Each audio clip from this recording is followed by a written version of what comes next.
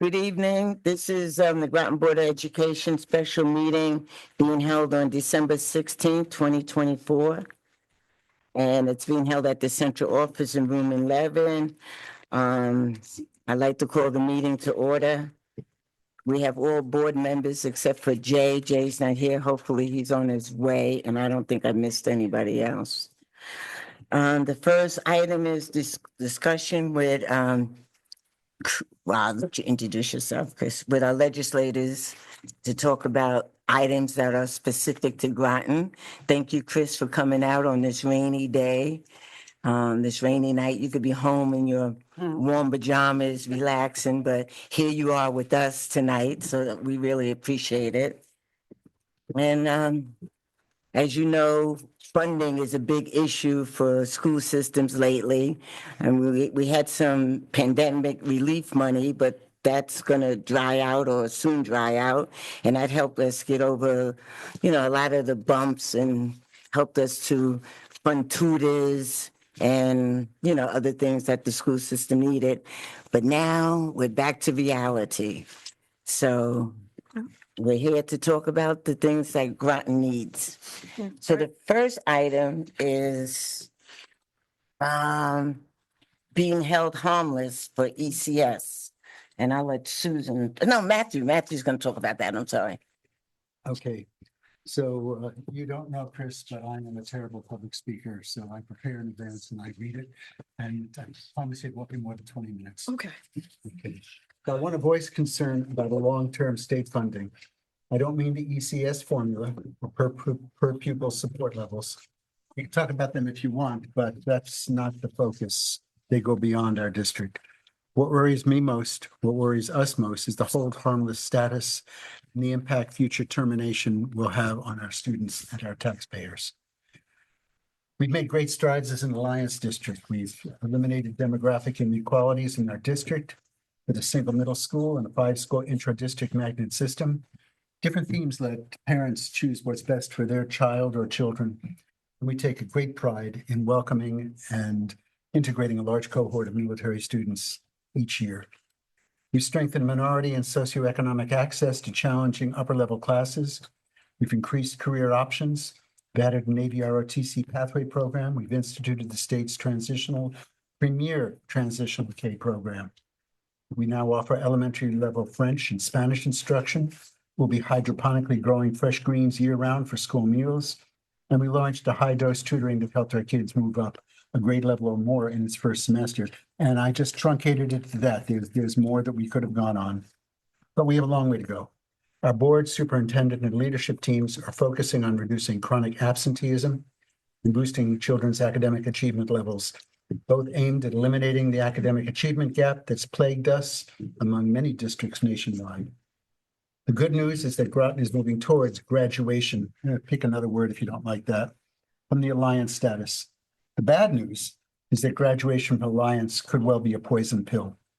It's a significant risk for which we need your guidance and support. We're in the third year of the hold harmless status for state funding, for which we owe you and Joe a debt of gratitude. But what's next? Here are clearly a few of the known unknowns. What happens when our hold harmless period ends in 2 years? What if and when we graduate as an alliance district? So my question to you, this is a collective you for the three of you, is what scenario do you see for Groton schools if our success in eliminating inequities and raising academic performance results in a multi-million-dollar cut in state aid? If this transpires, how much of all that we've accomplished could be threatened unless you can help us find a solution? Whether this rises to the top of your priorities this year, we need to begin working now to forge a plan that protects us 24 months hence. We'll do everything we can, but given the voiced priorities of the new federal administration about Department of Education and Department of Defense funding for education, my ask tonight is how you best see us working together this year to flesh out a strategy to mitigate the challenge on the horizon. I'm sure my colleagues have different perspectives that they would like to add. Yeah, let Chris answer and then they can jump in. So I know the whole delegation was invited today for folks who are tuning on the TV world or watching YouTube world later. I know there are multiple meetings tonight, and I know traffic and ice was bad in Hartford, so folks could be delayed. I'll update Heather and Andre when I hear from them, and I'm sure we'll be talking about something in the next couple days to give them the updates if they're not able to make it today. But you have been an Alliance district. The Alliance program grew from 30 to 33 districts in 2017. That's when myself, Heather, and Joe were here. At that point, the town of Groton was to lose $8 million if we were not an Alliance district in ECS funding. There are two issues that made us most likely to be Alliance. One was our chronic absenteeism rates, which have been high for a while. I know folks are working on it, but we're still, when you look at the other districts, we're still got a little ways to go with that. Our other factor is enrollment. Groton has had steady enrollment declines for years, for a good decade, and they were held harmless for a decade before they became an Alliance district. And then when the enrollment hold harmless ended in 2017, there was the big adjustment. Now, what happened to other towns is other towns had a 5-year adjustment period for their enrollment. Our $8 million hold harmless has become a $10 million hold harmless, and that's due to enrollment. So my first question is, where do we stand on enrollment? Because numbers were due October 1st. And again, our enrollment fluctuates in this town, but it's always the October 1st enrollment. So are we on the upswing of enrollment, which will help with any adjustments, or are we continually on the downswing from enrollment? And if you don't have those numbers, you can get them. What are they? So this year they were 4,458. And the year before it was 4,448. The year before that it was 4,461. So we basically have about 850 students come in and lose about 700. And that's typically every year we have that kind of mobility. So it's. But over the last 15 years, the overall trend is down. And next year it's predicted to be 4,608. Yeah. So getting us those predictions to show that you could be on the upswing next year is very important. I'll give you this package. Yeah, and I know a lot of folks may have been on the board in other roles. I know one person certainly was on the board back in 17, but it was the biggest way we were able to keep us hold harmless was the enrollment data with Dr. Grenier to show where we are. Because right now we are being compensated for students when we were first hold harmless, and we are being compensated for the enrollment rate of a very long time ago. We are not being compensated in the formula for our current enrollment rates. So in 17, we grew the program to 33 school districts, the 33 most underperforming districts, and we were able to be capped into that 33. 2 years ago, the program grew again to 36 districts. So the 36 most underperforming districts we're still in that group. So while we will be reevaluated in 2 years, but it doesn't mean we have to leave. We may very well still be in the 36 group, or the program may grow from 36 to 37, and we may still be in the Alliance. That would give us an additional 5 years of steady funding. The main thing with Alliance District, while you do get a lot of services from the State Board of Ed and tools, you get your hold harmless continues. That's the main good thing about being the Alliance District. And I know some folks either here or on the TV world don't really like the status of being an Alliance district, but the reality is you don't want to be the 37th most underperforming district and lose $10 million of funding. For folks who are looking to move into districts who are looking at the stats alone, and the stats don't really represent a lot of communities well.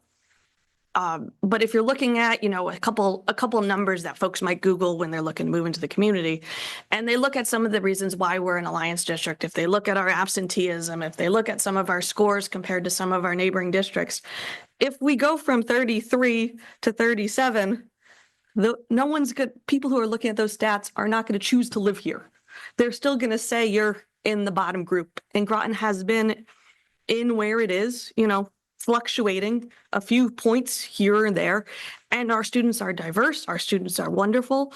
But I would say it's a good thing to be in the Alliance District because not only do we get $10 million of funding, we get a lot of services from the state of Connecticut that we wouldn't have otherwise. Right. And that's helpful to the board. It's helpful to the superintendent's office. It's fundamentally helpful to the students.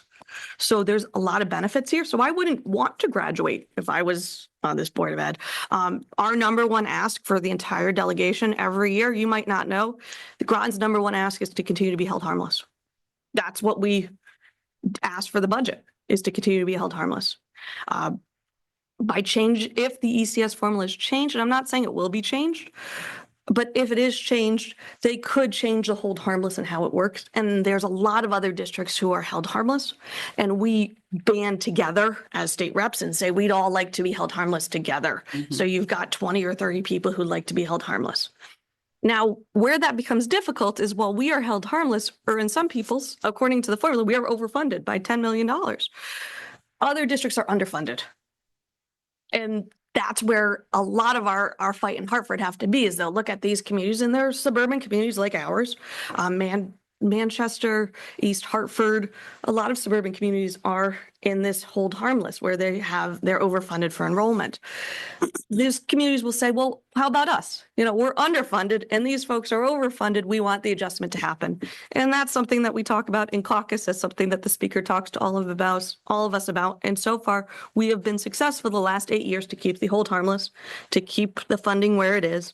And that's your number one ask, and it's our number one push. It gets difficult at times. It was much easier when we had COVID money and there was money for everything.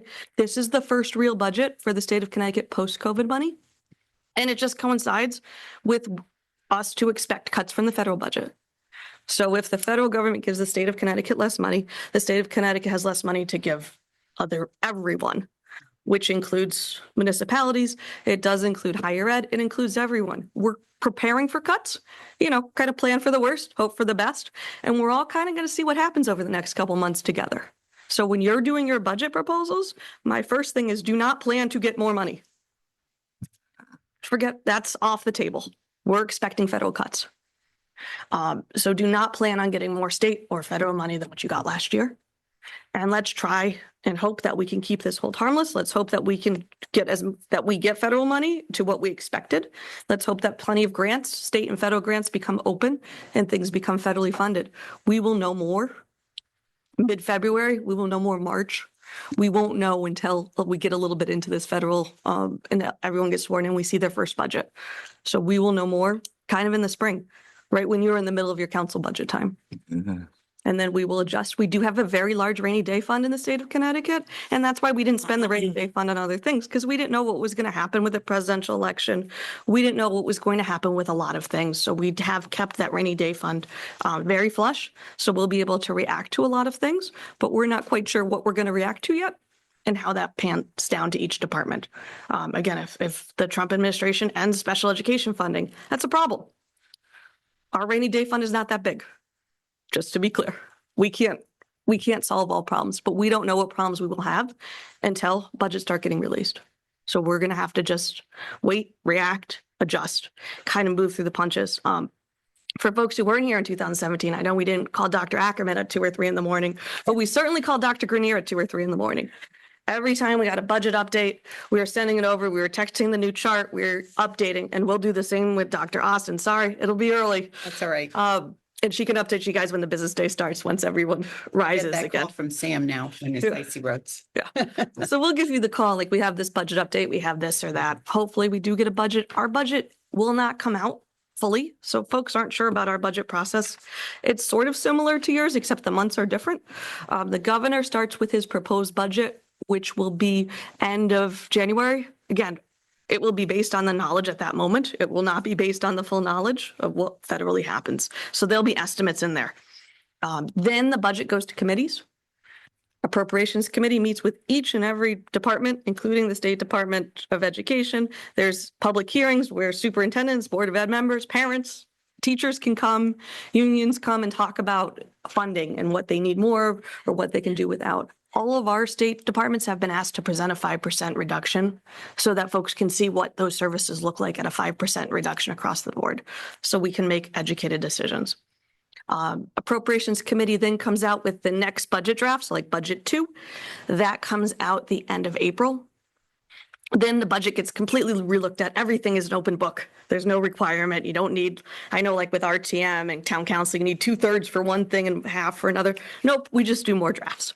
And then, so we do more leadership drafts starting out in April. By then, end of April, we start to get our tax returns dollars in for folks who are filing your taxes on April 15th to see if folks made a little more or a little less money. Now, for you and me, most of us, we make about the same.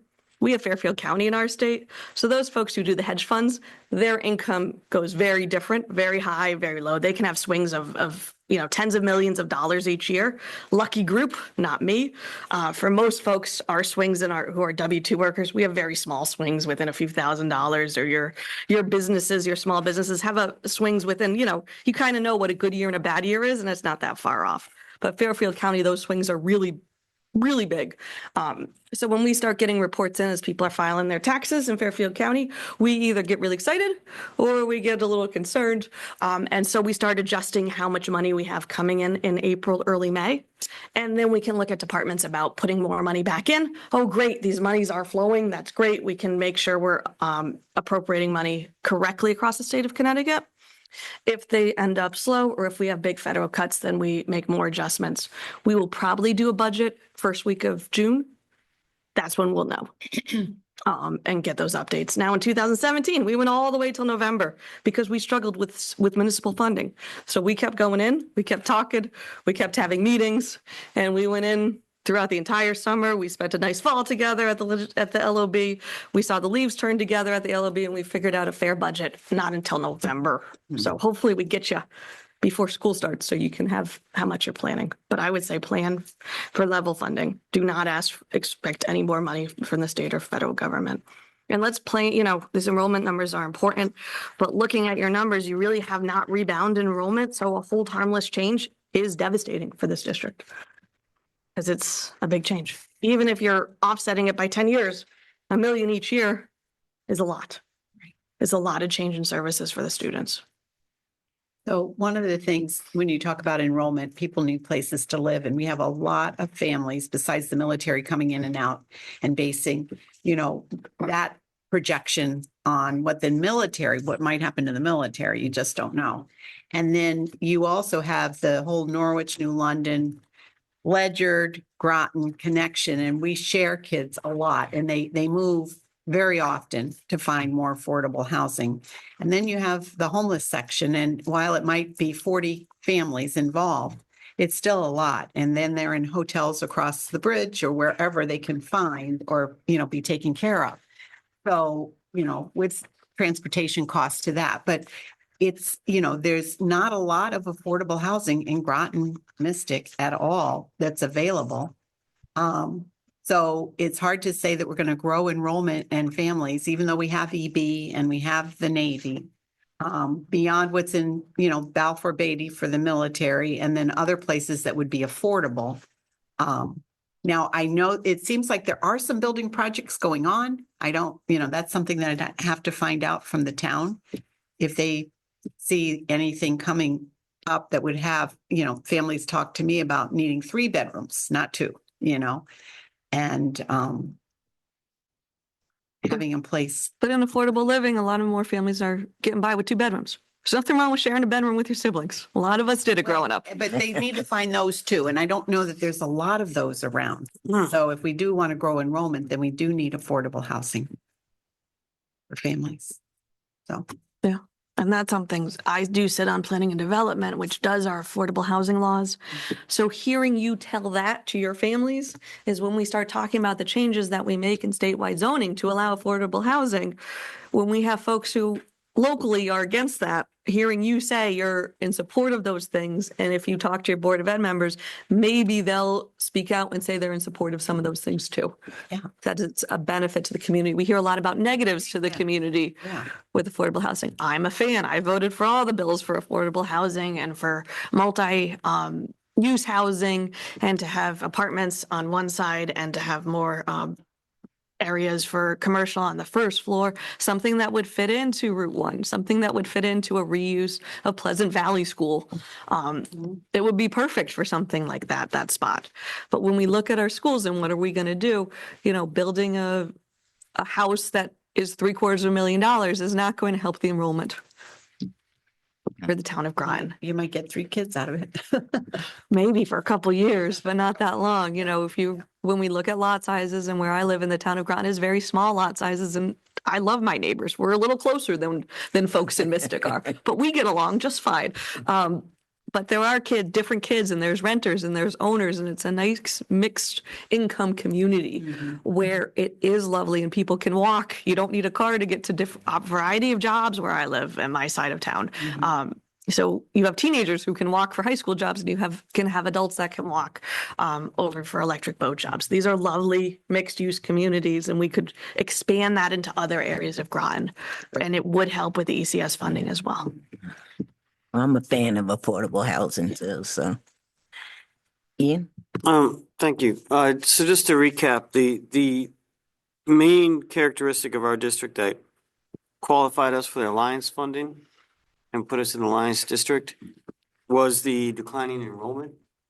No, the hold harmless result is the enrollment. Okay. So we have been held harmless for about 10 years before we were in Alliance District. So we were held harmless for our student population levels. So as the student population each year was going down and going down and going down, we were held harmless for those population drops. So our ECS dollars stayed the same. Why we're in Alliance District is a variety of factors, income, test scores.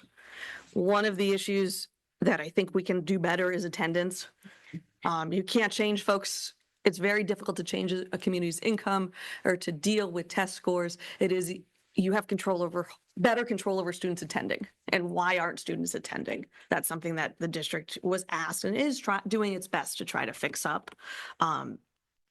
But the hold harmless is separate from the Alliance. We just fell under, we didn't really fall under the 30 districts because what we were able to do with the help of the governor's office and many others, we were able to grow the Alliance District program from 30 communities to 33 communities so that we fit within it. A result of being an Alliance District is we have continued that hold harmless when in 2017, that was removed for non-Alliance District communities. Yeah, so I'm just trying to get a handle on what it was that initially qualified us for the Alliance. Our scores are income. Is there, Income. so in the Income. process of doing all that, was there like some sort of like application and documentation that was, verified that The- we had to fill Yep, the out? state of Connecticut, you do not fill it out. The state of Okay. Connecticut has all that data. The district does not fill it out. No, The state of Connecticut has all the data about families and income. We have access to the tax returns. What percentage of students are on certain state, we have their zip codes. Who's getting food services? Who's getting Husky? What are families' income? We have your test scores. They get reported to the state of Connecticut. Anything that's reported to the state of Connecticut from the school department, we can use all that data and all those numbers together, because it's not one thing, it's a combination. When you look at it, the bottom certain number of school districts, right now it's up to 36, are considered Alliance districts, which means they get extra help from the state to try to boost those students up. Unfortunately, it's most of our cities. Are in Alliance, the schools in our DIRG, so in the district reference group. Yeah, so New London's in Alliance, Stonington's not in Alliance, when you look at some factors. So all of our cities are all Alliance districts. It's when you look at wealth and how wealth is concentrated in the state of Connecticut, lower income people live in cities or more populated areas. And there's pros and cons. So is there some document that we could take a look at that would show us like what the barriers are, what the thresholds are? As far as like, you said, income, test scores, absenteeism, Everything together. everything together. So like if there's an overall drift upwards in income, average medium income for this area, would that be a disqualifier alone? Nothing's a disqualifier alone. Yeah, she You said look at all these, there's about 30 different factors, and you look at all of them throughout all the school districts in the state of Connecticut. And if the number stays 36 Alliance districts, the bottom 36 districts will be an Alliance district. So when you look at all the different factors, Is there some document that kind of encapsulates all that to show us like how, like? you can look at Alliance District's funding. Yep, it's right, State of Connecticut. Look up the Alliance District funding. The whole program's there. So each district that's in the alliance has a report on. No, the State of Connecticut defines the Alliance District funding at the Connecticut Connecticut General, at the Department of Education in the state of Connecticut. You can look Right, up but some information. Does the state of Connecticut have a dossier on each district? I wouldn't have any knowledge about that. Okay, Jen? Hi, Jen. Just a Oh, question. Chris, I'm sorry, we didn't Oh. introduce ourselves. That's okay. I know who you guys are. Okay. My apologies. So, if we, I know you're saying like, try to stay as an alliance district, right? But if we have aspirations of not being an alliance district, because we want our kids not to just be only 50% or 60% passing, and we want to improve the test scores and attendance, and there's multiple factors, right? I'm okay, I'll say this, being an alliance district, if it's based on income, because we can't control that. But I want us to be held accountable so that the kids who are graduating from our district have a fair shot of like being able to like move from one socioeconomic bracket to another so that they could get either better jobs or have different opportunities and not just say, you're in the 40% that's not cutting it, and that's okay with us so that we can keep $10 million. That's not okay for me. So I don't know, it's almost like, it's like a dilemma, like kids or money. And to me, it's like, want the kids to have higher test scores. I want them to come to school. And I don't know what all the other 27 factors are, but what would you suggest to us? I Sorry. would focus on whether, because I hear a lot of people talk about graduating alliance as if they want to, and that somehow the students know that the students have no idea they're in an alliance district. Mhm. There's no, again, there's 36 other communities, big communities, Hartford, New Haven, Bridgeport, New London, Norwich, Vernon. Vernon, Mhm. and We have a little Fields. competition with Vernon. 'cause And of the Fields top in dogs. it. Yeah. Killingly's been in and out for a variety of reasons. Right. They're right on the edge. So the students don't know that they're an alliance district and don't have a concern. Our students do well, regardless if one student has a low test score and one student has a high test score. Regardless of income, our students do well. Our students graduate, get job training, college training, go on to life. That's teaching and learning. That's what the Board of Ed should and continue to remain focused on. Mhm. What you do not want to become focused on is trying to be one step out of the alliance district, so you still need all the resources that you should be getting and be not receiving those resources. So there's a lot of pros to the board. There's a lot of teacher training. There's access when you're doing curriculum, training and researching for free to the State Board of Education that alliance districts get enhanced access to Yes, because so, they need additional help. so if one of our goals is to say, we're going to improve test Good. scores.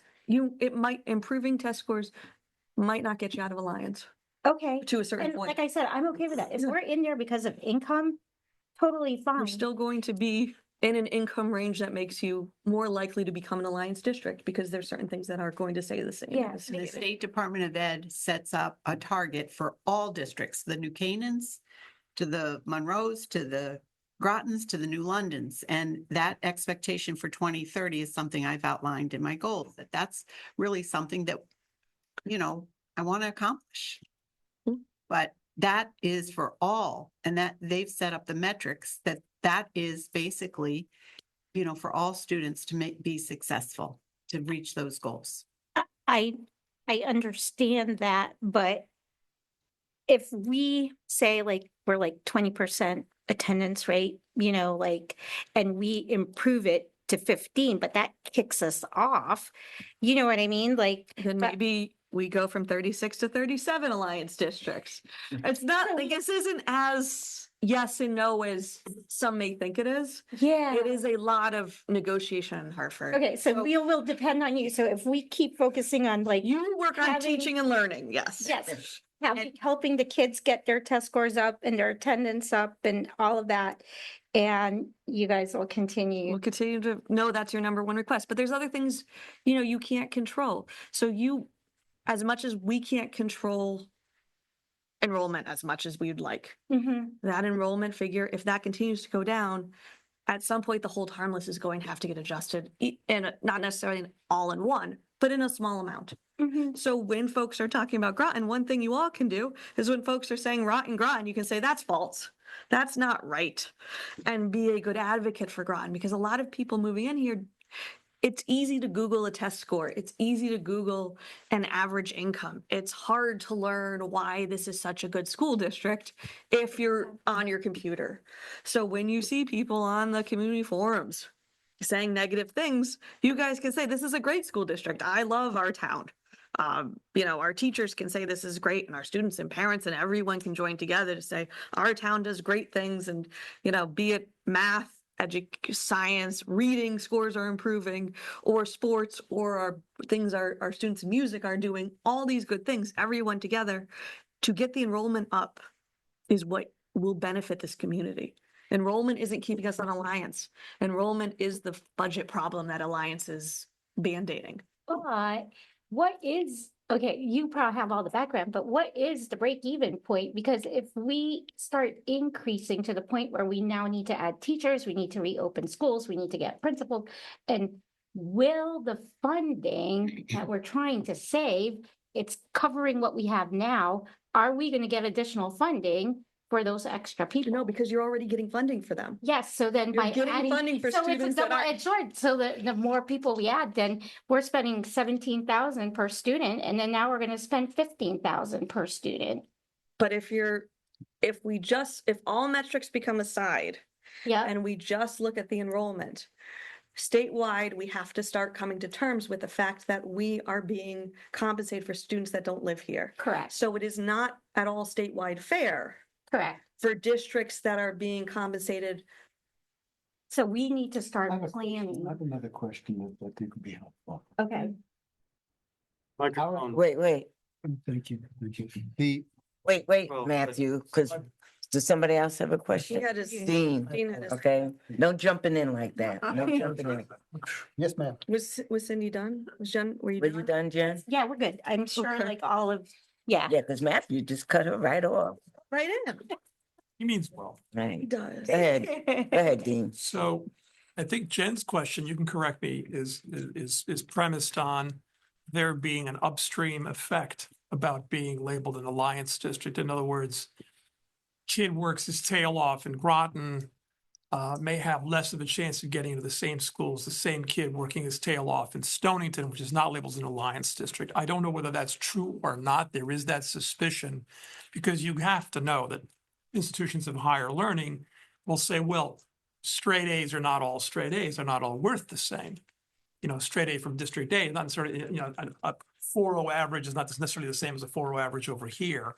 And they probably weight schools. What school did you go to? And the fear is that, well, these kids came from an alliance district. So, kudos on being the valedictorian, but they have half the chance of getting into our school as a kid that came from a non-alliance district. Is that pretty much what your concern is, Jen?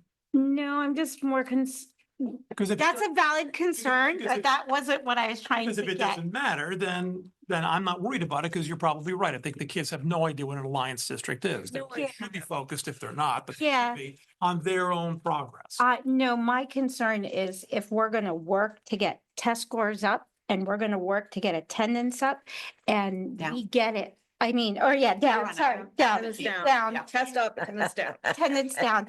And if we are successful at that, We fall out of alliance. we're gonna fall out of alliance. But I am not willing to trade off test scores and attendance just so that we could keep money. Oh, I Do understand. you know what I mean? That's where I'm Yeah, coming. No one's asking you to make that trade. Okay. What so we that- will look at is every year, the state of Connecticut looks at all these factors. And you may improve your test scores, but all these other schools may do the exact same thing. Mhm. And you may be exactly where you are in the list of schools. Keep focusing on teaching and learning, Mhm. because we want our students to have the best test scores. We want them in the buildings, learning, achieving, being ready to be adults. Yes. One, there are some factors that we cannot control that make us in the lower end of the districts. Mhm. And that will continue to be Groton, because that is part of what makes Groton Groton, is that we have a diverse community. Yep. Agreed. And those things will continue to stay. And we may, despite increased test scores, we may continue to be in Alliance districts. And I'm okay. And that's fine. And our students who are succeeding have no problem. There's no, like brown dark spot or cloud over their head that we're in Alliance district. Colleges don't look at that as like you're an A for Alliance as a bad thing or an A for Alliance as a good thing. Mhm. It's a funding issue, and everyone in the funding world knows how there are pros of being an Alliance district when it comes to funding, and there should be, because our districts that need the most help should be getting more help than your districts that don't need that much help. Be it funding, be it access for, again, our board, our department, our superintendent to have extra access to the state of Connecticut. Our teachers get free training. Other communities who are not Alliance districts have to pay for a lot of that training. Again, the ones who are higher in those stats, they can afford to pay for it. We get it for free. That is a benefit. It's a great benefit to our teachers that they're getting training, and it's a great benefit to your budget that it's not costing you a dime for some of this. So there's a lot of pros with Alliance District, and I think sometimes we focus on it being, or some people in the community focus on it being a negative. It's not a negative, it's a budget reality. I had more to my question, and I was going to shift over to, it had to do with Jen bringing this up. The $25 million and change, I have seen that in the town's budget as a source of funding for, 27.3, is it 27? 27. Okay. You would be upset at It's- 25. Yeah. It's that figure, that range has been there for like eons, it seems. And I can remember, and I could be wrong. And this is why you heard people, when we're talking about school construction years ago, people were making the claim, but we're declining in enrollment. I seem to remember that we had enrollment figures, maybe just kissing 6,000 or north of that. So when we talk about, getting enrollment up, are we talking about hundreds or another 1,000 kids to get back where we were when we were established at the figure that we're at now, say 25, $27 million? Because I don't remember, but those figures have to be around. Because I seem to remember we were in the low sixes, we were definitely in the fives, and now we're in the fours. So if what you're saying is correct, to avoid any jeopardy, we have to get back to the good old days when we had 5,700 kids instead of 4,700 kids. And is that remotely doable? Is that something we can Yeah. possibly control? No, because like at some point you need to like check the break even point of like where's the money and what expenditure and what's the right. I don't want this to sound like a math game, but what's the right number of students so that we can do everything we want to do, and we we have can't control that. Yeah, at some of your lows, you were in the high threes. Like some of your lows, you guys were in the high, because again, we take the October 1st level every year. So if October 1st happens when one sub's out and another sub hasn't moved in, it does get low. The state of Connecticut kind of looks at Groton with a little more flux than other communities because we have that. And so we kind of look at like, okay, this could be a lot. What is, October was this.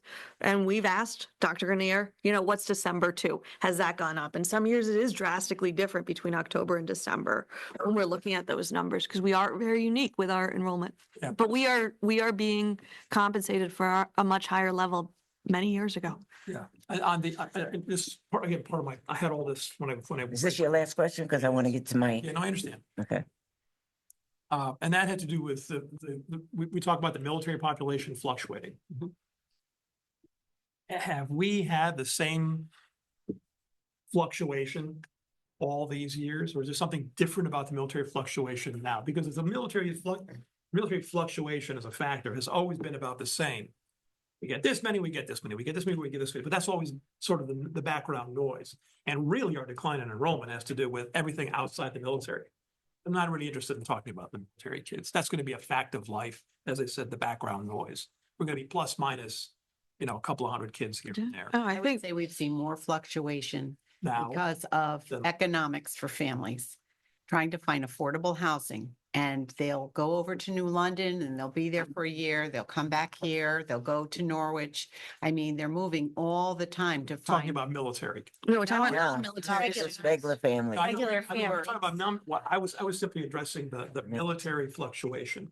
I think our military numbers have been pretty status quo over the last few years. That was Yeah, what I was yeah, getting at. I would Yes, say but so. that's why I call it background noise. That's something you can sort of assume over the decade. But it does change the seating in our schools, all of this factor throughout the year. So October 1 doesn't look like December, doesn't look like May or March. They change.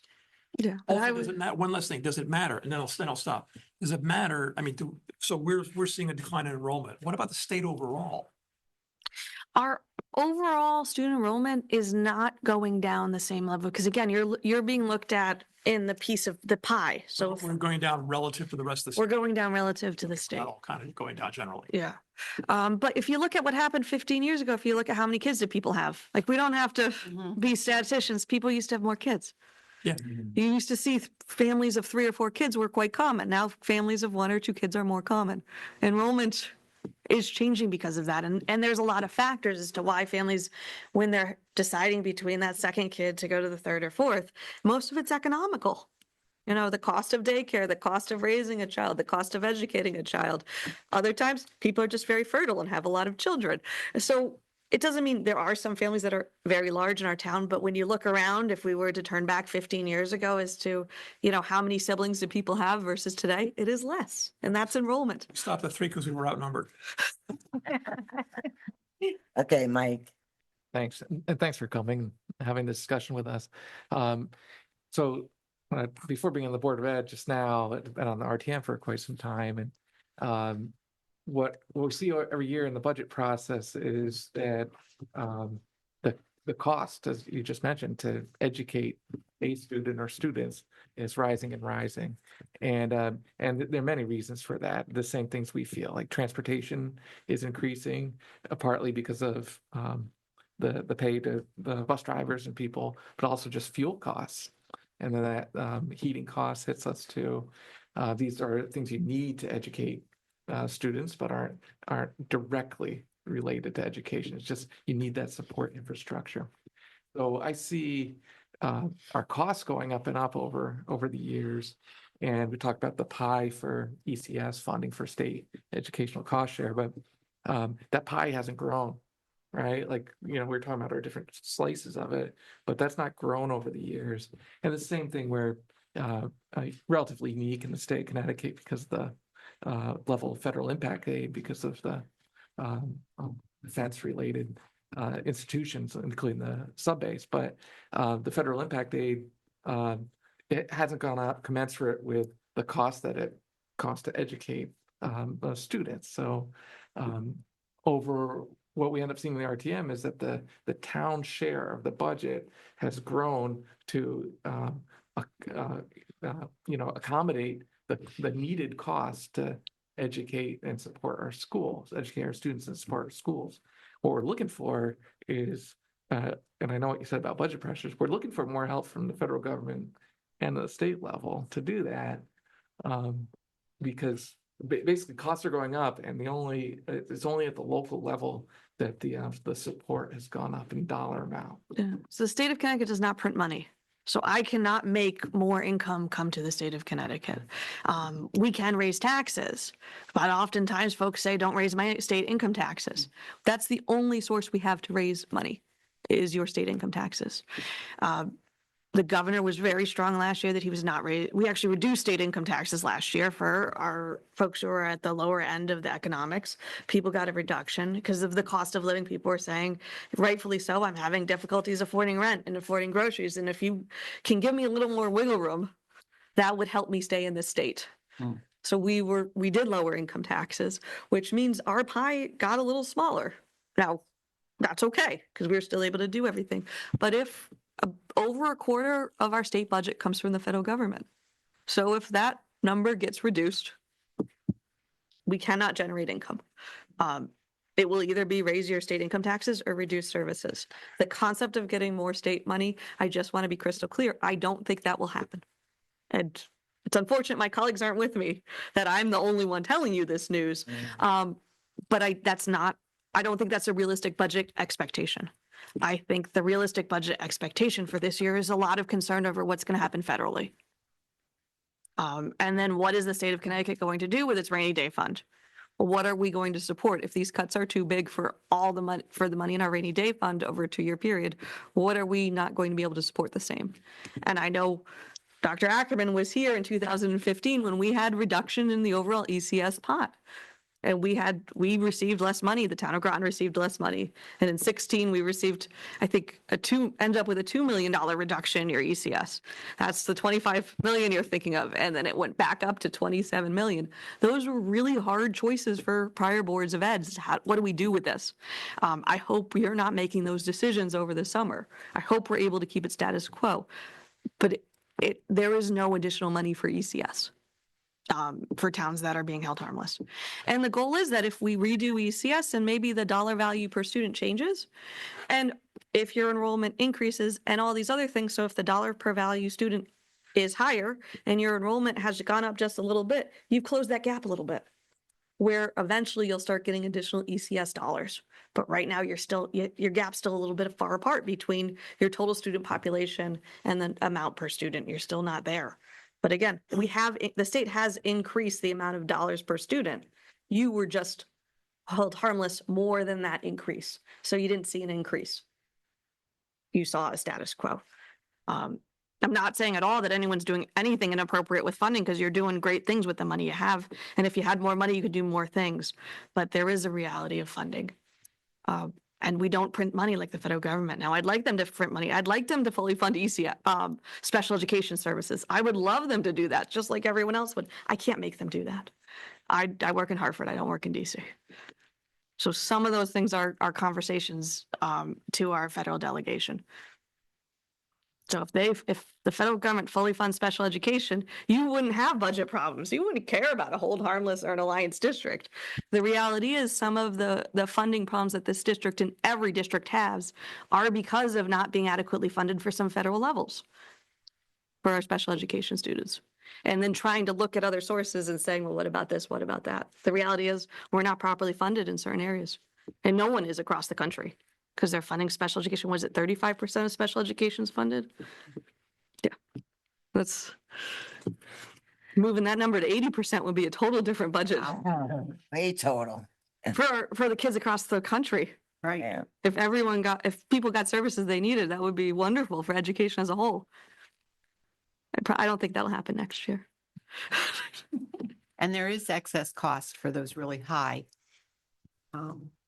fees, especially for children who might be outplaced. But we've done a lot in Groton to try to take care of our kids with all kinds of programs for autism and for behaviors and, really trying to make it work so they can stay in our community and we don't have those excess costs. I mean, they can even ramp up excess costs when they're here, depending on the IEP. So.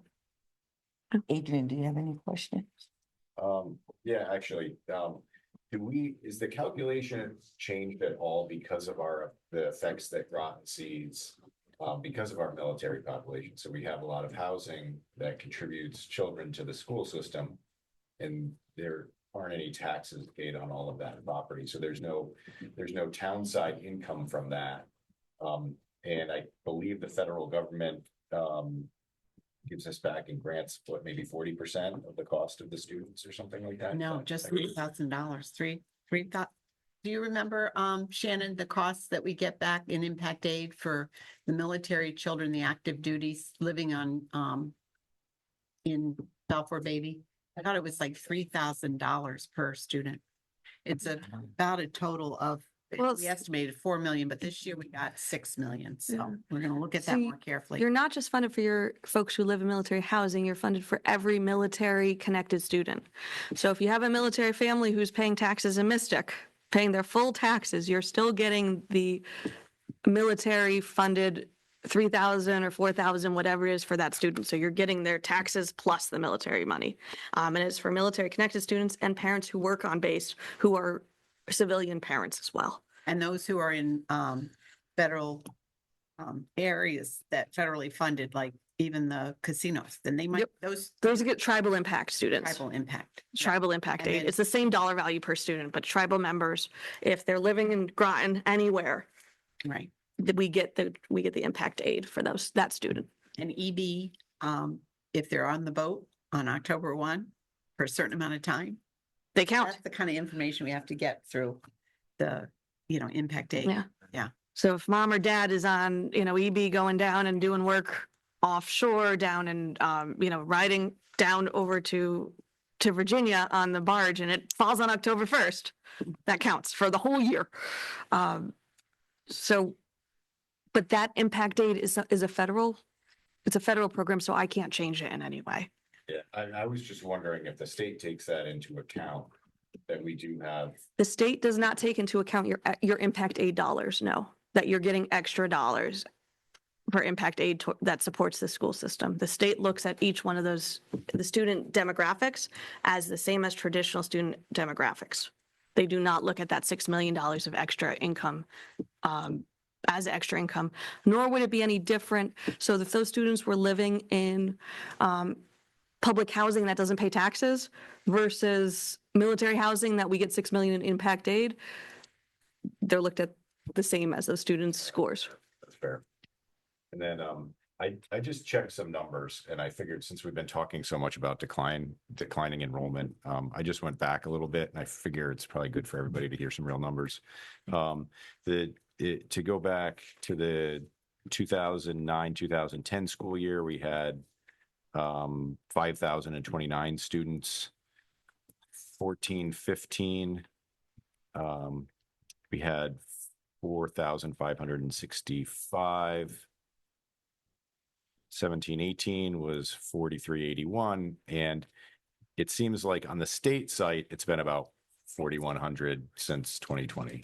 And I know we have different numbers for that. I'm not sure exactly why, but maybe it has to do with the counts. You're out of district kids. So you count your students, your Groton students that go out of district Oh, in a different way than how the state the state report calculates. cards are going to show the kids that are actually attending in district, but we're counting the ones that we're actually paying for. Because those services are going, that student is getting that service at that location. Mhm. And so it's looking at each student, who's getting services in what town. So if you were a receiving town, you may benefit versus a sending town. That was one of the desires of getting students back by increasing some of the addressing some of the reasons that parents were choosing to go out of district a couple of years ago. We have gotten a lot of students back, in my opinion. More students did come back. With things like Treehouse, with the childcare needs, with a lot of the needs that why parents were choosing. But you're not going to solve every parent's, because some parents are just looking for other educational options. And I get just to switch gears a little bit. Have you seen much of a change in certain areas? Like we're obviously heavily tourist area and we've lost a lot of housing to STRs. And I know that's something that's coming up at the state level. Is that something that the state is taking into account? So whether or not someone has a child in the house versus a STR, renter, owner, occupied, is not something the state has control over. So we have a lot of renters in our area who are renting single family houses or multifamily houses. Some of them have children, some of them don't. But STRs, STR is a rental. Yeah. Whether it's, short term for 6 months or short term for 7 days. Clearly, a 7 day, you're not going to have a child in the school system, but a lot of the short term rentals aren't necessarily 7 days. Yeah. We have a high rental population in Groton and in other towns. But we do have a very high rental population. All right. Well, thanks. And I also just wanted to kind of echo what Jen was talking about is as a district, I strongly believe that we should improve student achievement, test scores, and absenteeism, regardless of, and thank you for trying to maintain our funding. But we as a board need to focus on, teaching and learning. Yeah, just don't ask to get removed early from Alliance. You want to have Alliance be what it is. And Chris, you all three of you helped us so much because in 2019, they wanted to graduate us, if you remember. I do. And you came to the rescue. We were at the because of our meeting. scores, everything was going up, I guess. All those factors must have made a difference. We got a couple blue ribbons in there, but I would say that that was right before COVID. And my goal is to get back up where we were and even improve. But that Yeah. was, Like, I'm not a big numbers person with test scores because I don't think by assigning a child a number, you're assigning the child what their abilities are. right, it's a day. It's, but I think when we look at why our children, some children are improving and some children were not improving, the reality is our district still needs a lot of help. And some of our children are exceptionally great on paper and are amazing test takers, and some of our children have a rough time with tests or had a bad day with that test. But it doesn't mean that our district needs, in my opinion, more state help to help us grow and to help get our students increasing. I'd love to see reading and math scores higher. I'd love to see attendance rates reduced. We all want to see that. I want to see more children being ready and being prepared for adulthood. We all want that. I have to tell you, with all these DODEA grants, the Department of Defense is looking at not just military kids. I mean, we always compare that and they tend to do better than the average. But now it's really for all kids in all areas. So we are really held, accountable in these grants, which provide the extra funding. And we do look at all that information on a regular basis. Yeah, and when our students when our students have struggles in some of these testings, when you look at it, our military kids are performing at a higher level of the tests than a lot of the Groton residents. So some people say, it's hard to move around and it's hard to be a military kid. But when you look at the test scores, their test scores are higher. So a lot of that achieving and overcoming is being translated in overcoming learning and doing well learning. So our military kids are doing good.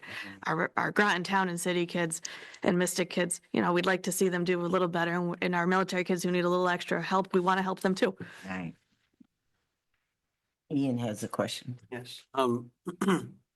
Again, thank you for taking the time to be here and making the effort.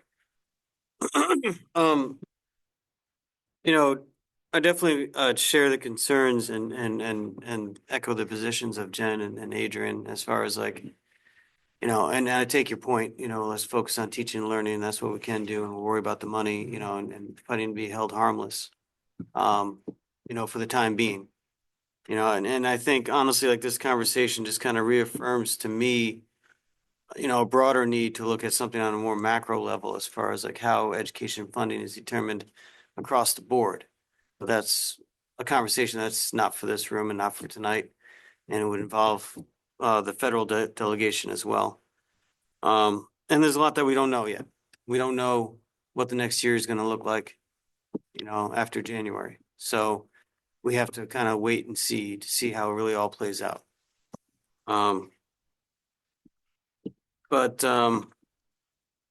Yeah, so I did want to follow up on something Adrian said about the STRs. I think, from my perspective, that ties into the affordable housing thing. I mean, housing prices have gone up astronomically around this area. And part of that is the STR dynamic where there's less housing stock. So if there's less supply, there's a higher price. And I agree, with the assessment as far as affordable housing, it is a struggle in this area. And, it would be good to see, and there's a number of developments that are in play already, but they're not bound by any contracts to put in a certain percentage of affordable housing at this point, the ones that are in play. There's opportunities to change that moving forward, but that's also again, years down the road. So I appreciate everything that you've done, to help us out, and I look forward to working with you in the future. So now you guys can't change STR regulations, but the state does allow municipalities to do SDR ordinances if they want to make it 30 days, 90 days. Oh, Andre's. Andre's For minimum, they can do that. It doesn't affect the Board of Ed. STRs are not in my district the way they are in Mystic. I don't represent I don't represent the water side of district. That is Andre's district in the 41st. So I don't see the STR issue that maybe Adrian's talking about in the day-to-day, because I don't have the southern part of the city of Groton, and I don't have what folks would consider, Mystic proper. I have Cow Hill and Fieldcrest. And that side of Mystic doesn't have that tourism aspect in the way that the other side does. I see working families every day in my district. That's who I see. I see military families, working families, folks that are getting by and doing their best to educate their kids. Yeah. So, but some of those larger houses, when we look at sections of town that have larger houses, there aren't many children going to public school there. Right. Some So, of those larger houses, it doesn't matter if it's a rental or an owner, those kids are not going to the public school systems. If you see where the buses go and in some of those larger communities, they're not going to the public school system. Children are getting driven to other schools. So I would focus on teaching and learning our kids, supporting when we have opportunities for affordable housing, supporting your town councilors when they're being asked, not to put in 10% or 20% for affordable housing or intellectual disabled housing. And then look at some of our new building projects. They all happen to be in my district. When you look at the new apartments that are coming up, there are students living, and what do those students need? Do they have places to play outside of school? Right. They don't. They're putting up 300 units across the street from me with no park. With a small park. So when we look at the development that came on Route 12 across the street from Belford Beatty, those are a lot of new residents that have moved there. When you look at the folks that live in La Triumph, when you look at the folks who live on Mitchell Road, there's a lot of families living in those apartments, and some of those families are doubling up because of financial requirements. So they have, two families in the same apartment. It's not called affordable on paper, but it certainly is when you've got 6 people living in a 2-bedroom.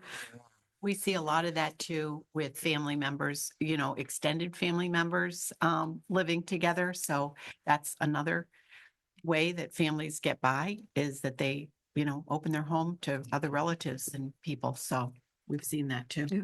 well, just to kind of close out my comments and questions, I just wanted to, again, thank you for clarifying the fact that, for us to focus on achievement, closing the achievement gaps, we're not going to run the risk of exiting out early, because there's always other characteristics to look at.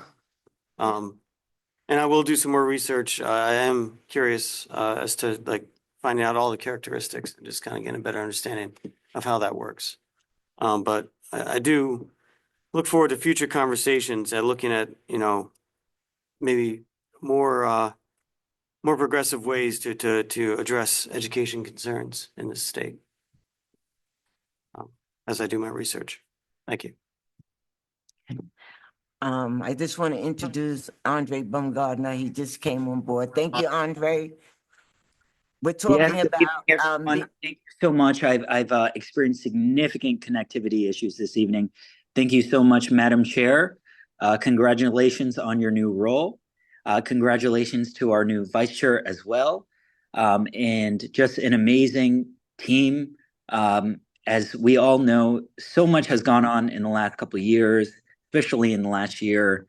And I just want to assure this incredible Board of Education that our entire legislative delegation, and thank you, Chris, so much for being in the building this evening.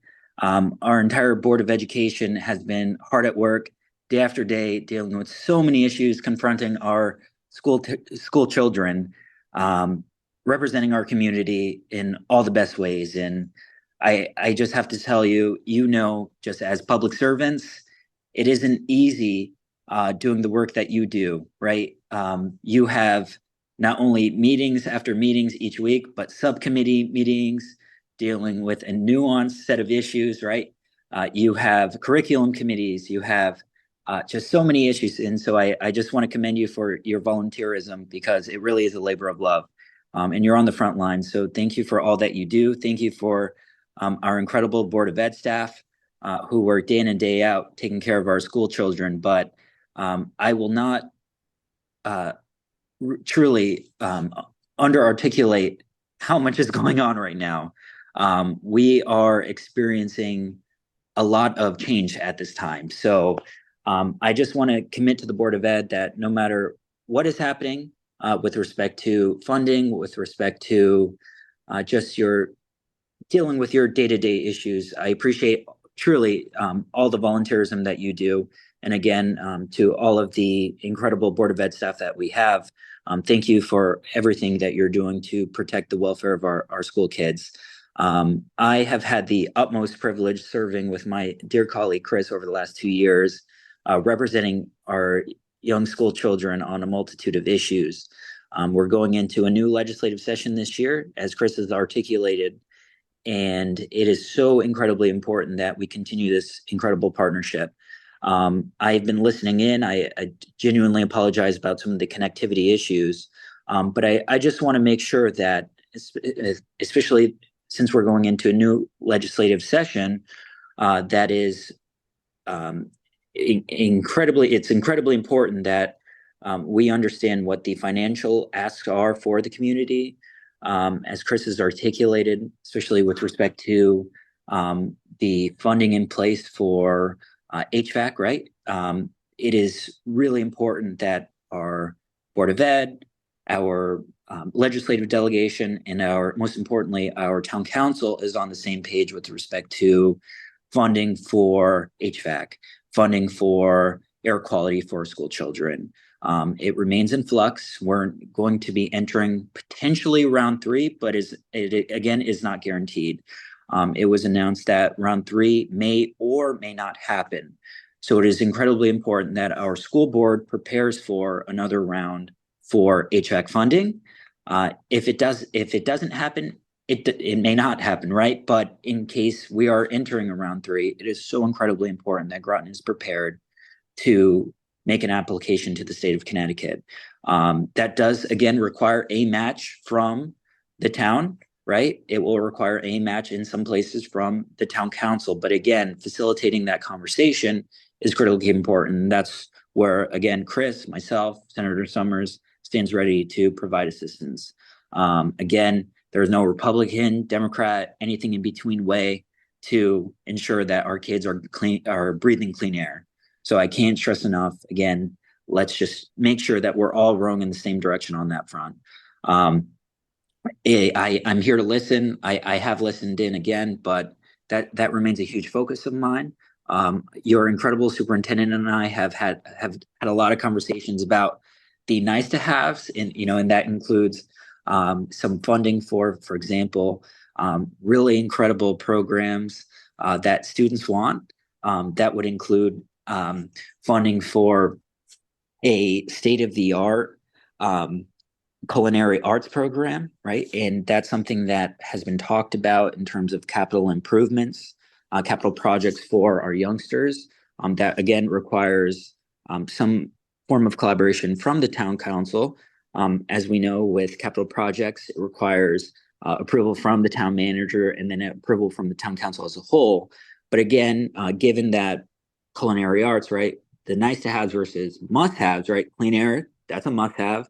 But nice to have, I would include in that bucket the culinary arts program. And I think there's a lot of opportunities in the future for our legislative delegation to collaborate with the town council. As we all know, Groton is eligible for CIF funding. I would note CIF funding is eligible for both nonprofits and the town council. Technically, boards of eds cannot apply for CIF funding, but we can still engage in kind of creative approaches to funding for on that front. So I just stand ready again to partner in collaborative ways. And I just really want to thank each and every one of you for being committed to supporting our school children. There's a lot of pressures on our Board of Ed right now. And I've done enough talking. I've been doing a lot of listening, and I again apologize for my tardiness, but here to answer any questions you may have. Sam, do you want to talk about the HVAC system and the culinary arts program at the high school?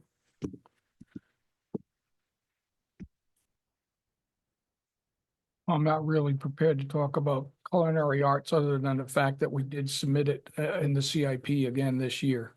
All right. Did you hear that, Andre? Yes, I did. And I would only mention And thank you so much for that answer. I would just only mention again with capital projects, it requires again significant partnership from our town council and obviously collaboration from the town manager. But can you also, Sam, can you speak to the fact that what's unique about the culinary arts program is that SLAM, for example, completed a study of of that plan. They also, if I'm not mistaken, SLAM, meaning you've collaborated with the folks who are responsible for the nuts and bolts of the school construction project. They've done schematic designs, and I just want to kind of preface it with that the town of Groton has already done the necessary groundwork to necessitate funding for that program in the future, right? Through extensive schematic plans already. I think we took care of that in one of the board budgets a few years ago. We do have those plans. We're really taking the space that we have and repurposing it. We've also used Perkins grants to buy some stoves and sinks and things to bring that up to code. So we've done it in multiple ways, but I think that repurposing that space will allow more students to be college and career ready. And we know that the careers in the restaurant business are, we have so many possibilities for our students. And it's really a very popular course. We have several levels of the culinary arts, and we really want to, also get back to opening up that, cafe that we had so that we can bring other people into the school so that they can, experience that. I think that would be really a cool thing. And maybe that's what we have to do, kind of getting ready for this. But a lot of people will say that Grasso already has a program, but all of our Fetch Falcons can't fit into Grasso for that program. But they all, it's such a popular course that it's almost like every kid in that school wants to have at least a semester course. And there's some who want to make that their career. So I think it's important, but we are looking at Perkins grants to help support some of the equipment, but this would help really repurpose that space so that more kids could participate. How much was that CIP for the culinary arts program, Sam? Do you know? 600,000. So 600,000. Did you hear that, Andre? Yes, I'm aware. Okay. Yes, and thank you, Madam Chair, and congratulations on your new role. And with some of the grants, do reach out to the delegation to support the grants. It is something with your state grants that is heavily looked on is, do you have letters of support from the delegation? I have not been asked to sign on to a state grant letter from the town of Groton, and I know that's something we talked about as a delegation in quite a long time. So as you're doing your state grants, reach out to the whole delegation. We support these from our other school districts. Ask us. We often get asked, I get asked in my other district to sign on to federal grants as well. Mhm. The more the merrier, the more that pile on and say this is a good thing. Never said no to a school project. Right. Now, the Perkins is a categorical. Yeah. So somehow they figure out the funding source based probably on, I don't know, many factors. So, and Title I is the same thing. And some of those grants, we've seen some increases and some we've seen some decreases. So I don't know if that would help, like if you wrote, if that would help us with the funding. Competitive, anything that's a competitive grant, letters of support from the delegation are Okay. a factor looked at. If you're leaving money on the table because you didn't ask for a letter of support, don't do it. Okay.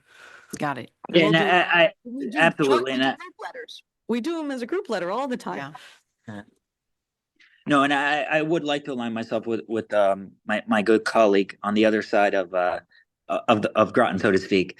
And I would just preface it all again saying the nice to haves versus must haves, right? And not to say that a state of the art culinary program is a nice to have, but in the whole scheme of things, when we benchmark it against our just the incredible importance to ensure that every school in our district has clean air, right? That is not a nice have, that is a must have.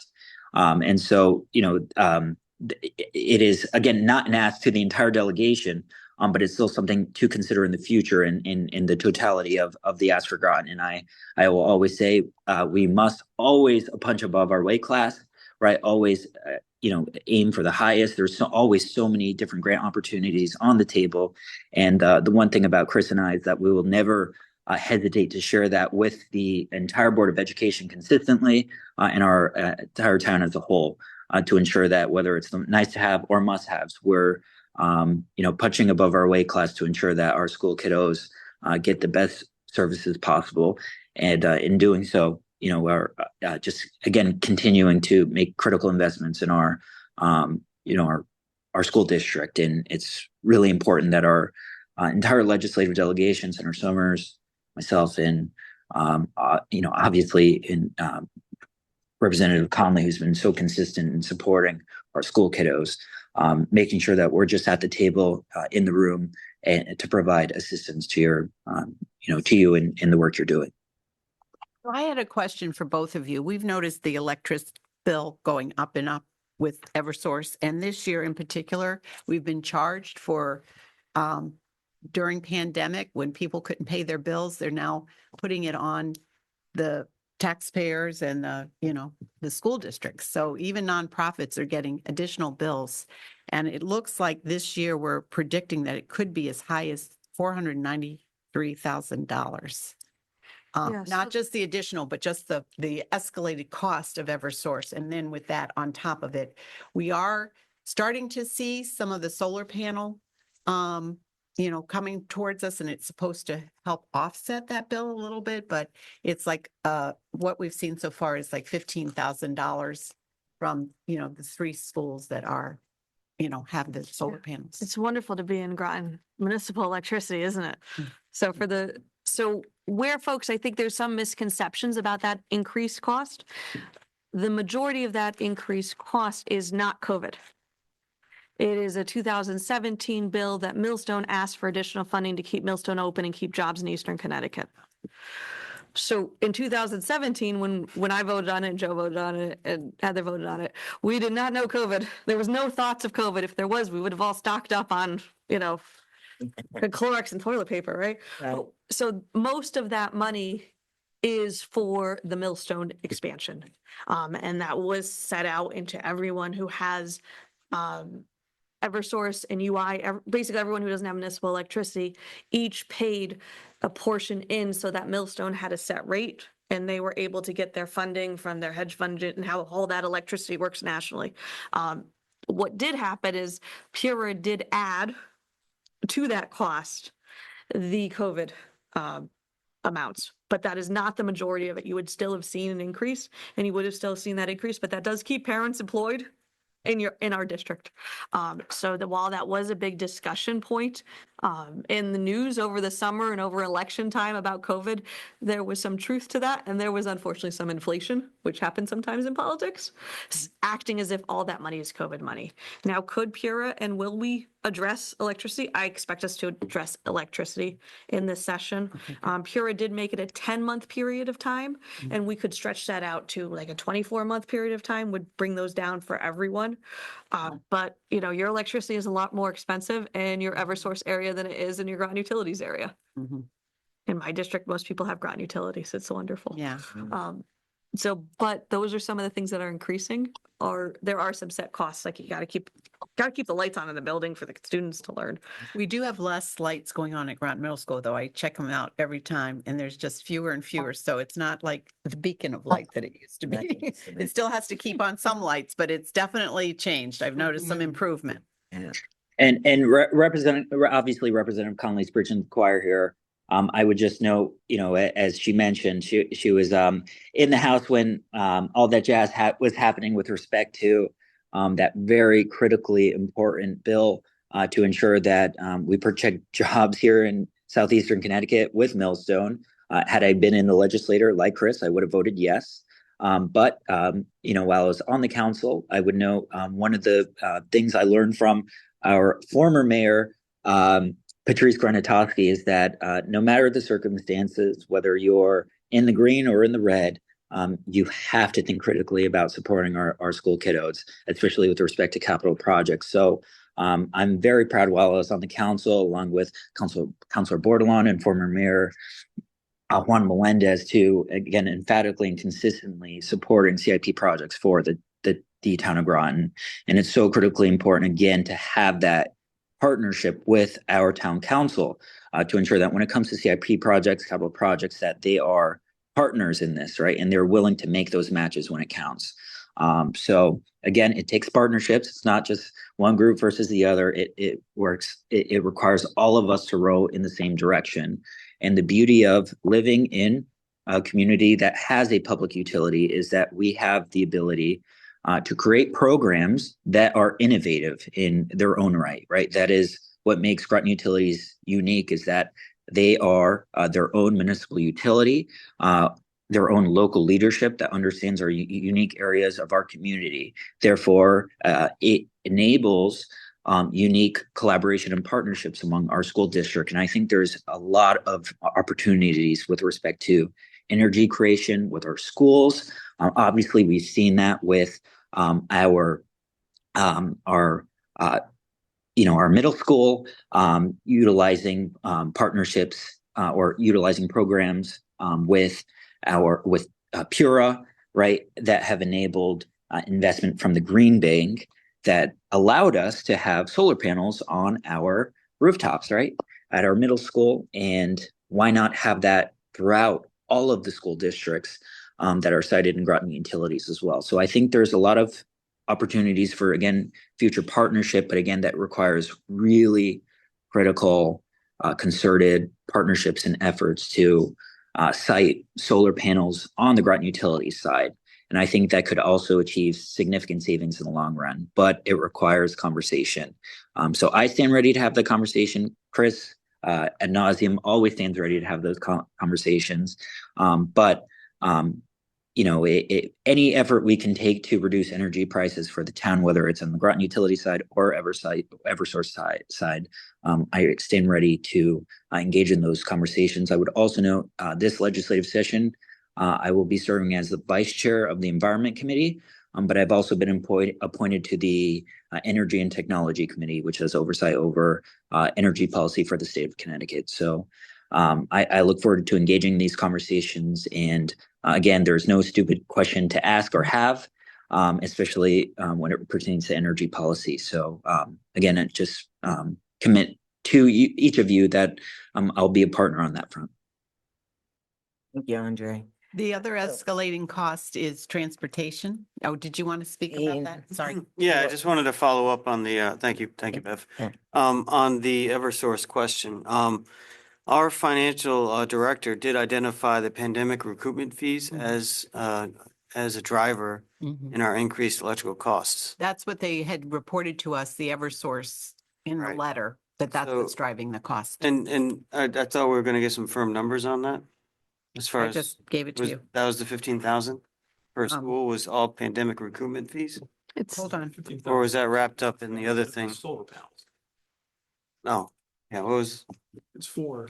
So the total electric bill projection for this year is $493,000 over.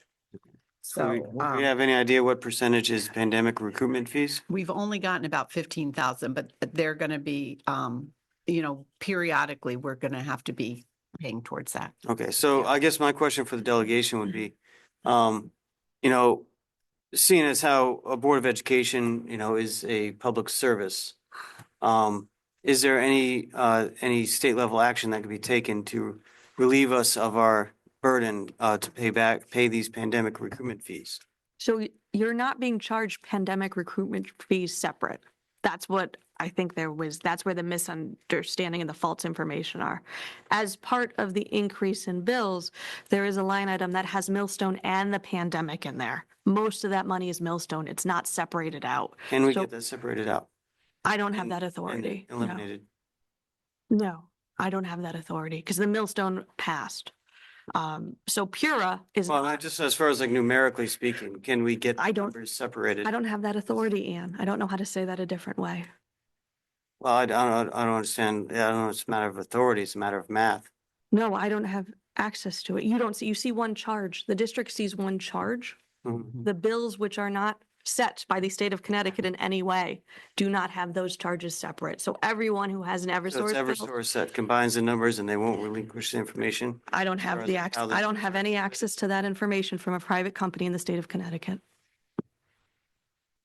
I don't have the means to get that information from a private company. So, but if folks are quoting that increase is predominantly Millstone. And that was the 2017 bill, way before COVID. And so will Pura change? I'd like them to. Will there be some legislation on that and discussions with Pura, continued discussions with Pura about the COVID?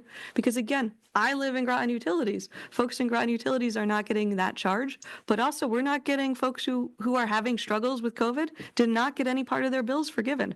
There's no difference in me if you live on my street versus if you live 3 streets down the road. Folks are having very different costs. Well, I would just shift the question then to Representative Baumgartner then. In your seat on the energy and technology, you said you might have some opportunity to ask some critical questions and take some action. Is there anything that could be done as far as like trying to inquire after Eversource to differentiate those numbers and create a separation between what is Millstone and what is pandemic recruitment? Eversource doesn't go before the Energy and Technology Committee. They're a private company. Pura has some oversight there. Pura is not oversight by the General Assembly. They're overseen by the government, the governor only. I did have a bill to change that, but it did not get picked up. So Which bill unfortunately, was that? last year I put in a bill to, in 2021 to bring Pura in under the General Assembly. So again, as much as we discuss and we can legislate some things, and we did 5 or 6 different bills over the course of my time there at the General Assembly to try to help with the Eversource. We made their lobbying costs not be allowed to be transferred to consumers. There are some areas that we can regulate electricity, but it is not, we do not have control over Pura. We do not have control over their day-to-day. They are a for-profit corporation that happens to be within the state of Connecticut. So they do not have any legal requirement to open their books to us, to answer us. Now, we can choose not to give them additional grants or offer things, and they have not been given very many grants at all. But if you look at the paper, you know, every time Pura says no to them, they call for the chairperson of Pura to be fired by the governor. Every single time. They just did it last week when Pura was being stronger to them. And then their profit margin changed. Their projections were changing if some of the Pura regulations came. They all called last week and said, fire them, fire them, fire them. Electricity, Pura is very complicated, very strong. They're strong lobbyists. We don't let them pass their lobbying dollars onto the ratepayers. But no, we don't have the ability to control them. We don't have the ability to call them in for a public hearing, like we have the ability to call in state departments. And is there any ability to like pass a law that requires more articulation on the bills? They're a private company. They're private, they're not public. Oh, I guess, all right. Well, this conversation definitely, again, highlights an area of great concern, I guess, in depending on for-profit companies for essential services. So thank you No, for that. and I think you both hit the nail right on the head. You know, as Chris mentioned, they're very much a private company, right? There's only so much the legislative delegation can do. As much as Eversource, you know, the number one lobbying class of the legislature is the Hospital Association, right? But not too far behind is Eversource, and they have a significant lobbying structure in the state of Connecticut. But I will also know, as does Eversource, Groton Utilities has a very strong lobbying core as well. And they've done incredible work to ensure that our rates continue to be low, some of the lowest rates that our state sees in the state of Connecticut, at a time when Eversource nearly doubled rates, right? This is why we're having the conversation about those crazy utility costs. Groton Utilities lowered rates to the tune of 9.5%, and that is something to celebrate. That is something I think to recognize that would only happen because they are a public utility. All profits are invested back into the grid, reinvested back into the workforce, reinvested back into the entire system. And that is something to celebrate. But again, that does not happen by accident. That happens because We have an incredible legislative delegation that supports the work of Groton Utilities at the state level. We have very robust leadership at the local level with the city of Groton. And most importantly, we have ratepayers that very much support our governance structure and will never support eliminating the very unique utility structure that we have. I am someone who believes that we should consider changes down the road. Groton, 100% of Groton is not Groton Utilities. It is something that I would love to see down the road, right? But again, that is just not realistic at this time. I very much would implore the Board of Ed to think critically about how we can reduce energy costs with respect to our schools in the Eversource electric service area. And again, our legislative delegations very much stands ready to engage in those conversations and have the back of the school board on that front to ensure that our school board can reduce energy costs. We have. Much appreciated. Thank you. Another, Susan, you want to talk about transportation? So with transportation, of course, we had increased costs due to a contract, which we had only 2 bids and they both came in high, but we took the lower bid. But in addition to that, we have the excess or extra cost with special education and the curtain system. And we have, I think, 3 or 4 different systems that we use. And we have children who sometimes travel, across the state. And and it's a hardship, it's a hardship on the children as well to have to travel, but to get to some of those sites. And those costs seem to be escalating as well. I think when we look at the budget, we may be even seeing something near $250,000 overage between those 2 factors, but we're keeping a close eye on it and we're trying to uncover as much as we can. But you could have a child moving in from Hawaii military that in their IEP, they need a certain level of care and they might have to be transported to another school somewhere to meet the needs. So we do look at that with each new IEP, but those costs do seem to escalate. And our cost per pupil for special ed is really pretty high. So I don't know if there's any legislation about helping to support those excess costs in special education, as we seem to be having more and more students identified. I think we're up to about 20% special ed.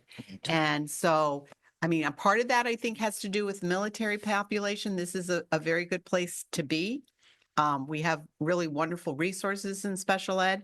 A lot of families choose to live here and go on multiple tours of duty because of that, or come back to Groton because of the services. That's what we've been told by Miranda and a few others.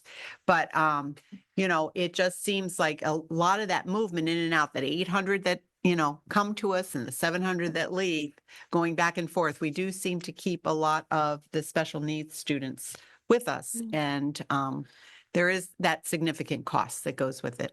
Yeah, I would caution describing any one group of students as more special education or more needy than others. I think that group of students doesn't appreciate that. If Well, I'm not saying they're more, but we do notice military families who choose to come to Groton and have children. And it's actually listed as one of those preferred communities for them. Our education system in the state of Connecticut is better than education systems in other locations where bases are.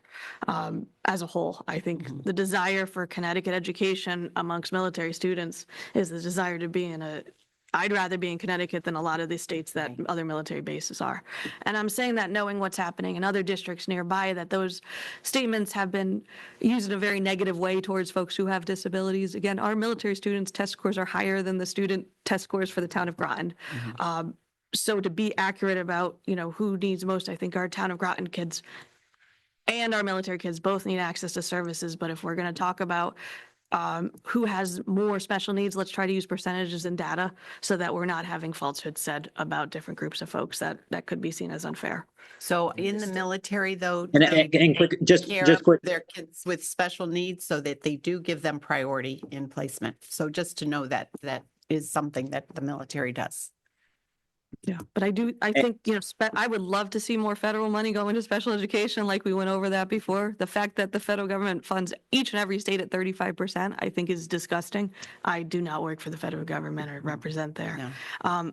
If there is an issue, I could see an issue with a transportation out of district as being a regional request. I haven't, on the last CABE list, I haven't seen that request, but that might be an opportunity to get some regional resources there, because every district, kids are going to the school for the deaf from a lot of districts. And each one of those children is getting transported from their home district. That's a good idea. I know some people that learn.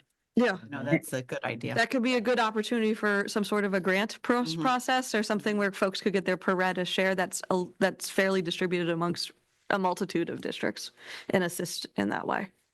Good idea. And certainly point well made by Representative Conley. I would just note, as the daughter of a former admiral, and just again someone who has been consistently supportive of our special needs children, and I can just again speak to that from personal experience. My brother, who has autism, who has gone through Groton Public Schools, has and some right. It is not easy, right? It is so nuanced. You are constantly dealing with the hand you are dealt, right? As much as we think the school board has control over their own finances, we all know that is not the case, right? You have a lot of partners in the process. And Right. so you deal with the hand you are dealt. And I would just note that in terms of the hand that Groton is consistently dealt, Groton punches above its weight class to ensure that every child who has special needs has the care that they need to succeed. And so I just want to commend the leadership of our school board and certainly Superintendent Austin for consistently fighting for our children with special needs. It is something that is not negotiable. One issue that I would like to introduce, right, is that the state of Connecticut does not subsidize special education costs to the tune of 100%. I think long-term, that is something the state must look at.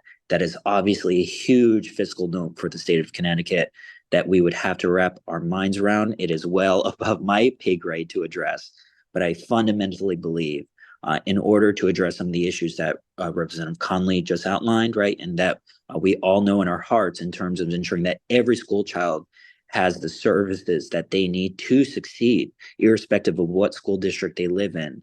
The lion's share of that would require our state of Connecticut to pick up those costs, right? It is just, I think, unrealistic to place that burden on our school boards to ensure that our school children, especially our most vulnerable school children who have autism, who have Down syndrome, who have any form of developmental disabilities, it is incredibly crucial that in the long term, our state covers those costs. So it is something I would implore our state to do. Should any proposal come before our legislature to move in that direction, I would very much support it. But I fundamentally believe it's something the state of Connecticut should, again, think about in a long-term basis. It may not be something we address this legislative session. I certainly wouldn't commit to that, and I'm in no position to do that. But it's something I fundamentally believe would make a huge difference for your school budgets, but also in terms of your governance. Because again, no matter the costs, I know Superintendent Austin and the entire school board will always make the decisions that are in the best interests of our school kiddos. Thank you, Andre. Okay, it's almost 8 o'clock and Chris has almost been here for 2 hours. So Wow. we'll go around one last time, something quick that you might want to address with Chris. You want to go first, Dean, or? Yeah, I'll go first and pass. Okay. Thank you, Dean. Ian? Again, probably just more of a moonshot comment question. One thing that's been discussed loosely around here is the idea of right now, I mean, the municipality is the primary fiduciary for us, and they seem to do a lot of internal bookkeeping. And we've had some trouble as far as getting like good data as far as like status of accounts from time to time. So one of the things I was looking to get some information on, maybe some assistance from the state level, is like looking at ways a Board of Ed could have or like Board of Ed accounts that are being managed by the town.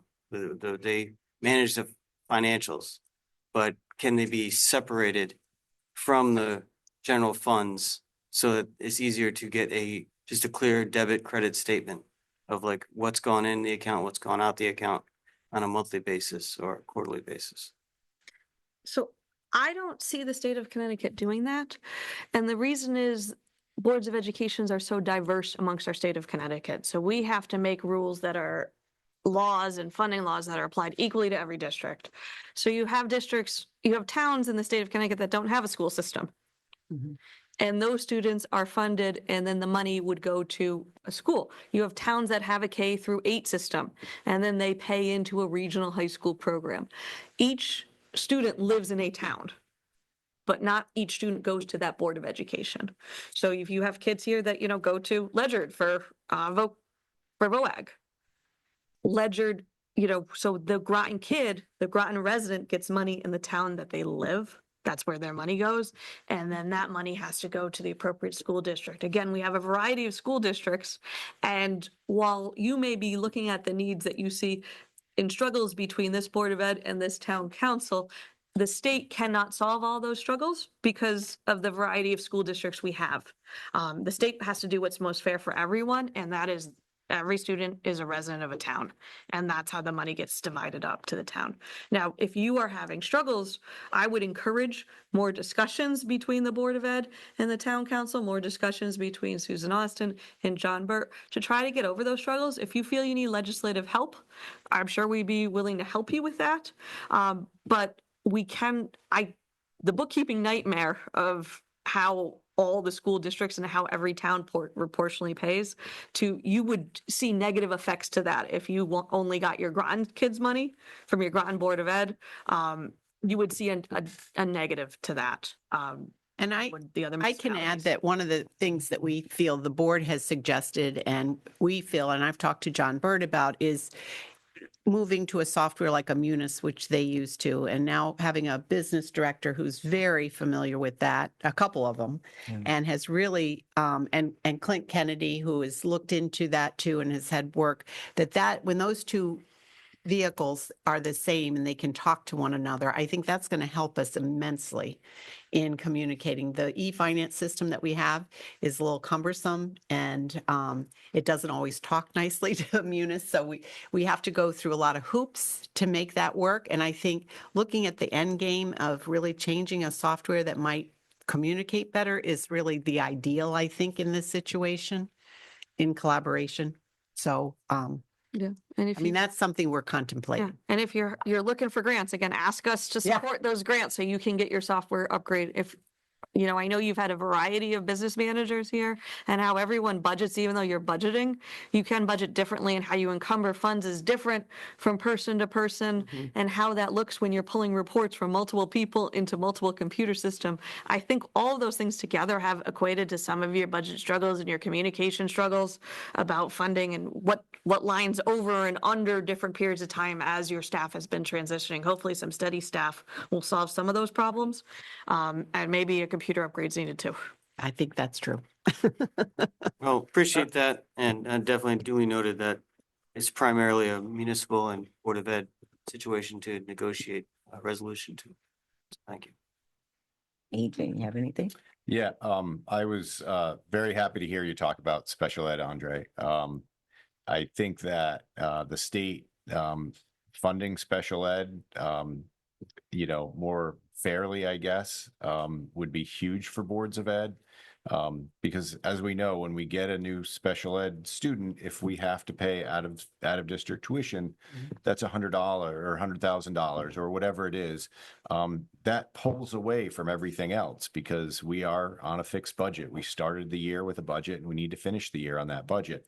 And taking out some of that variability will also it will bring a little bit of equality into education. So I really hope that I know that that's not going to happen this year, but I do appreciate that thought that we're thinking about that. And the substantial bulk of special ed money is federal. The state is pennies because the federal law requires the federal government to pay for special education, and they have not met that. Mhm. That they have not been following that law since public education came about. Maybe the first year of public education, they followed the law. But after that, for decades and decades, the federal government is failing us, all of us across the entire country, of funding special education. Yeah, but maybe the state. Yeah.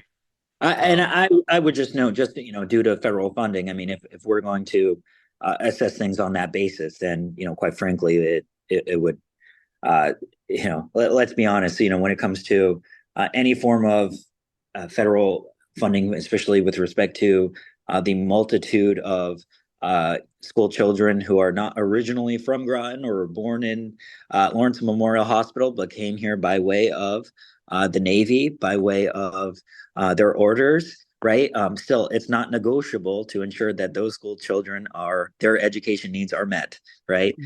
So whether we get the aid from the federal government or not, it's our obligation to ensure that those school kiddos get the best education that they deserve.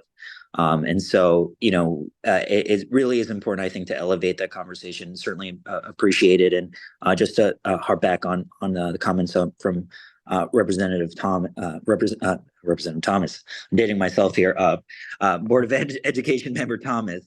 It's so incredibly important that we, again, all row in the same direction, and it's all about partnerships, right? When school boards rowing in the same direction, our town councils rowing in the same direction, and our legislative delegations rowing in the same direction, the only constituency that stands to benefit the most is our school kiddos. Thank you, Andre. Dr. Atkins, you have anything? No, just thank you so much. Thanks, Dr. Okay. Jen, you have anything else? Of course I didn't. No, I'm just kidding. Thank you. Thank you for sharing your insight regarding, the Lions District. I am one of those people who don't Jen, like, Jen. who don't like that little, title. So thanks for sharing. Oh, you want to share? Sorry. I'll show you the microphone. No, I just want to thank both of our representatives for coming here and appreciate the illumination. Thank you. And I have a small suggestion about the student. I see there's a deficit in the student meals account. Yeah, I was gonna bring that. As someone who doesn't have children in the system, but would be willing to contribute if known, I think there's a lot of folks who either their children have aged out or they don't have kids in the system. And if there was a way that it could get through either on your newsletter for folks who find themselves with a little extra could put in, I think a lot of folks would, but I think there's probably, if there's a way, maybe long-term, not short-term, to get that figured out. So folks who find themselves, a lot of folks feel like, it's, if someone doesn't have school meals, it does cost $90 million to do school meals for the state of Connecticut. So that is a big number. And Is in that this, for everybody for free? that's for everyone for free, is 90 million per year. So we don't have that extra dollar, and I would not want to take that dollars away from things like special education and other school funding and other programs.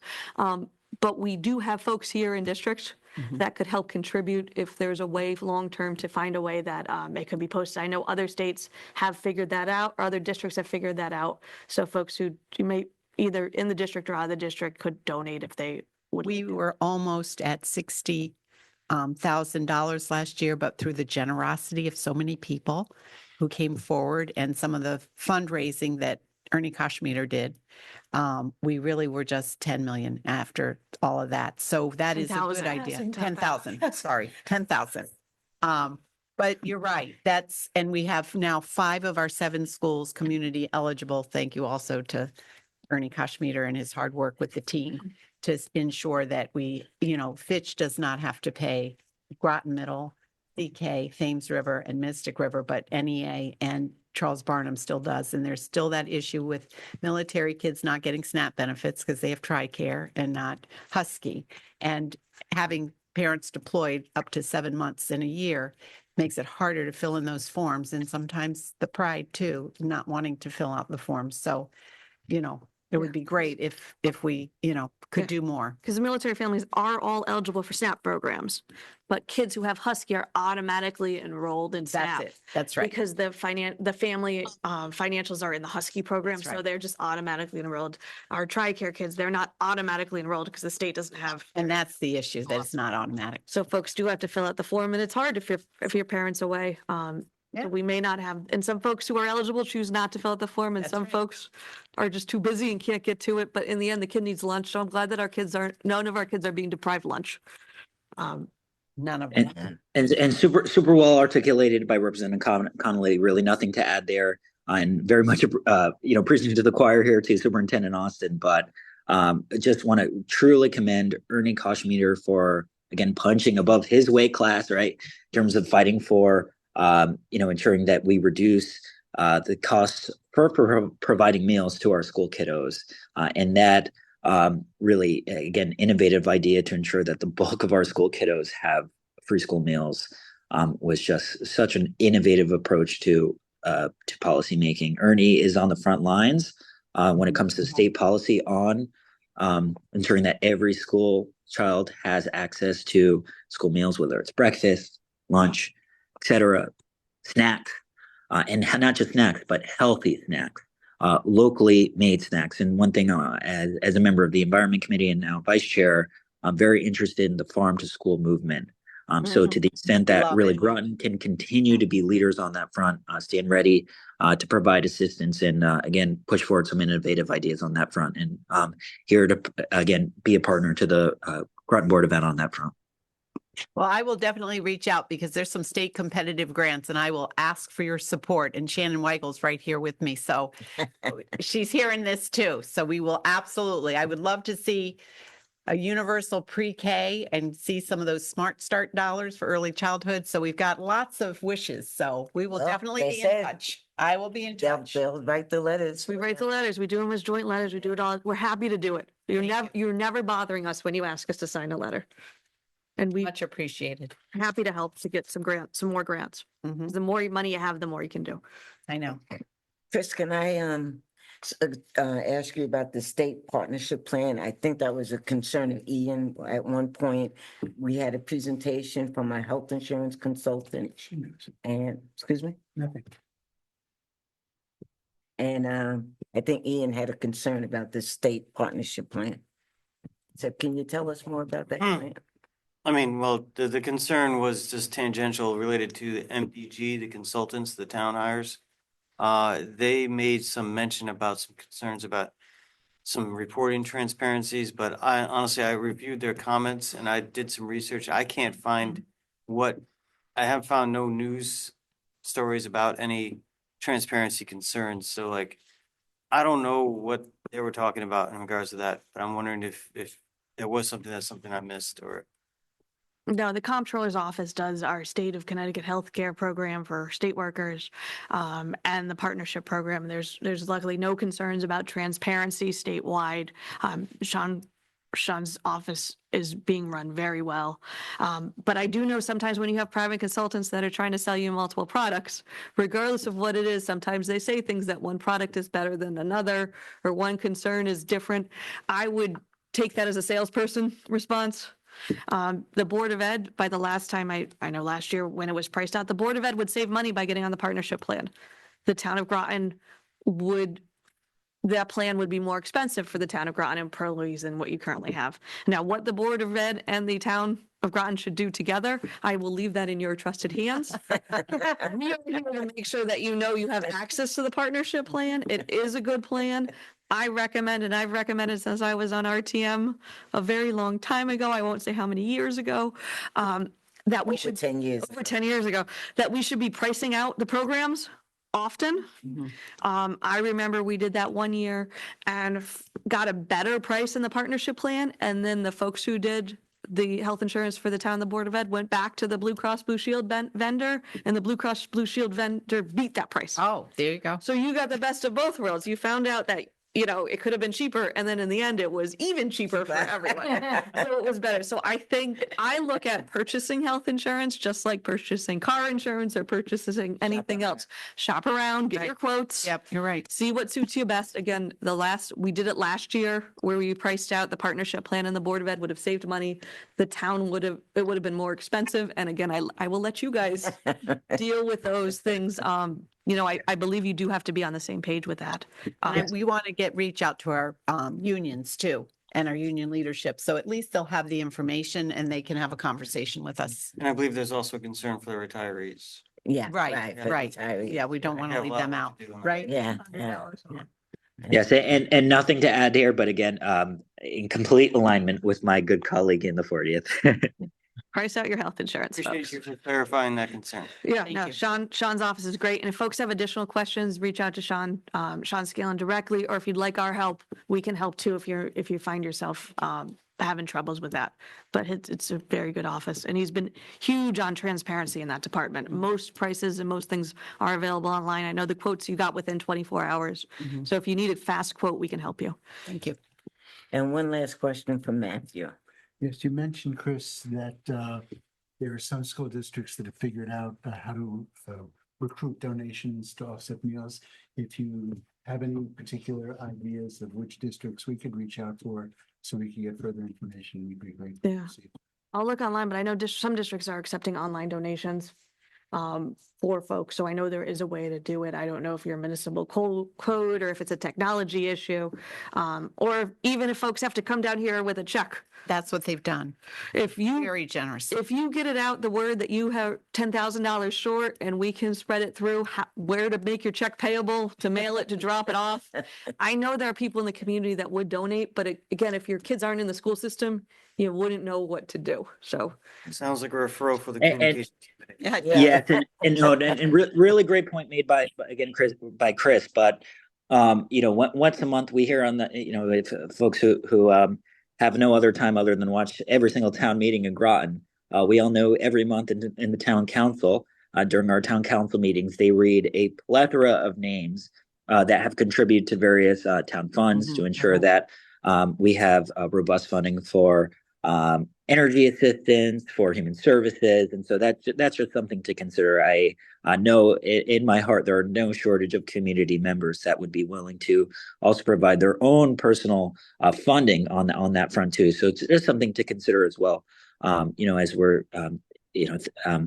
thinking about budget making and every possible tool at our disposal to ensure that our school kiddos have no shortage of opportunities. and I know you have your newsletter that goes out every week. I read it. I know a lot of people do read it. It's a little wordy. You want to Newsletters are never too wordy, Madam I do like to Superintendent. communicate with people so you can see what's happening and the pictures are great. Some of them I take myself and some Mark Yeah. takes. Or if you wanted to send a special email out just about that, maybe, Yeah. Yeah. where to donate, how to donate, if you Yeah. can do it online or check or cash or how it works. Yeah. I know if people knew you were struggling with feeding kids, people would be donating. That's a great idea. And Andre, we do recognize people at our regular board meeting who have contributed for different things, a laptop or trips or whatever. We do recognize them. All right. Well, thank you, Chris. Thank you very much. for coming. Thank you, Andre. Thank you. Thank you, Andre. Thank you, for Madam Chair, signing and in. again, This is great. congratulations to the new leadership Oh, new thank leadership you, thank team. you. We beat ourselves so much in local government. We all forget that this is a labor of love.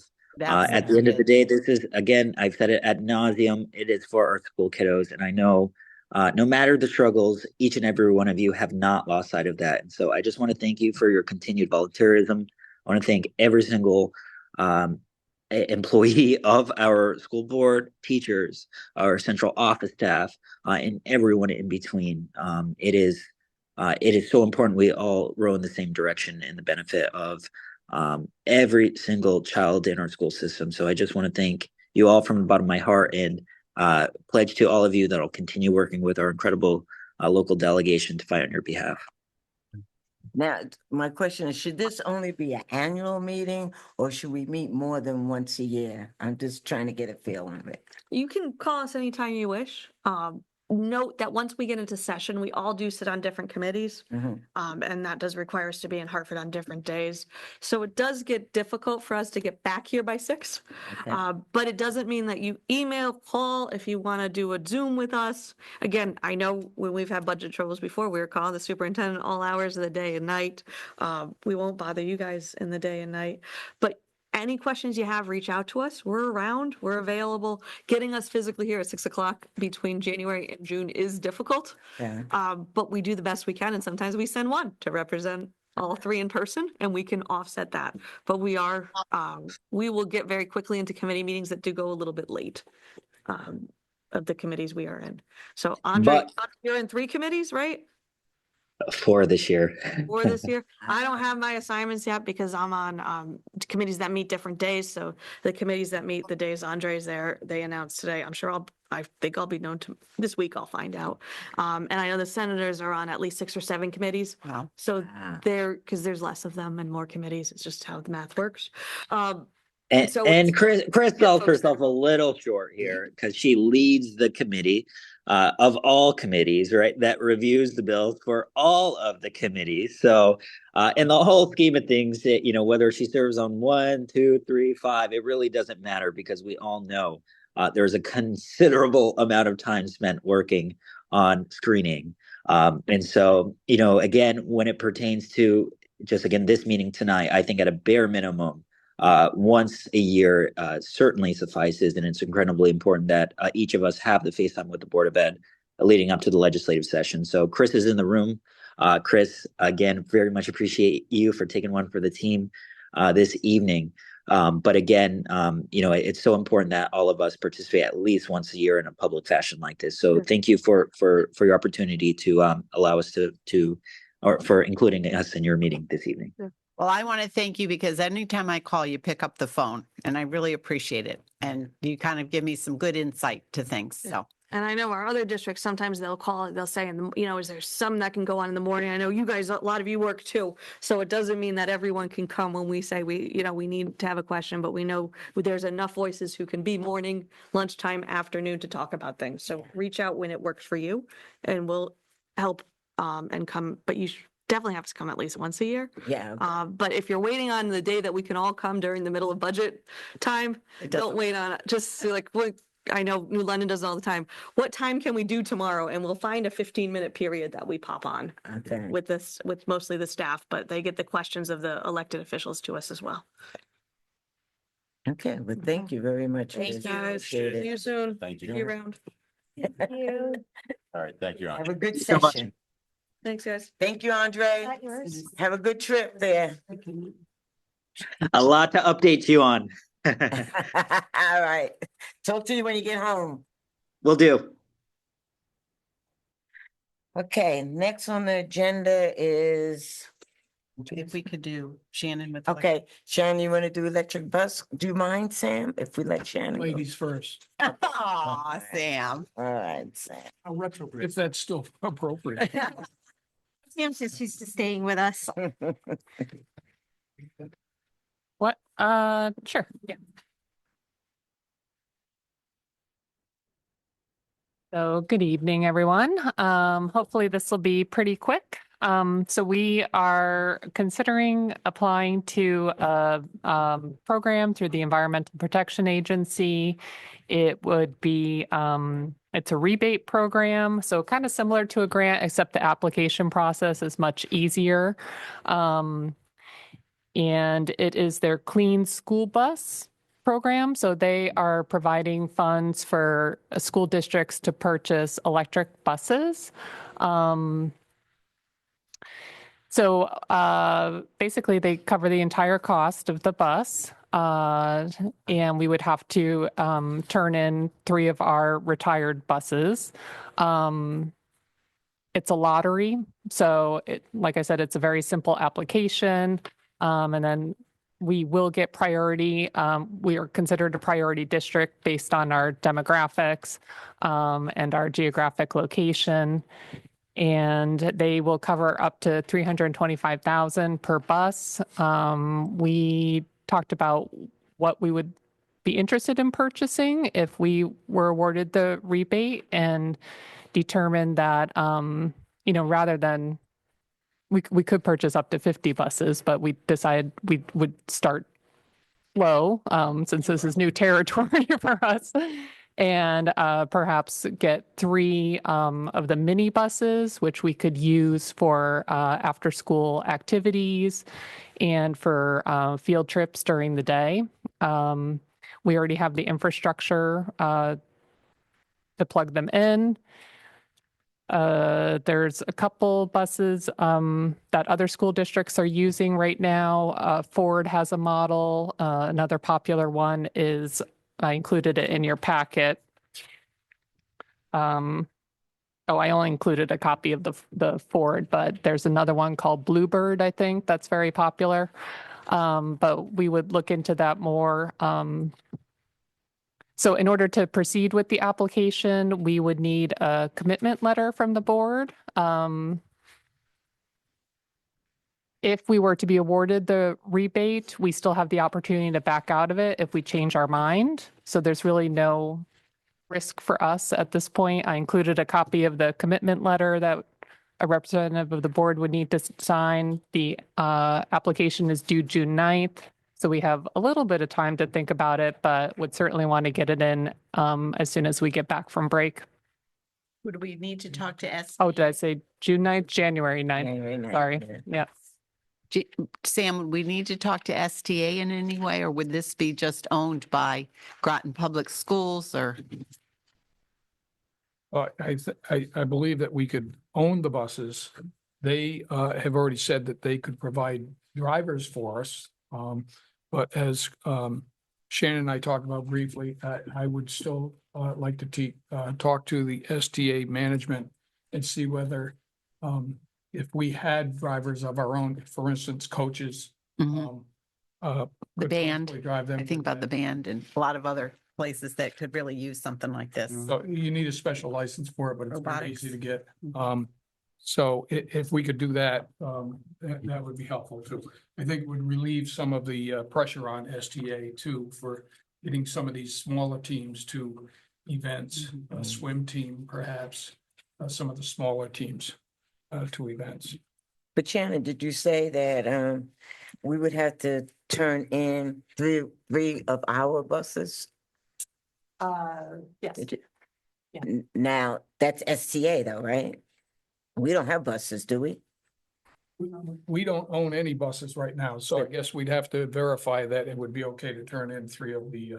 I don't know if you've seen the buses that are At Mary Morrison. offline now. They're at Mary Morrison being stored before they're sold off. So I think STA would probably allow us to trade those in for something if they agree to the program. Okay. And you talked to Griswold and they're finally getting theirs now. It took them a long time though, I think. Yeah, so Griswold did it a little bit differently. They had STA submit the application and they're still waiting for their buses. So I guess there's quite a bit of back order with them. Any questions? Adrian? Yeah, one, I know that it's a big undertaking, because we don't know exactly how this is gonna work, but, is there risk in only going for 3 now if there's funding available? As what happens with funding is sometimes it disappears. So is there risk that this funding might just go away and we might be, leaving like an important investment on the table by only, taking 3 minibuses and not really taking, kind of the bulk of the school load, with full-size buses or taking full routes? Yeah, that's a possibility, but the timeline is coming up pretty soon, so it would probably be something we would have to really spend a lot of time. I'm wondering Thinking if we about should in the call next week or Andre, two. since he's on that committee, maybe he has some advice about, Advice about, about the, having more of the buses.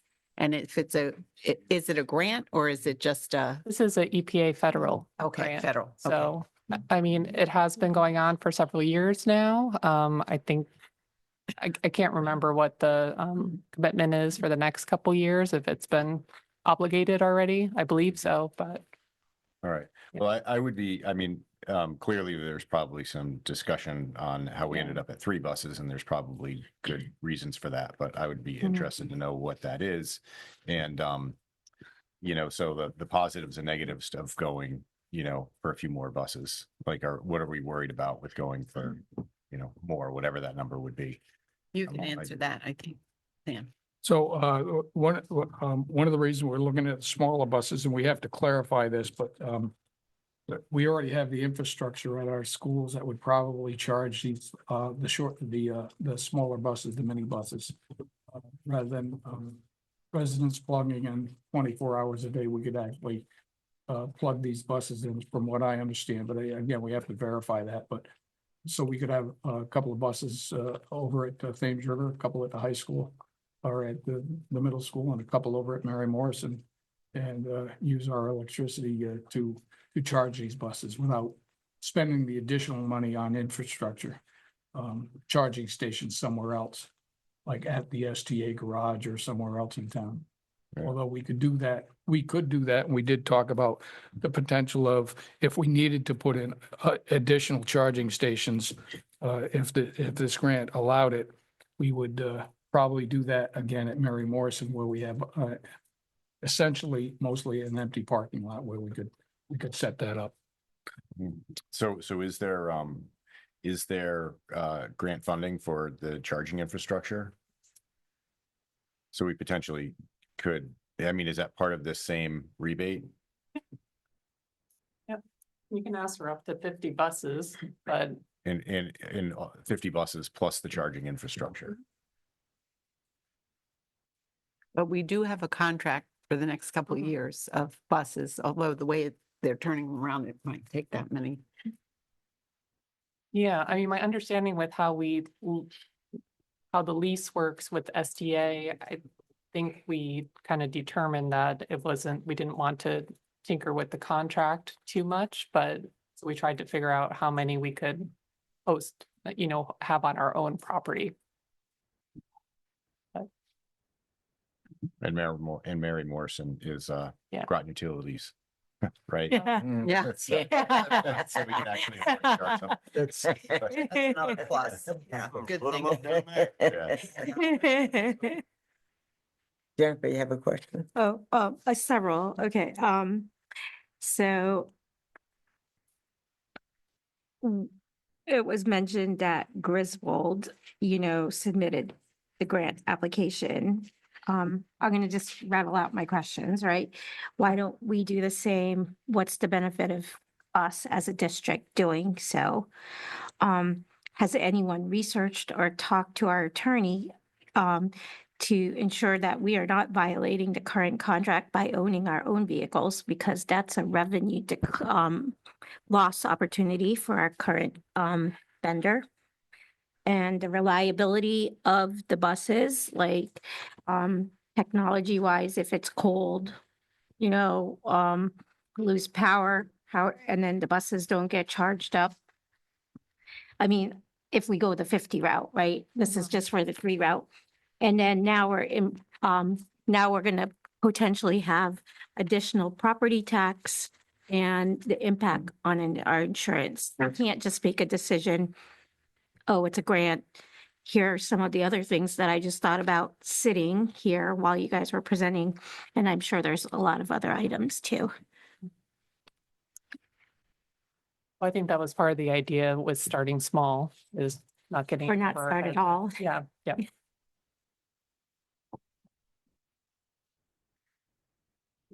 You got your answer to the questions? I don't know. Was any of this researched before presenting to the board? Well, on their paper, they said check with STA about contract conflicts, so they are gonna do that. But the reliability of the buses, Oh, I don't know. Well, I think before we want to go too far ahead, we want to make sure that this was something that the board would be interested in supporting. Mhm. And then like the property tax, insurance, I don't know if that was ever considered. do we pay Additional property cost. tax on do public institutions pay property tax? Well, I don't know, they don't charge us know. taxes for the town shifted more taxes to us this year in our budget for the buildings, so I'm not sure. Are we going to own the buses, or is SCA going to own them? The way the proposal is now is for us to own the bus. Okay, so we may, I don't So know. look into property tax. Yeah. vehicle. And insurance. Insurance, we definitely would have to pay. I don't, are we considered a nonprofit? Because nonprofits don't pay property taxes, do they? Yeah, no. Yeah, so we probably won't have to pay them. Okay. That's my guess. I don't know, but you can look, yeah, Vehicle insurance. yeah, Look into it. yeah. Okay, and what was your, that was it? That was it. That was it, okay. Property tax and insurance. And Insurance. insurance. Okay. Trying to see. Go ahead, Dean. So I'll say up front that I'm wary of this. In and of itself, I couldn't care less one way or the other about the technology, but I look at it from this point of view, whether they're electric, gas fired, or, happy balloon powered. The idea of, because the town already has a fleet of vehicles, everything from the broom bear to the police cars and everything in between. And I don't know whether we have some vehicles of our own that we, are part of the town inventory. These have to be bought over and over and over again, sometimes very quickly, sometimes not. But there are police cruisers, for example, there's a large fleet of those. Those have to be replaced. There's very clearly a desire to not just get a couple of buses to maybe, have a little extra wiggle room when it comes to transporting kids after hours to games and whatnot. This is the gateway to something that some people want as a larger program, hence the questions here. Why don't we just get the whole thing right now? So imagine, if you will, even an ideal world where somebody else, it's always somebody else, pays for all the infrastructure, pays for all the buses, pays for the insurance in the first year or what have you. We now have a fleet of buses that we own that we never owned before. Hooray, and they were free, but the next set will not be free. And what do we use now? We require the use of about, 40 buses or so? More than Okay. over 50. So we're going to have a fleet comparable, if not exceeding, I'm not sure, but comparable to the rest of the town combined. Those will be our buses. They'll be our drivers. I don't know if the drivers will remain unorganized. They may organize, so we'll have another bargaining unit to deal with. We have insurance. There will be maintenance costs for the buses, et cetera. And I'm wondering to what purpose. So that's why I'm wary of this. If all we were going to do is try out a couple of buses and see how those buses are, because might be nice to have a couple of our own vehicles, that would be one thing. But I clearly see this as they say, the camel's nose under the tent. And so I'm not crazy about this. I think that that's my initial position. I'm sure I could be dissuaded with the right amount of evidence, but that points to this requiring a larger study. And I see the deadline of January 9th, and I can't do anything about that. That's not a recipe for me to rush into this. I think it requires a much deeper study to see if this actually is beneficial for us in the long run, because we already get bus service. Now, if someone said, well, if you had all of this new setup, in the long run, life cycle costs and all of that, it'll be cheaper for us to transport the kids. Fine, I'm open to that. And I don't care how the buses operate. But I notice we're not considering internal combustion engine vehicles. We're considering this because they're electric, and electric is chic, period, end. That's why we're considering this. That's why this is so sexy. So that's where I'm coming from. Matthew? Just a question and a comment. The question is this a sole and single grant round, or is this something that's baked into the EPA that there'll be another round down the road? Last time I looked at this, I believe this was a multi-year opportunity, but we're starting a new federal That was your, round, and that could change. But yeah, I mean, it's a program that's been going on for a couple of years now. I would say, can I say that we really looked at this to meet a specific need, that to really have more access to field trips and after-school activities and, I've heard from some of my robotics team and, the smaller clubs that could really benefit. They pay a lot through the booster clubs to transport kids, the band, for instance. And so I was thinking that is really an area where we could really solve a host of problems and provide more access for our kids for competitions and, practices. And so I was looking at it through the lens of what we could do for our kids and how that could benefit them and give them more than what we have in the contract. So even if we started with that, it might lend itself to, if it really works out, it's kind of like a field test. If it really works out, it might be that we could grow it. And Yeah, supplement to what we're doing right now. Right, right. It would relieve the booster clubs from having, that they could do other things with that money. Right. So, Can I ask my second question? With regard to technology, I don't know if it's chic or not, but the retail transportation, the Teslas, have by and large proven their viability. As far as trucks and buses, that's less so the case, at least in the United States. They were talking about rolling out self-guided taxis, robo-taxis. They're talking about rolling out within 2 years. Well, I first heard that 2 or 3 years. I heard that a decade ago. So I'm not convinced that the technology that's available now is going to be on a par with what's going to come out. Having said that, if we're really talking about trying 3 vehicles and really committing to, let's try them out for 3 or 4 years and see how it works over an extended period of time before committing to a fleet or expanding it, I'm for that. But I really don't see this. I don't want it to be the nose of the camel in the tent so that in 16 months we're talking about going to a big fleet. We need to see how this technology works. Thank you, Maggie. Thank you, Bev. Yeah, I would, I think this is a fair, moderate step forward to one, experiment with the technology. It's not too much of a commitment, given the grant and the other supports. But I would definitely highlight the points that Superintendent brought up. Having worked with the marching band booster club and having close associations with robotics club and and also fencing.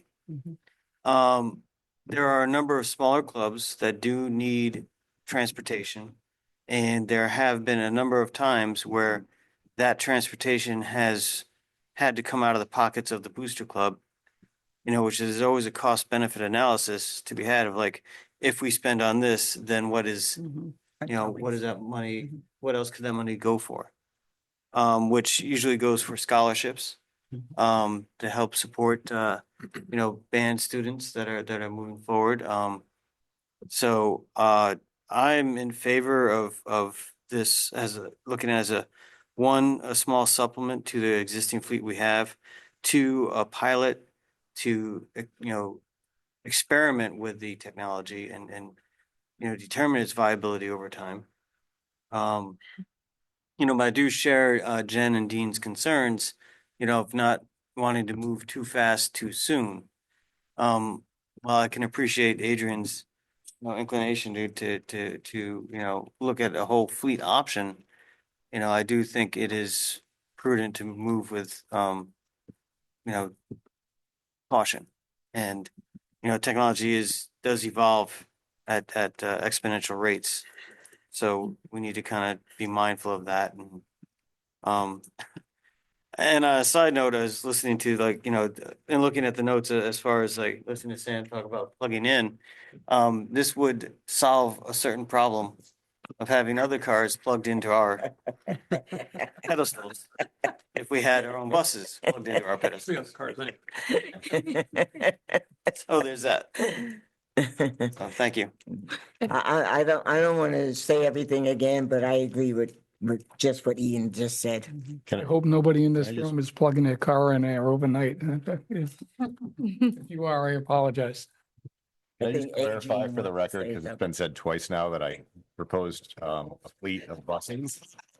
Um, I did not propose a fleet of buses, and I don't think that that would be a good choice. Um, Slightly more buses, specifically buses that are actually would be used similarly to if we had more of them. So maybe 1 or 2 larger buses, just so we kind of knew, because they're going to have bigger batteries, take longer to charge, maybe need different charging infrastructure, and maybe would wear out quickly, or maybe they don't need any maintenance for a long time. Who knows? But I do want to kind of clarify that, because I also, how long have we been, I mean, I know we just signed an STA contract, which I didn't see the rush to sign that, but how long have we been considering this as an option, The, the buses? probably about a month. All It right. just came out, right? Yeah. You just signed. We did talk about it a year. and We a have half been ago. Yeah, talking we about talked it about in each year. finance and Yeah, we facilities. have been talking The Board of Ed has talked about it for a lot of years. Yeah.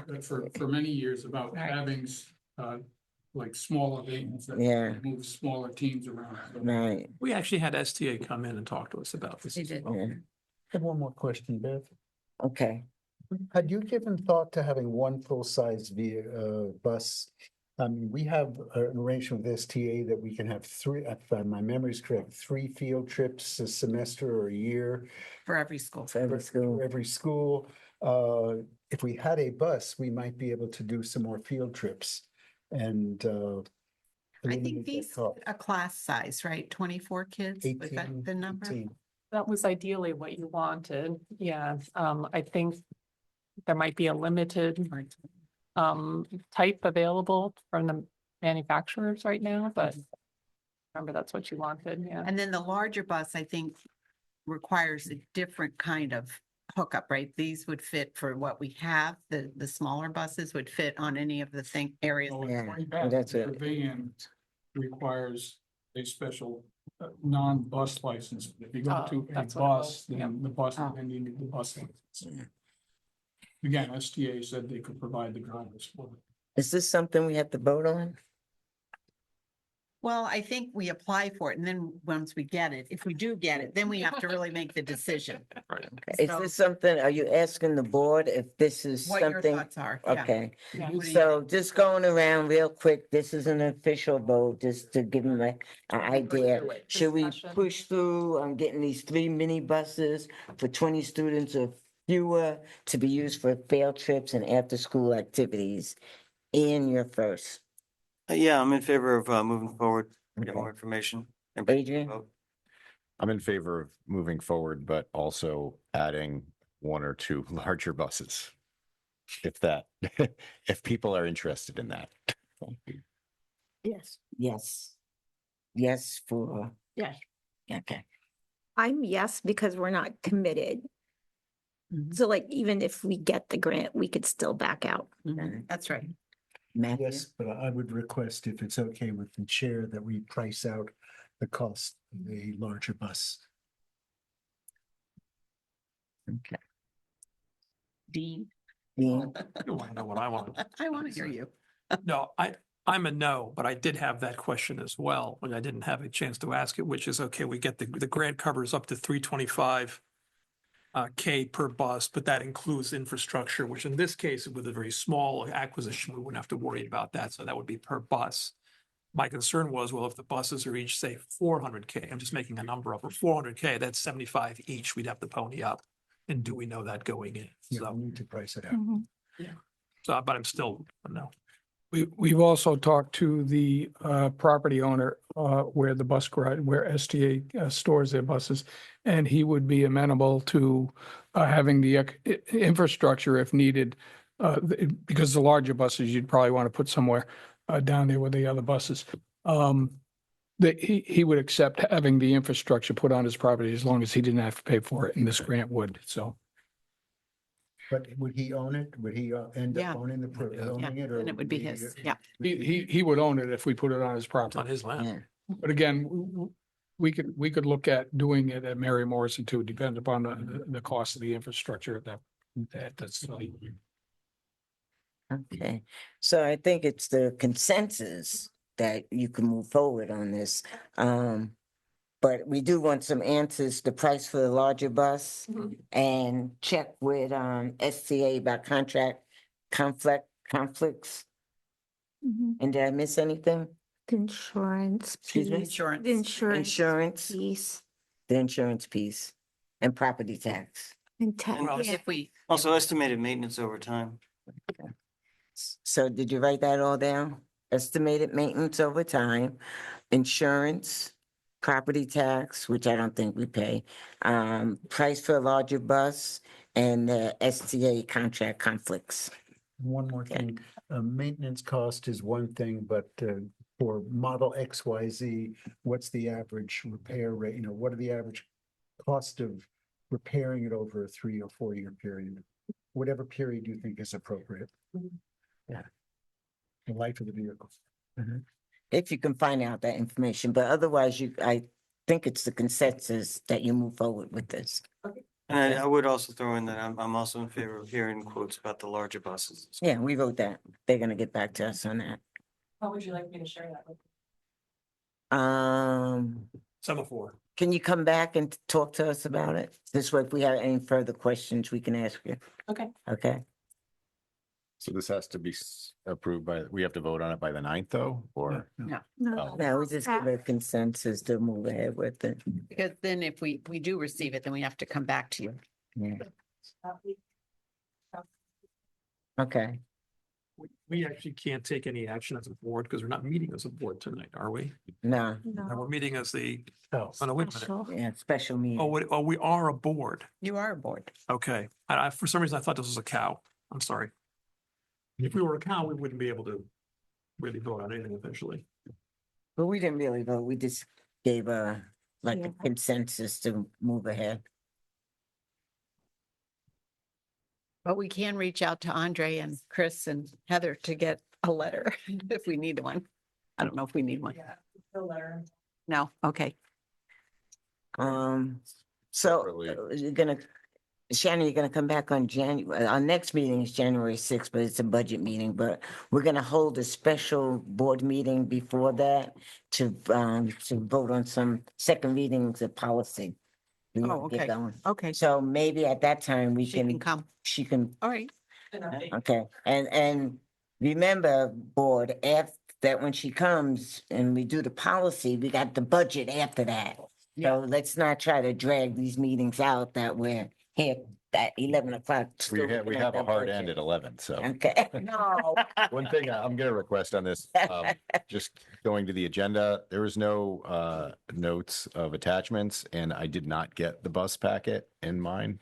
I didn't either.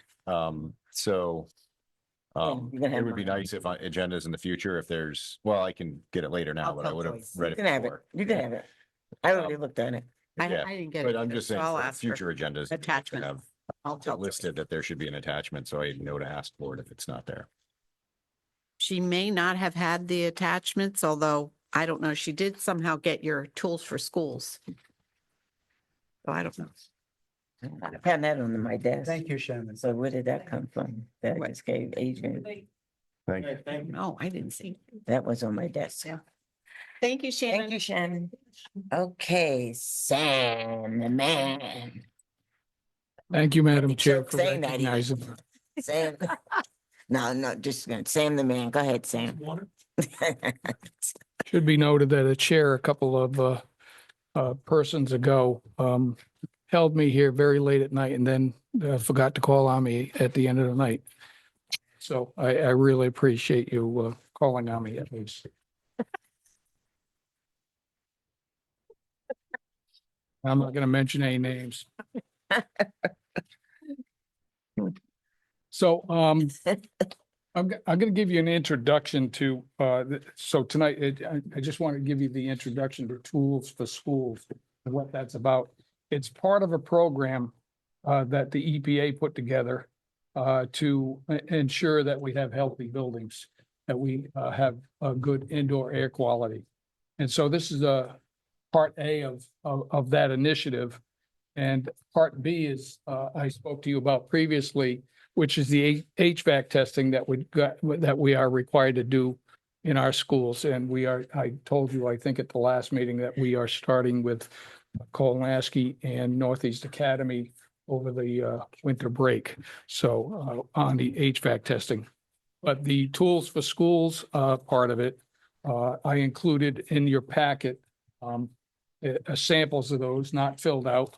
But I do have hard copies here of all of those that have been filled out. This program was developed by the EPA so that the school staff could actually do these checklists so that the healthy school committee in a building could actually do these reports, or the maintenance staff could do the maintenance portions of them, which has been completed at this point. And so that brings me to why I'm here tonight, especially is because it's required that I come to the Board of Ed to make these available to the public at a Board of Ed meeting. So I think Dr. Kennedy is also going to, he's putting up the blank forms that I sent to you earlier. But he's also going to put up there at some point the website where the results, these are the written results, but the results of the tools for schools that were completed by each school and by the maintenance department over the course of the year. So we are required to do that and have it submitted to the state by December 31st.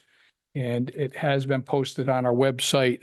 And so that if there are any persons that are looking on tonight, they'll be able to find that website and find that on our GrotonSchools.org site.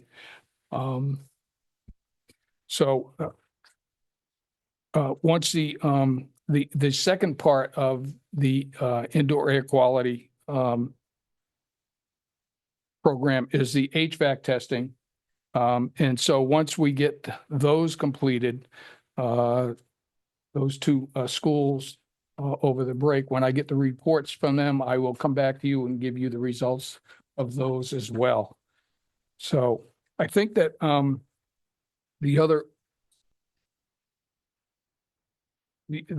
thing that I wanted to point out was the things that, as I went through these reports, which I've gone through a couple of times now with both my maintenance supervisor and my custodial supervisor, because the things that we found in here, wanted to make sure we wanted to address as quickly as possible. They were the things that we often hear or get purchase orders or work orders on a fairly regular basis. And so these things, again, were reported within the Tools for Schools checklist. The three things that come up most often are concerns about temperatures in the classrooms, either too cold in the winter or too hot in the summer or in the spring or early fall. Water leaks. Every time we have a water leak somewhere in the building, everybody says it's a roof leak. It's not necessarily roof leaks, but water incursion into a building, if it's not remediated quickly, can turn into a mold situation, which we seem to have more and more in New England than we ever had before. And possibly due to these superstorms that we seem to be having on a more regular basis. So there's a lot more humidity in the air. And the third one was dusting in classrooms. So the custodial supervisor, Mr. Varner, has already spoken to a couple of the teams and a couple of the schools about reports from teachers that they would hope that there's a more detailed dusting were done in their classroom. So those are the three things that come up mostly that we've seen mostly in these reports. All of the HVAC systems have been looked at. So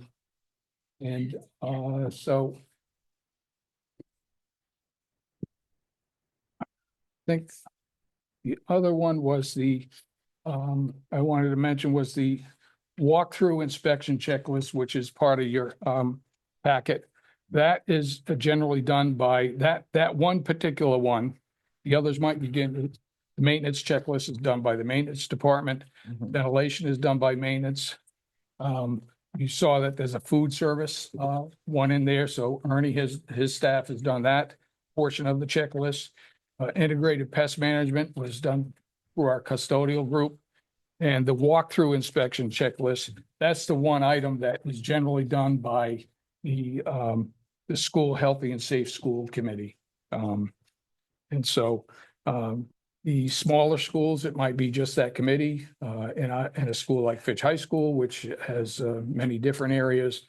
I believe they broke it up into 3 or 4 different teams to go around and do different sections of the building to do it. So, but they are developed so that, the staff within the school, teachers, custodians, aides, I think even one SRO went on one of these tours with them to look at things too. So that's the Tools for Schools program. And so I would entertain any questions that you might have about it.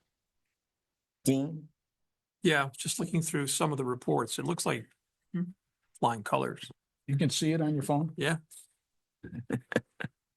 Yeah, I think most of the reports came in on a positive note for Yeah. the most part, Good. yes. I would say so. Good job. Good. Matthew? What frequency do you do these checks? The indoor air quality reports are done annually. The HVAC testing that's going to be done is done every 5 years. But I think I spoke to the entire group the last time. Initially, the state said that you had to do all schools all at one shot and do that every 5 years. But then they realized there aren't enough testing contractors available to do that. So they allow us to do 20% of the school each year, and then it rolls over so that you just roll right back over into the first one on the 5th year. Thank you. Any other questions? No? Sounds good. Sounds good. Thank you. Yeah, thank you, Sam. Thank you, Sam. You're welcome. And thank you staff that we got flying report there, a good report, right? According to Dean. Well, it's not perfect. It's not perfect, There are things, obviously.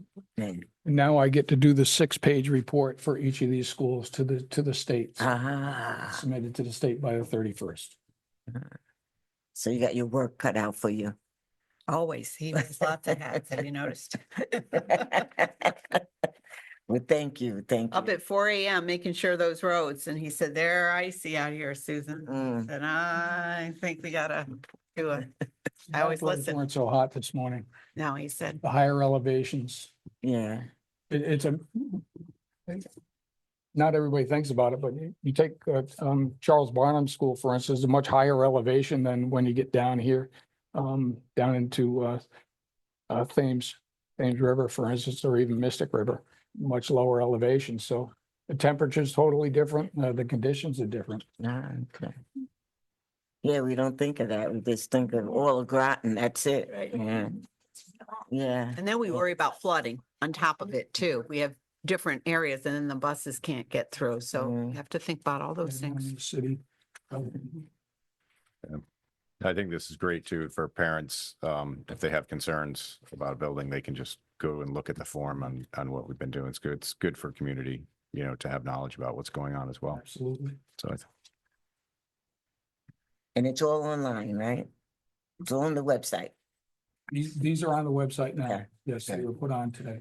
Well, I thank- wanted to be able Is it to- under each school or did you have them in a central location altogether? They're all, did he put it up? I think he put it up there. He did. He did. So, By each school. I think is it in maintenance folder or something there?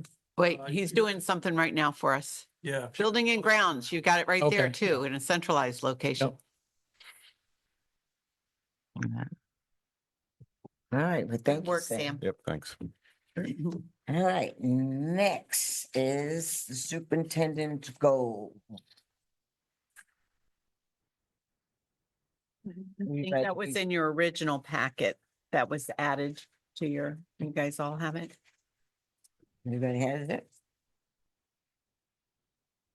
Okay. So how do you want to go about this? So could I orient you? Because I know one of the things that was asked of me was to make sure that we had metrics that we could consider for achievement especially. Mhm. And so really in this performance goal one it's really all about student achievement. And how are we, what systems do we have in place?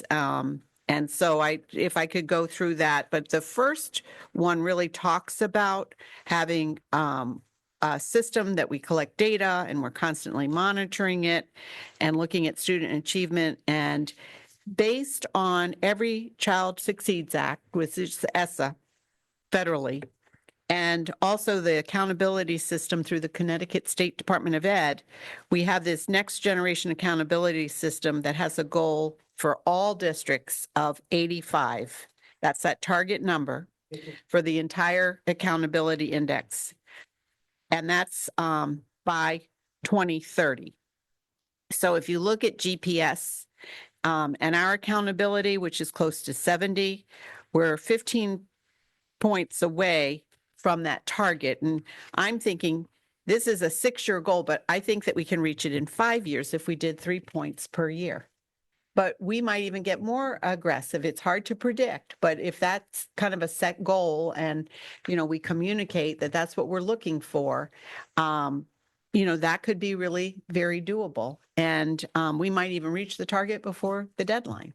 So, that's the expectation from, whether you're a New Canaan or whether you're, whatever town you're from, Fairfield County, Litchfield County, Hartford County, or southeastern Connecticut. So, and then if I look, the next index is the District Performance Index, the DPI, for ELA, math, science, and the goal is 75. That's the target. So I looked at ELA specifically. We're at 65, and if we looked at 65 to 75, that's a 10-point gain, and I'm doing 5 years, not 6. So I'm trying to get there even before we're supposed to get there. Even if you did 2 points a year, you could get there. But let's say we did 3 points a year, we might get there even sooner. So really just looking at that as an indicator. And we've got math and ELA and science really as goals in our strategic planning. So we are going to be looking at ways to do this even better. Then if you look at the science goal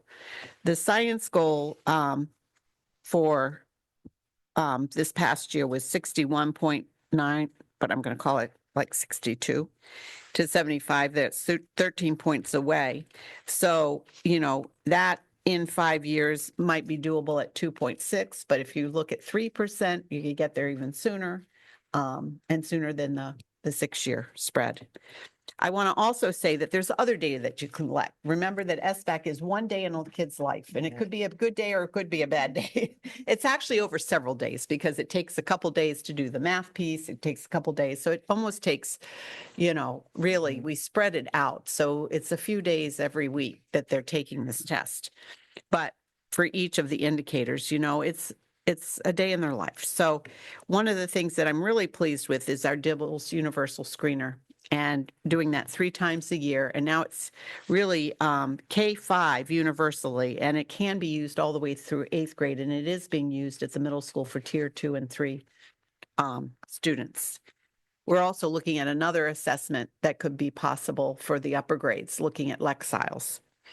Would the name that you said? Lexiles. Thank you. It's a way that you figure out where kids are and what the readability of text is. It aligns with the readability of text. And then we're also making sure we use the IBAs, which are the interim assessment blocks. And we're actually looking at the data. We're doing it as a district. So I'm interested in sitting down with Lauren Cassini and the principals and looking at the data that we've so far collected in ELA math. In science, I think Ben Moon has created some internal assessments, but he is looking to put those IABs through the grades 3, 4, and 5 6, 7, and 8, and then probably 10 and 11, so we can keep track. So that's another piece of data that's going to help us. And then there's PSATs and SATs, and our kids will do PSATs in the fall and spring. We kind of compare that data, and you can then compare, and we let kids know how they're scoring and what the expectation is. And then you do that for 9th and 10th grade PSAT. And SAT, they took it in 11th grade in the fall in kind of getting ready for SAT in the spring. So really monitoring that data and looking, it's always about looking for growth. And kids have their own internal targets too that they're seeking. So, we heard about the 7th grade phenomena of 71% of the kids meeting their target goal or better. So those are the kinds of things that we're looking at as and encouraging for our students to even understand and our teachers. The district data team meets, probably quarterly, and the school data teams meet, I would say they meet monthly so that they're really looking at their data. And then they meet also at grade levels too. And Lauren Cassini gets out there and helps support that work as well. And then, really looking at presenting the district data to the board. And we kind of see it throughout the year, like the accountability index has just come out. And so we have more information I want to be able to share with you all on the accountability, because we did have 2 schools of distinction who really did not have a gap at all. CK really deserved a shout out, and so did Thames River for their work. And so that's also information I want to be able to share with the board so you can understand it more deeply. Can I just ask a quick question? Mhm. I was out of the room for a minute. I just want to make sure I'm on the same page as everyone. I'm on this one here. Yeah.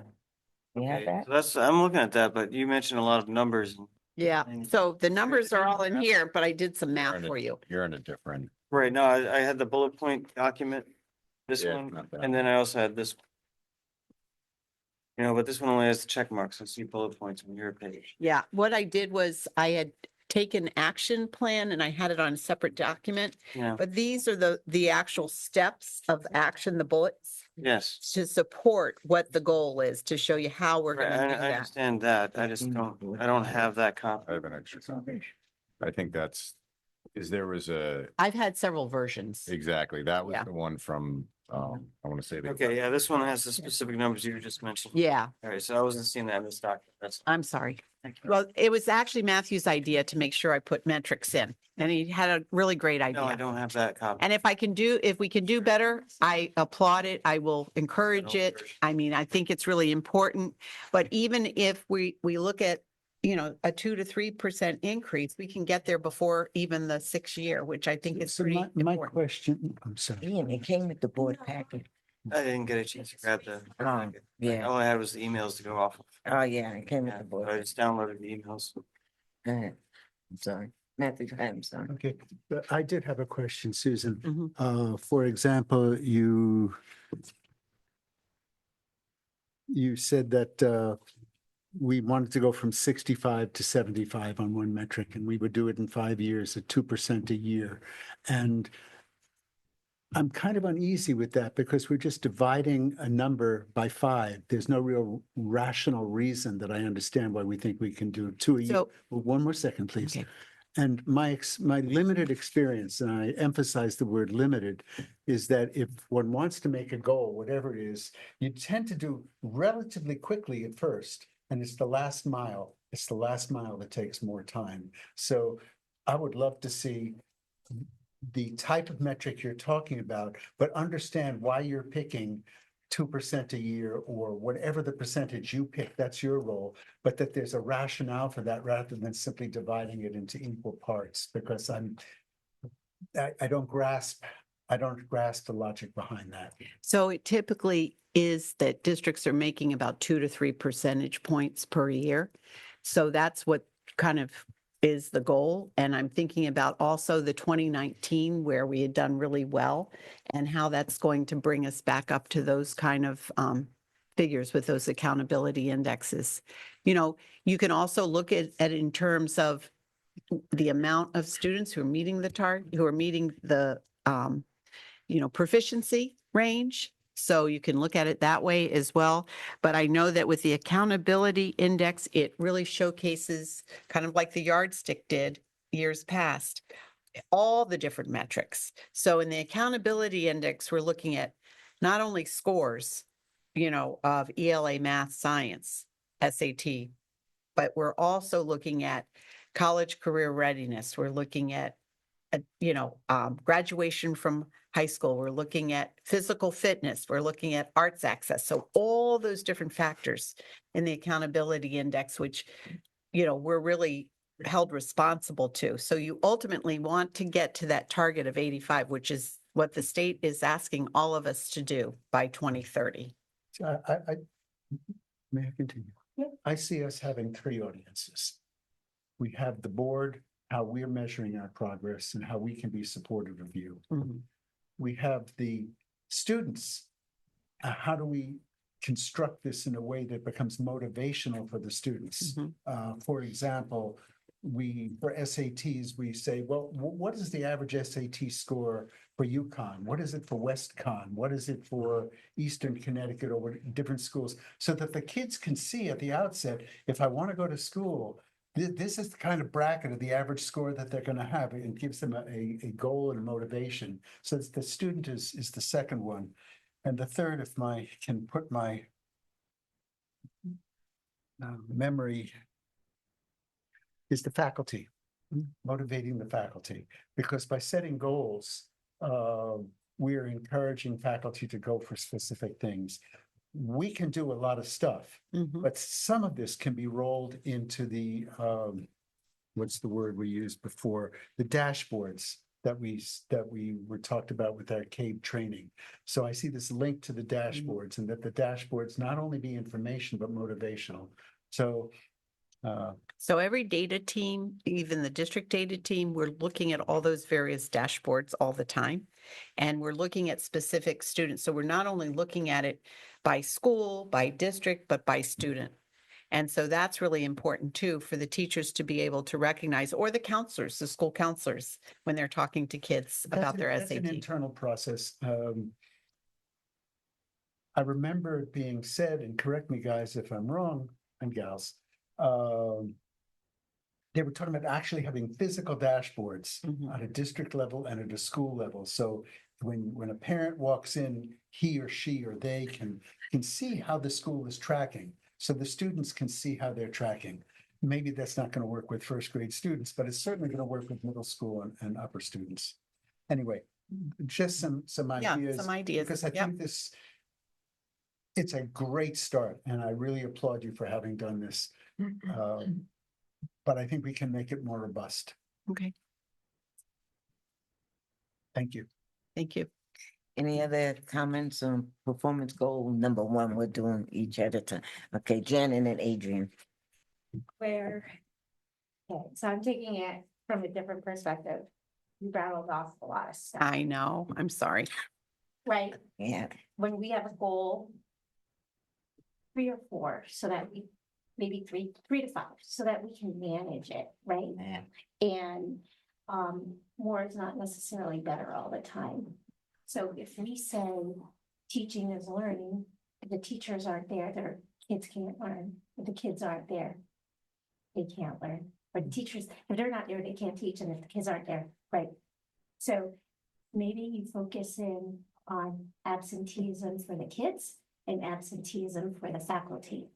That's your goal, because once they're in there, then we can start focusing in on all of those other things that you've mentioned. We need to get them in the building so that they can learn both sides. So that is a goal. And Yes, but and I'm working on all these things. And in the accountability index, that's certainly the goal is to be at 5% chronic absenteeism, and we're far away from that. But even if I can make 2 or 3 percentage point gains, or 3% or 4% each year, we're going to get closer and closer to that goal of yes, 5. but if going back to like the metrics, red, yellow, green, if let's say absenteeism's at 20 and our goal as a district is 10 or 8, whatever it may be, we all need to decide. And if you're within this range, you're red, yellow than green, and that's easy for enough for us to track. Then we can bring that down to the school level, right? And then we can sort of see, and then if we're tracking that, and then when the scores come back at the end of the day, we could be like, whoa, this school has 8%. And look at all their scores, whereas this school has 20%. Look at their scores. I mean, it's going, we're in such a like a sort of bad shape. I'm not bad, but like we need to keep it simple so that we can track. So it. that's the kind of work I'm doing on a regular basis with the principals at principals meeting. We're looking at their absenteeism. And Anne Marie has helped with that. We did a whole, 45-day, we're gonna do a 90-day. We're looking at that. We're talking about how the teams are working on encouraging kids and staff. No, I know, but Yeah. and then as part of your presentation, you were saying, oh, this is achievable, right? Like, and we can get it. To me, when we set goals, it's more aspirational and hurrying to get there, and even if it's a stretch, so that when we do get there, it's like, we work hard to get there. If we're making goals that we know we're gonna achieve, why bother? Well, That's true. I don't know that I can say for sure I know, but I can see a pathway by setting benchmarks. If I know that this is the expectation, I said in 6 years, and I'm looking at the expectation in 5 years, to get there ahead of the game. And then I'm able to see where are we from that benchmark? And then I kind of figure out, well, what is that going to be then each year? If I'm saying it's 3%, I'm going to get there in 5 years. I would love to have a 4% or a 5% year. We can get there even quicker. So I'm just saying that's what the expectation for the whole state is, not just for Groton. Yeah, but And- we could do better than the state. We don't have to do the expectation of the state. Well, do we? that's through the ESSA that's what, the national and the state is saying that for every child succeeds, this is how you equate every child succeeding. And certainly if we did better, I'm competitive. Are you kidding? Yeah, I think that's why Matthew is saying the Yeah. first year should be higher. I did write up 3 proposals that I would like to make in the form of a motion. This may not be the time to do it because I want to be sure everybody has a chance to weigh in and I don't push something prematurely. All right, wait off for now because Adrian has something to say.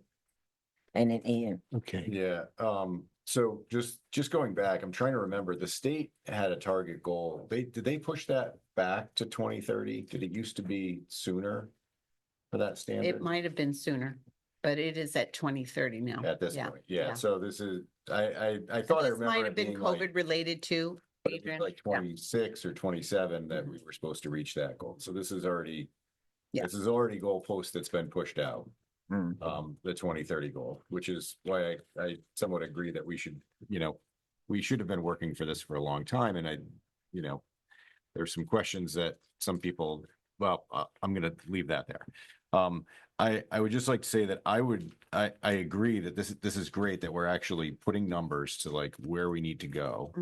I would like to see that by school, understanding that, some schools may make higher achievement and some schools make lower, but the reporting and the goal, because ultimately we're giving you a goal, but it's not you that has to do it. Right. It's the principals and Well, in the staff, the teachers, the paras, everyone needs to work towards the goal. But in my own opinion, I think that we really need to be able to break it down to at the individual school level. Rather than just saying the district as a whole, because, whatever, I forget what it was, 7th grade's doing great in math, but 6th wasn't as great. And we can't, I don't think averaging is the best way to do it. We need to So look at it. what we can do is that I can talk to the principals about incorporating this idea, because really the thing about goals is they have to be aligned. So the goals that I set have to be aligned with board goals and have to be aligned with school goals. you know, and have to be aligned with the state. Now, the state has just put out their new strategic plan, and it's really quite interesting. So some of the language that I've looked at is when we're doing the strategic planning is going to be related to the state. So all of those things need to come together. But I can absolutely ask the principals to take the model that I've done and take their own data and then see what that looks like for them. I think that's a great suggestion. All right. Yeah. All right, thank you. But he wants the goals to be for each school. You I understand know, that? but I'm saying that in my goals, I have to look at it as the district, but then we can have the schools, in order to meet them, I can have the schools outline what it would look like for each of the schools. So you would say to the principal, I'm making this up, Mhm. we want to see a 2% gain I wanna in see- reading. No, I want to see what is the end goal gain, you know, in 5 years, not Mhm. 6. So that's already a little bit bringing it back. And then how much is it going to take each of your schools to get there? You know, so they're going to have to do the math to figure out the time frame and how many points So is they can that per say, year? oh, the first year, we want to see 1% gain. No, they're going to be looking at, you know, some of the schools will be looking at, you know, instead of 3 points, 4 points, depending on the schools. What tools are you giving them to be able to improve if they haven't done it yet? So I haven't gotten there. If you can let me get there with my strategic planning, because there's going to be a lot of work. We've already started with literacy, and I'm looking to see literacy through K-12. And then the other thing is the mathematics, and Beverly said, what are you going to do about mathematics? So we're working on that, but it's a whole community effort that we're really working on the strategic planning. But there might be, and we're going to take some information from the state and recommendations from the state on some things that are actually working. And use some of the things we've already been doing that are working, and then try to share that with others. When are the principals doing their goals? So They the haven't done principal, them yet? no, they've done their goals for me, their own Yeah. personal goals. Okay. When, That's part of when did their they do their evaluation school plan. goals? So really what they've come to you with their action plans, that will be incorporated in their school plan and their school goals. Okay. So, I'm getting confused. It's getting to be a big marshmallow, but I'm not getting my arms around it. Well, the principal has his goals. I The get it. schools, then he has the goals for the school, right? mhm. And And then they the already teachers did all that. have goals. And so he already did the school goals, right? Or he, she. They've got what they've come to you with the data and then Mhm. their action plans, but they also create a school plan. So that will go into their school planning, but this could be something that we could Okay. add to. So do they have like, and math, we want to increase our math scores by 2%? Do they have stuff like that in their goals? They don't have I this think- metric, but we can use this metric and see what it lays out for each of the schools. So with the goal for ESSA. Uh-huh. It seems to me a little late in the year. I mean, for you, this is how it is, but I wish I would have saw the principles. I wish I would have known those were their goals, and I don't know, When they came through. when they came Well, through. this I whole just thought they were process, you know, talking about their test This scores. and that's process it. usually takes place in the summertime. But then when it does in the summertime, we might not have all the data. So the good news about doing this late is that we now have a lot more data. Okay, Well, so let's get into my next question. huh? And in Go ahead. What happened? Oh, no, we're getting to my next question. All right, go ahead, Um, get to it. So, all right, one other thing I would, before I get to that question, I would personally like to see AP and IB testing as part of this, because we spend a lot of money as a district on those classes. So we dedicate a lot of resources that could be going elsewhere to those classes, and to have some data on improved scores in those, and actually the standardized scores, not the individual, grades, but I would personally like to see that. But second. Can I just jump on that for a Yeah. second? And also, do our kids really, are our kids that go into IB, if we compare them to a school like East Lyme that doesn't have IB, are our kids going to better schools than their kids, or, I'm just trying to get a heads up on why we're stuck with IB and why we think it's so good. as That's compared a to whole just, presentation, but I'd love to bring that to you. yeah, I love to But I hear would that. say that, yes, they can go to almost any school that they. Yeah, but so are our kids going to any better schools than the schools that don't have IB?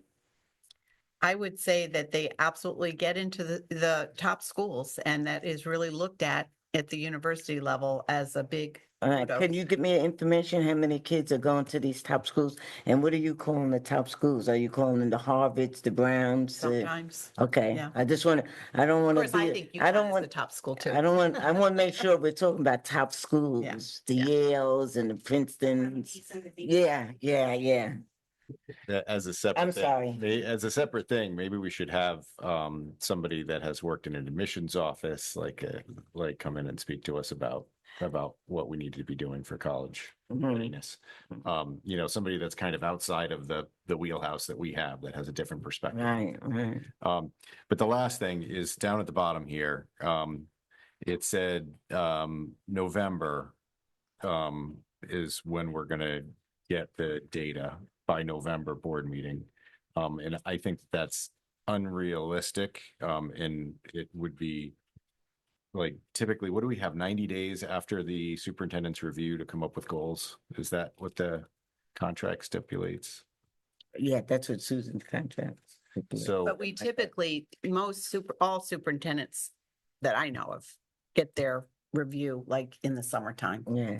Yeah. And then they set their goals for the next year. But like I said, it is harder to set goals when you don't have the data. So this actually, We and- have the data in June, though. Right. The state, yes. So the state gives us that data, or we have all that data in June, and I don't understand. I mean, we still haven't seen the Dibble scores from this, the spring or the fall as a board. I mean, it's a separate thing. But we have all that data, and I feel like we should be reviewing it in the summer, because it's almost like when we get that data in November, we're planning for a year out rather than the year that we're coming up on. so this is based on spring data by November. So that was really the spring state data. But we can give you the Dibbles data once it's taken, once we gathered the data. That's Yeah, but the not state, anything. The state just has that state data is embargo. available to us, though. I mean, all that testing data is available to us, correct, in June? No, You just can't make it public, I thought. no, it's embargoed. They release the data on a certain date after they've done all this testing of the data. So I Make sure think, it's accurate. so I just was looking at, the data was reviewed in 2023 in the September meeting. I did an all this- so I bring it to you in pieces. So I gave you something in September that was overarching for the whole district. And then we break it down so that you eventually get the school data by October, November. And then the accountability index is a whole nother story that I want to share with you, but that, so throughout the year, and then there's a report card at the end of the year. So the way the state lays out the data and brings it to us is all throughout the year. So, I just want to get back to this because we keep getting off of. So the state, we do all the testing. We have all the data, all of the principals and teachers have the data. So the district has the data. And I think Ian brought this up, and you had mentioned this before when we talked about it, a long time ago. There's a rule by the state that says you're not allowed to release the data to the board. It's not public, yes. But we're not the public, we're the. Well, I know, but it's only really, they test it out to make sure. Would you seek clarification on that? Yes, I'll let Ajit write something up for you. But also, I going back to the November thing, that data was available in the end of August this year. So in my own eyes, I feel like if we're reviewing the superintendent on an annual basis next year, Bev is running the show. Well, not that it, since Bev is running the show, I'm gonna guess that we're gonna do that superintendent review in the summer, and then we've got 90 days. So presumably we could review that data. So we have accurate data for this, and it's at the beginning of the school year, not late in the school year. So I would personally like to change that November date to mid-September, because that should be a priority. Now, are you saying all the data, like even the school's data and their presentations all in September? You can give us the data dump and then the schools can come in and talk about it, but then at least we have the data. Okay. I mean, it was all on the state website anyway in the end of August. Okay. But I think, giving the Are you data, on this page, Adrian? yeah, down at the bottom of it, on in the italicized paragraph at the end, it says, by the November board meeting, the superintendent will present the information based on the spring data. So I feel like that should be September, so we can actually, I can put September and I'll just check with Ajit to see what he's thinking the release will be so that, there's also analysis that has to be done too. So it's not like just data dump. There's a whole analysis. but it was on the that goes state, all of the numbers were on the state website, and I think I forwarded the link to everybody. It was in the end of August. Mm. When it came out. So I think that the board should be notified of that Okay. and that, Okay. if we're making it as goals, it should be reviewed on goals. Okay, I'll be happy to put September. Ian, Ian. Thank you, Adrian, for bringing that up about the data. That was one thing I did want to ask about. I'm trying to get it going earlier. Mhm. And overall, the moving forward the next year, the evaluation, I'd like to, see it happen earlier. It feels like we're doing a lot of things after the fact. Okay. Will Just remind me, Ian. do. I Make a will note. too. One thought I had here was just looking at this italicized paragraph where you had all your numbers broken out, and you did the math and talked about like the 2 whatever percent per year. I don't see that 2 whatever percent per year in this italics. No, because No. that's just, what I've done is I've taken where we're at currently. I understand the math. I just Yeah. don't see it written. No, But But I'm just saying, if you meet that goal, then Right. that expectation of 3 percentage points a year can get you there even a year ahead of time. one thing that could help possibly, is maybe formatting this as a table. I got a little table of like year 1, year 2, year 3, what your what your goal for increase would be, Okay. Yeah. whatever we determine that to be. Otherwise, I'm glad to see numbers involved. I know that was discussed a number of different times in different places that having something that could be measured, Mhm. as opposed to just narrative is a step in the right direction as Okay. far as like just creating more clarity Mhm. and accountability. As for the math, I agree with the assessments by Matthew and Adrian about trying to move faster sooner. I can understand your math as you just basically kind of did an even split with 1 year shaved off on the back end. You But- also need to know that in order to do this, we need to implement some new strategies and programs and curriculum. And with the implementation, that does sometimes, it's going to be interesting to see with Wit and Wisdom the first year. U-Fly, we really had some tremendous success. So that implementation went really smoothly. But typically, after 45 years, I could say this, and I've implemented quite a bit in my tenure, starting in New Canaan, where we revolutionarily changed mathematics and saw tremendous gains. But it does take time when you're implementing, because teachers are learning new strategies, new programs. And so it takes that's time. all- So that's all well sometimes and it might good, yeah. not be the That- first that- year you're implementing, but maybe after that, the second year gets even better. So you Again, can't like, necessarily it's say. just, having a structure to it and, then, the analysis afterwards, let's see what happens. It's at first like just get things implemented, get them going, have the goal, what it is. And if it doesn't make the goal, then we analyze why not.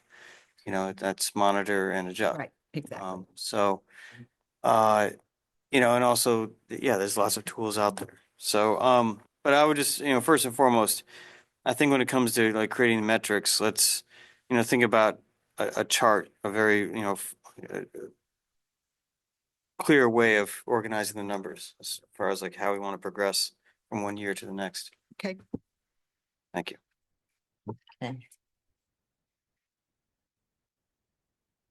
Dean? Nothing. Andrea?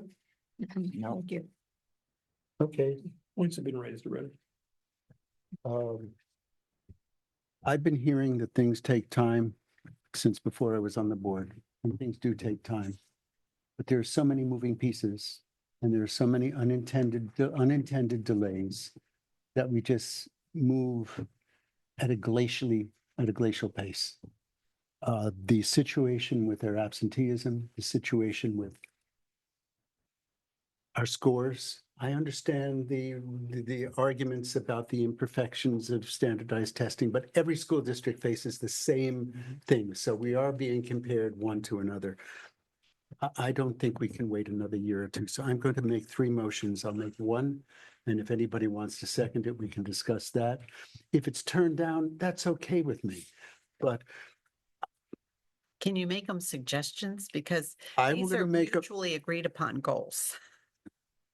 So. I will just let's phrase it change in the it. That's terms what of a the contract motion says. and see if anybody wants to suggest it. I have wrestled with this. I don't want it to be a suggestion. I want it to be a friendly directive that certain things need to happen. If the board doesn't like my approach, that's fine. I can live with that. The sun will come up in the east, I promise you. I move that the superintendent shall present to the Board of Education a district-wide, school-by-school, chronic absenteeism reduction action plan no later than April 1st, 2025. We can make changes if the date's not good. It shall be preceded. It shall be accompanied. I'm sorry, that's the wrong word. It should be accompanied by a monthly dashboard that includes comparable data going back to SY 2018-19. I picked that date because it was the last full year before COVID. This plan shall articulate types of human and fiscal resources currently applied to this task and her, meaning the superintendent's, recommendations of future human and fiscal resources needed to move forward with a 2-year horizon, plus chronic absenteeism goals by district and by school for FY 25-26 and 26-27. And based on one of my colleagues' statements, I'd say we should have absenteeism for faculty and students, or teachers and students. You want to say teachers or staff? Teachers, And staff. teachers and staff. Staff would be inclusive of both of paras and. Thank you. Yeah. Thank staff and students. And please butcher this. Let's make some very delicious sausage. I don't care if some stuff is- Second, Thomas. Point of order. We have a special meeting, Yeah, it was. so by law, we have to stick to the agenda. It's on the agenda. I know it says discussion regarding superintendent's goals. I'm not saying that I have the answer to this. It does not say and potential Motion. board Action, action yeah. on those, on that topic. I don't know whether that, if we were to vote on, if the motion's made and then voted on and voted positively, whether that would constitute an invalid action on the part of the board tonight under this. Well, and the Yeah. goals are mutually agreed Okay, upon. so So you that- can give me a suggestion. So then we'll get a sense of the board. We'll take a straw poll. We'll take a straw poll. I incline to your wisdom. Yeah, I'm not saying that I have the answer. I'm raising that as a potential. That's So you, okay. you really, The it's agenda's not not on the agenda for, to vote. So you really can't. Okay, so That's a then- strong point. Yeah. So, So you could do a consensus, what do Yeah. people feel? so is there a consensus? I'm asking whether or not there's consensus that something this strong be done. Be part of Susan's goals. And I'm open to There's nothing negotiation. about, do you have anything, I didn't read anything about absenteeism. I felt like I put it in here, just don't know I where. thought I heard it too. It's with the strategic plan. With the It's strategic definitely, plan? it's definitely part of the accountability index. And I can call it out, certainly. It's in the strategic. My stone, Susan, is But is it written in here?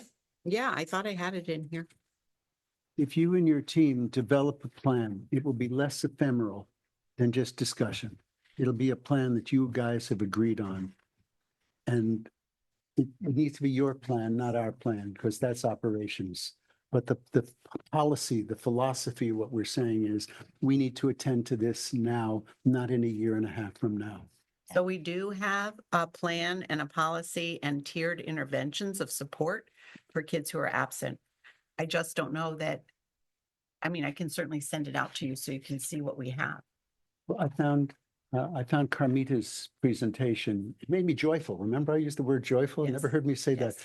She sounded to me as if she had a real strategic plan in mind. So they each do, but we have a district plan too. So then let's articulate it as our absenteeism plan that's laid out for exactly how it's going to work, what the metrics have been in the past, what the metrics we see happening for the next 2 years, the resources that we're using, the resources that we think we need to use. That's the plan, and it can be done in the front and back of 2 pages, unlike anything I would write. I will get that to you. Yeah, Adrian. I support that strongly. I feel like this goal is just putting together a plan that the board can review and think about. It's not like we're asking you to have chronic absenteeism at 10% next year, which would be fantastic. But we're just asking for a real plan We in can do that. place that we can measure going forward if the plan is working. Okay. So I totally agree with that. And I think it's vague enough and where it leaves, like, kind of as Matthew read that, it leaves enough room for, I mean, it's probably just more or less what you have already. Yeah. Some modifications. And I'll work with the principals before sharing it with you to make sure that Absolutely. that's happening, And- you know, and what parts of it are working and what aren't. So I will do some legwork on that. And this will let them, when we get to the third one, this will give them the information that they can use to make the dashboards for their schools. And I think there's ways the board might be able to help in parts of that. Okay. I'll bring Have it some to you. ideas, but Yeah, we'll talk good. about it All later. right. So should we move on to number 2? Well, for the record, I just also wanted to voice support for that proposed suggestion. Right. Me too. Yeah. Okay, Dean, me Me too. 3. Me 3, me 4. I'm overwhelmed. Got that. Okay. Okay, So that's that. Okay. Okay. So, second, we didn't do goal number 2 yet, so okay. let sorry. Susan do it before you Tell me what to do. review it and tell her what to do. Wasn't it academic achievement that we've been doing? We just did, student achievement, That's what number 2 is about. number 2 and where? On my, That's- on my On list. his list. Okay. Oh, I thought you were doing goal number 2. On Susan's list. So you're doing number 2 on your list. I'll read the first sentence. You tell me if I'm out of order and I'll Well, respond. just tell me where it is on your list. It's the I sec- thought Jen said I was supposed to Where reduce is it? the number of goals I have. You're just giving me more. No, I think you can wrap, everything you said can be wrapped into these. Okay. Where's your second goal on this sheet of paper? Page 1, the second dot. The second dot. Okay. So I'm not going to read it. You guys can read as well as I can. I But the would- public won't know, so. you Oh, can read okay. it. The superintendent is invited to present to the Board of Education a district-wide academic achievement recovery action plan before commencement 2025. The plan should include 1, defined year-to-year metric measurable improvement goals for student standardized testing results. It's not in there, but that would include SBAC, PSAT, SAT, NGSS, DIBELS, Lexides, IABs, or whatever the superintendent thinks are the appropriate metrics. For those meeting or exceeding state minimum standards at the elementary level, aggregated by school, GMS, and Fitch. 2, strategies by grade and school level to increase student, I said attainment, I should have said achievement. Okay, it was a long day. Such as high dosage tutoring, electronic tutoring, adult volunteers, off-site support, linkages with Park and Rec, local industry employee volunteers, other support, College, Avery Point interns, or other. What are the resources we're going to bring to bear on this? 3, how we can refocus district priorities to mastering foundational skills with no or minimal impact on existing upper-level course offerings and/or examining costs and benefits of restoring honors-level classes. This is a lot. Fourth, and finally, current and desired fiscal and staffing resources needed to support such goal attainment. this is a heavy lift.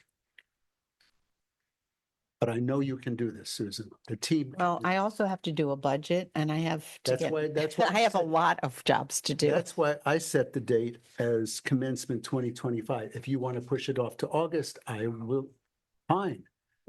But a date certain that we will have something to look at so we can maybe implement something this next school year. Yeah.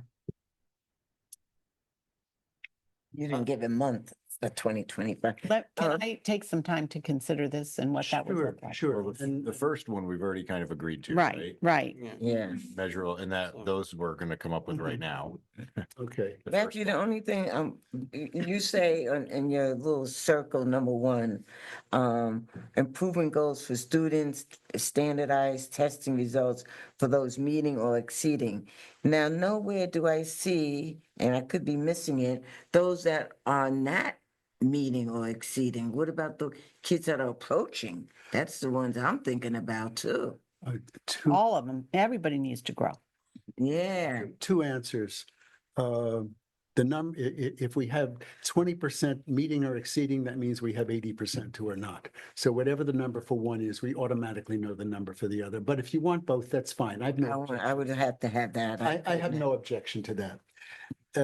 Your second part of your question was? No, that was my question. Where are how they you- approaching and where are they not meeting? But that's the hard thing for approaching that I've always had a handle on. Approaching is basically it's saying the second quartile. The first quartile is 25%, 50%. But I don't know on this approaching level where how many of those are 26% and how many of those are 48%. We do. Well, that knowledge has not come to this board member. So it's really child by child, they have a target. So one of the things we're trying to do in Groton Public Schools is every teacher and every kid understand their target when they're ready to understand their target. And if our children, the closer we get to the 100% of the kids making their target, the better off we're going to do because those kids are going to jump quartiles. Because that's what the state has let us know that those are the parameters of making significant growth over time. And that's how some of our approaching kids are going to be meeting the goal. That's how some of the kids who are at risk will be approaching. So if we can focus on the student targets, which we have been doing, some more successfully than others, that's the way that you make the growth for all I'd kids. be very open to having two charts, one that shows based on meeting or exceeding goals, and another chart that says meeting or exceeding growth target, individual growth targets. We can still preserve the anonymity and respect privacy, but that'll give us a much clearer picture. And if we have 80% of that second quartile meeting goals, and we're still having 20% who are not achieving the standards, because we're judged not by the goals. We're judged by the public on the basis of this is a district that's got 35 to 60% not making minimum standards across grades and disciplines. I know there's a national problem, but we can't solve that. All we can do is work to solve ours. If I could jump in on that, I just feel like I'd add a little, Please. I mean, I agree with where you're going with this. I think, for every student, every education, you're looking at two different ways, it needs to be analyzed two different ways. There's the standards that we either seek to approach, meet, or exceed, but then there's also individual students' personal progression. And I think what we're lacking on our end here is getting a good sense of, despite the fact of like maybe the standards are not being met, certain percentages, But who's growing? but who's Right, progressing? right. How are the students progressing along that track? Mhm, So if there's some way to aggregate that data, maintaining anonymity, mhm. that would be a crucial piece to I the agree. reporting. I agree. And it sounds like you have that data. I have that It's a matter data. of like how to Yep. make it anonymous and then aggregate it. Yep. And given the fact that we have so many transient, such a transient population, that knowing what the growth data is really brings a lot of color to the other. We have made kids coming from, I'm picking on Mississippi because they're the easiest ones to pick. You So know, they won't have a growth target because Mississippi doesn't have an SBAC. The only way we'll get that growth target is for kids who are moving within Connecticut. And even with kids moving within Connecticut, remember that Norwich, New London, Groton connection? Mhm. You could have a kid who's been in 2 towns or 3 towns in 1 year. So while we can still measure the growth target, it might not be the responsibility all of Groton in meeting it. Maybe they were in Norwich for a while and New London for a while. Right, that's And true. so that does have impacts. So you have to know that that does have impacts. you'll So do the just, best you can and we trust you. right. That's all I can do. Right, let's move on to Susan's performance goal number 2, because it's almost 10 Yeah, it o'clock. is. Yeah. So, and at 10 o'clock, I'm hoping everybody would want to go home and we can. I catch So- all those games. Oh, I told you that. Now, So- go ahead, Susie. This is the goal, which is around ed leadership, and it's grounded in making relationships. And I'm one who really believes in a lot of in-person relationships. That's why, I like to be in person for as many meetings as I can with the board. And, I like to be in those buildings and, certainly to outreach to the greater community and all those family engagement kind of activities. I can't get to them all, but I try to get to, every school engagement at some point. But in this, some of the big areas are working with the board, faculty and staff on implementing the mission and vision and goals of the district. And I know that this board wants to really take a look at their goals more closely and what are those goals, and belief statements, I think, but we do know that, our vision is teaching and learning, and a lot of people really understand that. It's simple, but it really is powerful too, at the same time. And also working to implement an action plan and a strategic operating plan. So we will be working with the community. There's going to be surveys and outreach. I encourage the board to take the strategic plan. I know Anne Marie sent it out. And we're going to be encouraging that. And then we're going to do some focus groups. She's really done a marvelous job outlining this, and she's done prior work in this too, as I have. So we're also modeling it after the state comprehensive plan, which I'll get you a copy of, but you can find it on the web page, which is every student prepared for learning, life, and work beyond school. So not just college. This is really career and life beyond school. And, so that is one of the big ways that we're going to be looking at that. And then to also promote school culture and climate. And see continuous improvement. And we did see some improvement from one year to the next. We're going to be looking at making it more uniform so we can continue to look year to year at the culture and climate survey. But part of culture and climate too is our new Groton Public Schools Educator Evaluation Reimaging Plan, because it wants me to go to bed. Sorry, guys. I don't ever go to bed this early, but it's reminding me. So at any rate, part of the plan is to get principals and administrators into classrooms more often and to look at possibly 6 opportunities throughout the year for every single teacher. And that's a huge goal. But it has been really well received by our teachers, our faculty, and they feel like it's a big plus in their plan that they get that feedback. They get to meet with the principal 3 times a year, setting goals mid-year and then end year, and that they get feedback on any time that they're observed. So, and it's personalized.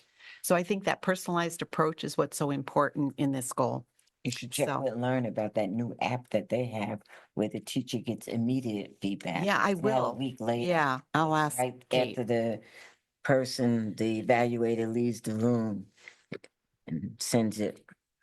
So we give both written feedback, but the thing that they love the most is meeting with the principal. And that's supposed to happen within 24 hours. And they actually team up and they talk. They just have conversation. So that's the ed leadership piece. Jen, go ahead. And there's like me going back to bare basics so that we can, set the foundation, right? Those are all great. I mean, I want you just doing that just part of your normal course, right? Your goal this year should be setting and establishing or reviewing the strategic plan. Boom, right? Um, um, But- because, you know what I mean? But we're also Working- implementing this new plan that got approved by the state. So everything falls under me. And believe me, I'm paying attention, but a big focus is that strategic plan. That Yes. is highlighted So in my that- mind. Yes. Just make sure you know. So that is the goal. Right. We can track you on that, right? All that is wonderful. That is great. That is part of your daily, like, that should be part of your job description. You should be doing that, and if you're not doing it now, yes, definitely, we should make it a goal. But if you're already doing that, I don't necessarily think like I want to make that. Maybe we pick one or two of those items Mhm. and then we can measure it. I don't want to have 10 on goal 1, 10 on goal 2, and 10 on goal 3. And now we have 30 things for you to get measured on. And each of the principal gets whatever portion of yours and theirs. And it's just going to be a big old mess. So I'm going to star the strategic plan if everybody's thinking that's, what highlight. I mean, that's what you think. That's what I think. That's just me. But I'm like, give me 2 or 3 things in each one of those categories so that we can measure it. And it's something that will push us forward. All of those pushes us forward, and you should be measuring yourself on that. I do. But- I do but that self-reflection we on all need the things. Something that we Mhm. can measure you on, So what did you say, Jen? like complete the strategic plan. The strategic plan will include A, B, C, D.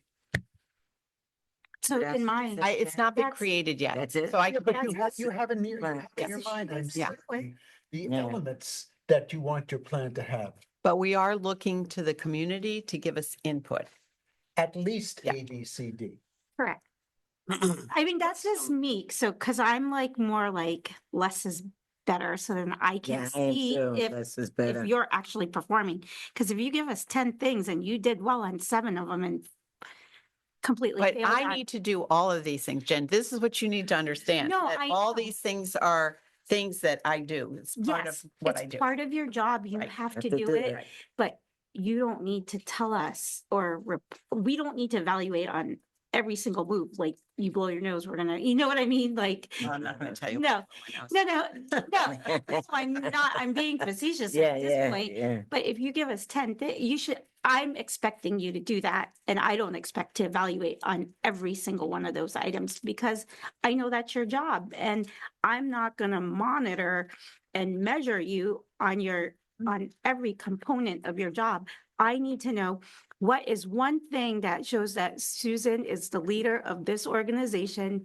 Boom, she's setting the objective for whatever, like whatever it may be, and then we can measure you on that. Like all the 10 things that lead to that, I don't care. I mean, not that I don't care, like I know that if you've completed it, you've actually all done like the lesser steps. And I don't need to evaluate you on all of those 10 steps that got you to our main goal. That's all I'm trying to say. Well, and I'll bring to you as we go through the year. It's not like it's going to be just the end product. I will bring you some of the insight that we've had and I'll ask you Mhm. for your insight as well. Mhm. Right. And as we develop this. I just wanted to express my support for Jen's proposed approach. Like having it's a simplified goal that we're assessing that's all inclusive of the lesser steps that lead into that. I think is a great approach. Mhm. And I just wanted to kind of clarify a couple of terms, I guess. There's the strategic improvement plan Mhm. that you mentioned. And in the NEASC report from a couple of years ago, there was a school improvement plan that was. Yep. Uh, Those all have to align. Right, so So the the school strategic- improvement plan, yeah. is that thing, has that been a document that's been shared with the board? So the school improvement plans are really based on their data, but the strategic plan will probably set a new format for the school plans because they have to be aligned. The school improvement plan already is in existence, and that is like a district-wide thing that's, No. as the school by school? The school plans, we have a district-wide And the ASC report strategic was just plan focused on the high that has school? been in place for as many years as I've been here and then revised. So And that's what the school plans were based on. This is a new strategic plan. It may have some of the same ideas, but it might even have some new ideas. But it's really going to be, we're really looking to align it with the state plan as well. Can a which I board did. member sit on that committee? I don't know if one wants to, but just in Yeah. case one wants to sit on that committee. When do you meet? We are meeting I think about once a month. You meet during the day or an Yeah. evening during the day? And so we have to be somebody that can get off during the day. Look at me. All right, so thank you for clarifying. There's a difference between the school improvement plan and the strategic improvement plan. Yes. the Strategic improvement plan the does not exist district. yet. We do have a strategic plan that exists, and we've had it in place for about 10, when I got here, we created it and then we updated it Mhm. probably in 20, I don't know, 20, right around COVID. And then, so we're really looking to have a new plan. Did you ever see the old plan, Ian? I don't gave know you if I- copies of it with your new, Was that, I can get you a Right. copy if you want to see the old plan, but we are going to be Yeah. creating a new plan. I think that would be good. And, just, I'm looking at a way to try to streamline the goals, because I see all these in the same way as Jen I saw a identified. lot. These kind of all lead into a larger. I would rather have fewer to report. Yeah. So I mean, if we have like to develop a strategic improvement plan by a certain date and then implement, then that we use that plan as the tracker of this goal. Mhm. So step one would be finish the plan, and step two would be.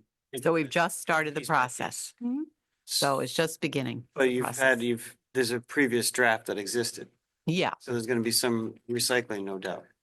Is- Maybe. I'm presuming you've looked at the last plan in your group and said, well, this is what we wanted to do. Here's where we succeeded. Here's where there's still some work to be done. And that's. We've the just point of started the that project. process. We've just had the first initial discussion around it. Yep.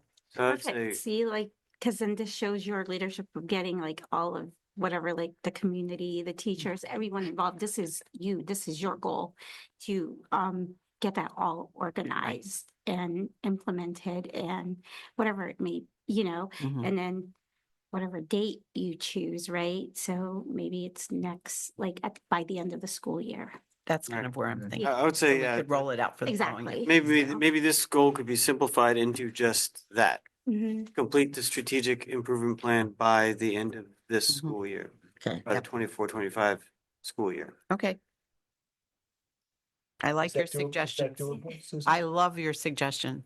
Plus is, I think about all these things all the time, you know. and like we We all do. expect you, Huh? and we expect you to, but Yeah, I don't yeah. want to like, You, I don't want to like monitor your every movement Or micromanage. or micromanage. thank you. All right, so Susan, you have a little update on, Andrea wants to say something. what you do? The only thing I wanted to say is, as I listened to the conversation and I looked at the Susan's goals, and it's two ways of looking at the world, two ways of interpreting it. And Susan's goals deal with the greater direction of education. This board's goals is looking at the very specific data in terms of education. And I think that what we need to do is to sit together and to combine those two. I would never want to lose how you present your vision for the district. I would like to see that reflect the data and the actual numbers, the actual ratings that this board is looking for. I don't know how maybe you can bring us together in that, and really. They got high expectations, Beverly. I just saw the headlights. While you're at it, fix the United Nations too, like, look at that. Beverly going, did I make a mistake? So, just to bring two different ways of looking at the world of education together. Mm. Yeah, I would say you're process oriented and I'm outcome oriented. Yeah, And I think. And that's what Well, we want to see. I, We wanna see that's the what I did process. with that first one. Well, you did Share that. good. It is. And in a lot of ways, I mean, I think we're doing exactly what, I Doing think that so now. too. That's kind of what we're doing. yeah. Yeah, I think, yeah. I think that's. That's what Andrea's saying. She wants to see your vision documented by statistics. I need to write the book. I need to do the dissertation about my vision. I won't tell you what people used to call it because I've always got one idea or another. Because I think basically that's what the whole board wants, statistics and data. And Yeah, they want- yeah. They want to, Yeah. something you could measure. Right. Not to lose Or, that. But or not to lose your tangibles, vision. like the plan, the strategic improvement plan would be a tangible. Right. That'd be something that we can sit and be, okay, well, now we have a document. Right. So That was the interesting, goal, was to create a document that would help guide the district. Right. interestingly, our And use Dopey, that document too. Yes. And then That- that'd That's be, like some of these other documents With- that just sit there. with all of the DODEA grants, 8 of them that I have nurtured, crafted, created, followed through, we've always had the data, like you see in number 1, but we also have other things that are really important to Department of Defense. And those are things like enrollment in courses, looking at teacher efficacy around new programming, and really getting teacher insight about how they're feeling about something that's new. There are surveys and surveying kids and surveying parents and surveying. So there's a lot of other things that we can do that I can bring you data, but that really show that something is working in another way besides just numbers. So you can kind of look at that. I mean, we do that with culture and climate surveys. And so one of the things I've learned is they've actually shifted more to not just the numbers. And they're looking for more of these other things. And I'm not going to call it soft data, but it's like the buy-in from the community and the buy-in. One of the things they applaud Groton for is the buy-in of these grants and how we move forward and how the teacher efficacy part is appreciating some of this, professional development, because we get a lot of that through these grants. So just putting that in mind, that it's good to have a kind of a combination of data points. But I'll tell you, we don't go home, we're all gonna pass. Matthew, you have something to say? No, I have nothing to say.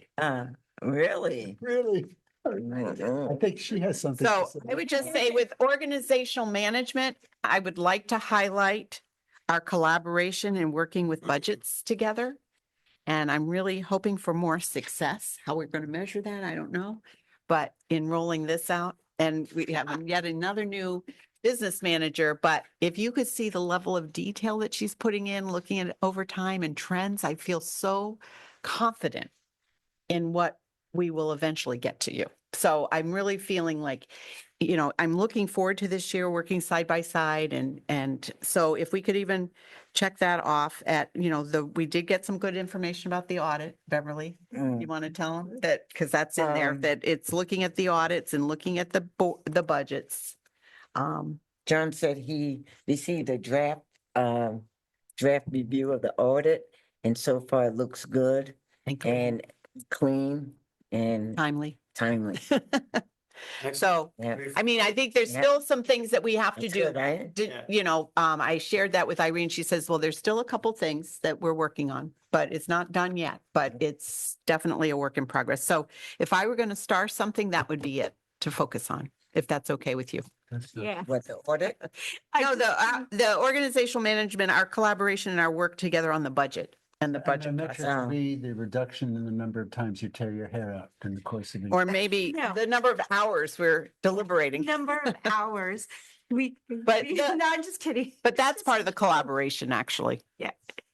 All right. And then community relations. Wait, we don't want to just rush through. Oh, the okay. station. Well, you said That's what 10 we're o'clock trying in to my bedtime. Rush us through without us thinking. Some That crackers, I'll alarm, pass them that around. was a, boy. Yeah, right. I set it up. So I don't know, it's 10 o'clock. Yes. If you want to continue, yes or no, Dean? Yeah, I'm going to continue. You want to continue? Okay. I'm good to go. Ian's good to go? Yeah. Adrian's good to go? Good to go? Good to go? No. No. We're not gonna do John Kane. All right, sorry. Ian. That's all All right. right. So Can we get an endpoint though for Dr. Ackerman's sake, like, how much longer? Half hour max. Yeah, 10:30. 10:30 max, okay? Yeah. All right. well, I'm looking for the focus areas, so I'm going to streamline this Okay. because I like Jen's idea and all of your ideas. So any comments on performance goal number 3?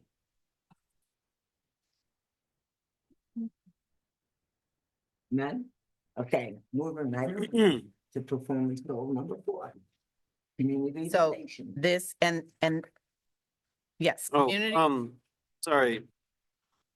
You're, Just- 3? Yeah, back to 3. Okay. Submits and implements a comprehensive hiring retention plan to CSDE. Communicates this DEI, school, community, and the board. Just with things like that, I mean, is there a way we could put a date on that? So those have all been delivered. We're just waiting for feedback. So we have that DEI plan is with the State Department. As soon as I get it back, I will present it to you guys, or we'll Alright. have Lauren come in. And that'll be a full Yep. Cal presentation. Yep. Is there a component of that plan that for retention, recruitment, hiring and retention? Yes, it's all part of it. It's all part of the plan and had to be state approved. So that's already something submitted and actually was reviewed by the state. They gave us some suggestions. We resubmitted it, so we're waiting to get it back. So the community relations is, again, a personalized approach is really important. Through the Title I, I tried to make it clear in board notes that it's Title I schools, but that have been identified, and that's Groton Middle School, Catherine Kolnowski, Thames River, and Mystic River, although Fitch was coming in pretty close. So we really have Title I students throughout our district. So there's also a district portion of that. And then I showed you the narratives and how we write it up. But one of the things I wanted to say or highlight is that we also added the different family events at each school. We had a Google Doc and the principals took time to showcase the many, many different opportunities that families have to come together. And we think that really matters. My School Matters is getting ready to go out before the holidays. It's all ready to go and we're editing it. And I've heard good feedback from, even making sure the larger community gets the weekly updates, so the school community and the larger community. So those are just ways to touch base with the community. I look at, making sure that meeting with the unions, I treat them to breakfast once a month and all of them, and I want to extend that to the para leadership too this year. So that's one of the additional pieces that I'm going to put on to hope cultivate that relationship a little better, because it's really been stressed between, doing our negotiations first. And then, I just feel like if I could focus, and you asked me for a focus area, not that I'm not going to do all these other things, but I would think if I can meet with their leadership team and their larger leadership team with Lori and with Denise at least 4 times a year. And if I can take them out for breakfast, in the morning and, really meet with them and just have those honest communications, because that really saves us from grievances in the future. If there's somebody on, Sure. And Jay had wanted the board to have a liaison committee with the paras also. So maybe that's something I can set up. I can get the information from Susan, who the para people are, and call them up. Just like we have the AGSA and GA liaison. Jay If wanted to have the they meet in paras. the evening, I'd be interested in serving them. Okay, you got it. Appreciate it. Because we used to do it too with the custodians too. We used to meet with them also, but I don't know what happened.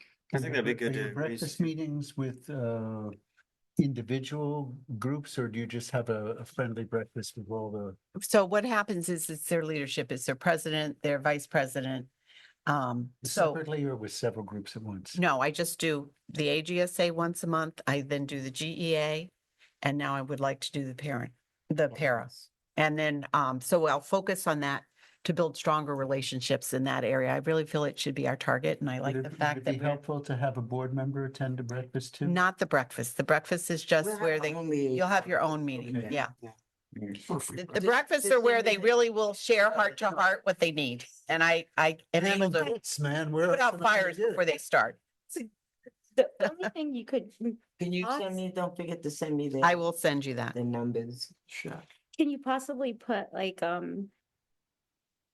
number, like we'll meet with them like 8 times within the school year or 7 times with this? I think it should be whatever we're doing with the other groups because I wouldn't want them to, that's almost too much for, I think we meet quarterly with Quarterly? yeah. Well, this Yeah. looks like we're gonna meet. No, but maybe if we get 2 more time, maybe we get it in the winter and the spring. Yeah. We usually Yeah. meet with them more than that. Maybe you could put at That's what minimum you like can 3 see. times a year. Right? If it's quarterly, you could say minimum 3 because we only No 9 fewer months. than- Huh? Yeah. Use the phrase no fewer than. Yeah. Something like that. 'Cause I don't want it to be. Let me look at the language because it's actually something spelled out through the GEA and the AGSA joins the Whatever GEA. it is. I think So- it's quarterly. I think it's quarterly Yeah. too. And we usually set it up because we usually have a final finale of meeting together. Yeah. Yeah, no, because I don't want it to be like a goal and then like you say, you come back, not that you're gonna do this. Oh, like I met with them once. Specific number would be good. Yeah. So if it's Well, the court, board meets with them quarterly. I don't know. How often? oh, do you board meet? chair, maybe. I meet The with them, AG No, I meet with them once a month Okay. and then, yeah. we only For meet with them breakfast. quarterly. Maybe not even that, 3 times a year. We were supposed to meet in October, but that got canceled. November got canceled, December got canceled. So now we're on to January. And you figure at the January, there's gonna be one other meeting and then it's gonna be summer. Yeah. So this year was twice a year, but usually it's like 3 or 4 Yeah. times a year. Yeah. Hopefully we won't have the budget eating us alive this coming year. Mm. Mm. Matthew, do you want to be on the one with the Paris with Ian? To go to a breakfast? No, to do No. what? No, you. The liaison meeting. Liaison meeting. It'll be an Oh, evening. Haven't you given me enough to do? Well, you could say no if you don't want to. I would love to, but I'm not going to. Okay, Adrian, do you want? Yeah, I'd be willing. I'd like to Jen, do do that. you want to do it? No, you already have Ian and, You need like 3 people, oh, okay. Yeah. If you need 3 people, then yes. just in case. Just in case. Ian can't make it. Okay. Just talking Have about a hot quarter, date we're or just talking about a quarterly Yeah. liaison meeting. Yeah. Yeah. The pairs sometimes As long as it's after like 5:30 is good for me. Okay. Thank you. and Jen. Okay. I like If this. you do, if you need a, fill-in, I'll do Okay. An alternate. it. Well, if somebody can't make it, but of course, the board, the, committee will have 3 names, so.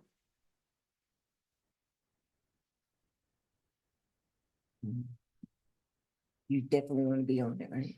Okay. Okay. Alright. Now, the I'll go. fifth goal is really Wait, building. wait, any comments Oh, on, sorry. any other comments on this goal number 4? Jen stole my thunder. I was just looking for something definite, so that's good. Okay. No, that makes sense. So the next goal 5, which I really think is my most important goal, is my working with this board and listening very carefully to your good thinking and having you listen to my good thinking. It goes both ways.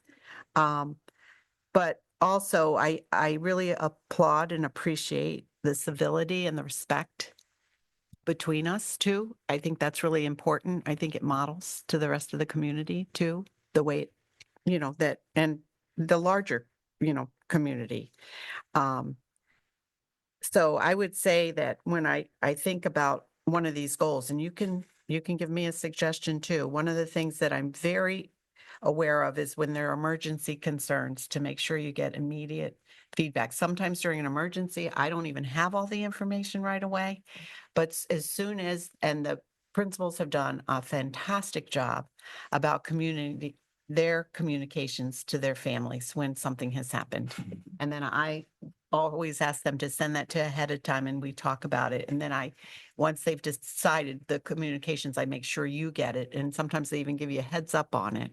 And there are certain things when it's dealing with personnel and certain issues that, some of the information is confidential and you might be called to help with the situation. So I'm just very aware of that. But, beyond that and the time that we spend on, the board notes and other things, the other thing I've asked my principals very specifically as a goal is to make me aware of anything that they feel clear expectations to administration so that they realize the importance of getting board information in a timely manner and not having surprises. I've been caught up in surprises where I didn't know. I mean, it goes back a few years with some things with the band and band credit, if you kind of remember that. And so I really had to work with the principal to say, these cannot be executive decisions. They need to go through me. They need to go through the board. So I will continue to do that. And I think that's another starred asterisk thing that I will continue to do. And, hold people accountable and have it in goals so that we really, and communicate. I always say, even if you don't know, if you're not sure, just let me know so we can talk it through and make sure that if it's something the board needs to know, I need to tell them. So. I think the board may have been remiss in not having expressed to you to pass on to your principals how much we appreciate the way they've handled the emergencies that have gone on. Yeah, I really do. And I can't say enough about LJ Fasaro and the police department, right, being by my side, whether it's an emergency and we've lost a student and in an automobile accident, getting in touch with me in the middle of the night. And anything, he just right by our side, this police department, it's fabulous on the city side and the town side. So we do appreciate them too in working with us in emergency situations. But if that can be my focus, those two pieces, that would be great. What were your focus? So the setting clear expectations, to administration that, that any information that needs to be sent to the board in a timely fashion or, things that we're contemplating. And that's the principals and it's the central office staff, because there were a couple things that Dave laid out and, that I just, We're not going. well, I shouldn't have used his name, but that we've had people lay out and then, if I don't have all the information I need, then it's never good. And then what was the other one that I asked? Oh, the emergency concerns, that making sure you have communication as soon as I can get it to you. Are you comfortable about putting in something about getting the dashboards functional by September in the buildings, district and the school level dashboards? This would go back to student achievement. Yeah, I was gonna say, that's not in this Yeah. bucket. Because Jerry also asked me about the dashboard. Well, I think that goes really under goal 1. Okay, as long as it happened. Yeah. wherever you're comfortable. I'll put something about the Thanks for dashboard. bringing that up. Yeah. I was gonna talk to Susan about it tomorrow. Mhm. I put in my notes. Things to talk about. Okay. So by that a deliverable date by, So it's up and running by the beginning of the next school year. okay. Yes, sounds reasonable to me. It's gonna be a summer, it's gonna be plenty of time. So Well, there's certain things that we already know about that are on our dashboard. that We just have to set it up. Then. We could have it sooner. Next Tuesday? I'm gonna get soft starts. Yeah. I just- If I have a 6-year plan, I'm trying to get it done in 5. Please, 5-year plan has a very negative Yeah. connotation. Anything we go, Susan, you're done? I'm almost done. It's just, No. We'll Oh. go number 5. yes, I'm done with Okay. goal number 5. Adrian.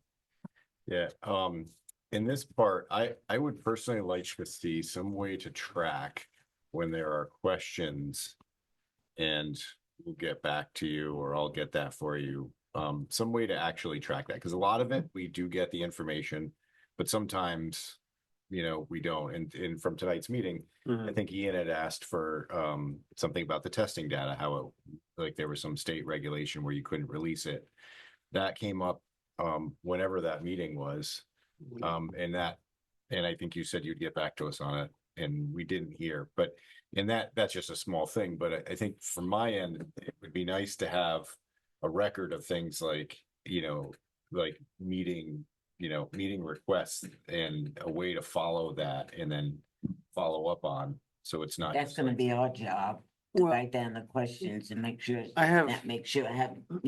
Well, I even have all my secretaries watching because we, record everything. Mhm. So they go through it with a fine tooth comb and I've asked them to put down anything that comes up as a question for me. Well, I had a thought about this actually, and it just kind of came back to me now. Thanks for bringing it up. Maybe we could take a page out of the FYE or the FAQ sheets that we used for 2025 budget was, maybe have like a rolling Could have Erica spreadsheet, set that up right? for me. So that it's not A just Google one Doc. email that shows up, but we have a standing sheet that we have access to that we, if you have those people taking notes like that, just the date that a question was asked, who asked it, just the initials or whatever, and then the question and the answer. Yeah. And whatever links to whatever documents that might be relevant, That's good. And maybe have that updated within a certain amount of time of the meeting, so whatever is reasonable for yourself. if any individual board members were like, no, I remember this, we can send that email out, say, was this on there, or Yeah. something like that. Like a central database of those kind of questions. Anything else? We go number 5. Oh, it's not goal, it's just more like how to set up that.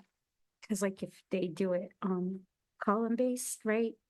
In an Excel spreadsheet, we could do pivots off of it and then we could have a report by date, by topic. We did that with the questions that you asked at budget time. We Yeah. just added links and things. Yes. No, not links, but the spreadsheet itself would be description, date, general category, like type, and then whatever 4 or 5 other columns. Let me work on that and I'll bring it to you and check. Yeah, because then we could do a pivot table off of that and say like, give me everything from June of whatever, 2024 or 3. And then we could see everything like that was discussed in those meetings. Like a searchable database for all the Exactly. information that we have. Exactly. You have to try to guess on keywords and email searches to find Exactly. it. That was a problem with those budget FAQs, trying to search for things. Like Right. sometimes we Yes. ask them twice and Yes. Yeah. But exactly. like, we need to yeah, Right. if you need help with whatever the topics are, and then we can, so that we can develop It's the gonna be a bit of an database. ongoing brainstorm. Yeah, And I know that some questions are easier to, answers are easier to come up with. And I know that Irene has said that she has promised meeting to meeting, if it's asked in finance and facilities, that she'll get it back. And I think that's just because there's so much going on right now Right. between the audit and the budget. And she's prioritized, which I appreciate, the audit and the Yeah. budget. That's Because good. that's what we need. And I'm telling you, I can't wait to show you the details. She is really and following policy to the core and teaching others how to follow it. So I couldn't be happier. It's great Every to time hear. I see her in the hall, I ask her really how she's doing. And I think she's happy here with all the pressure that's on her. I think She she's likes it happy, here. She likes it here. Yeah. All right. Be up here a lot.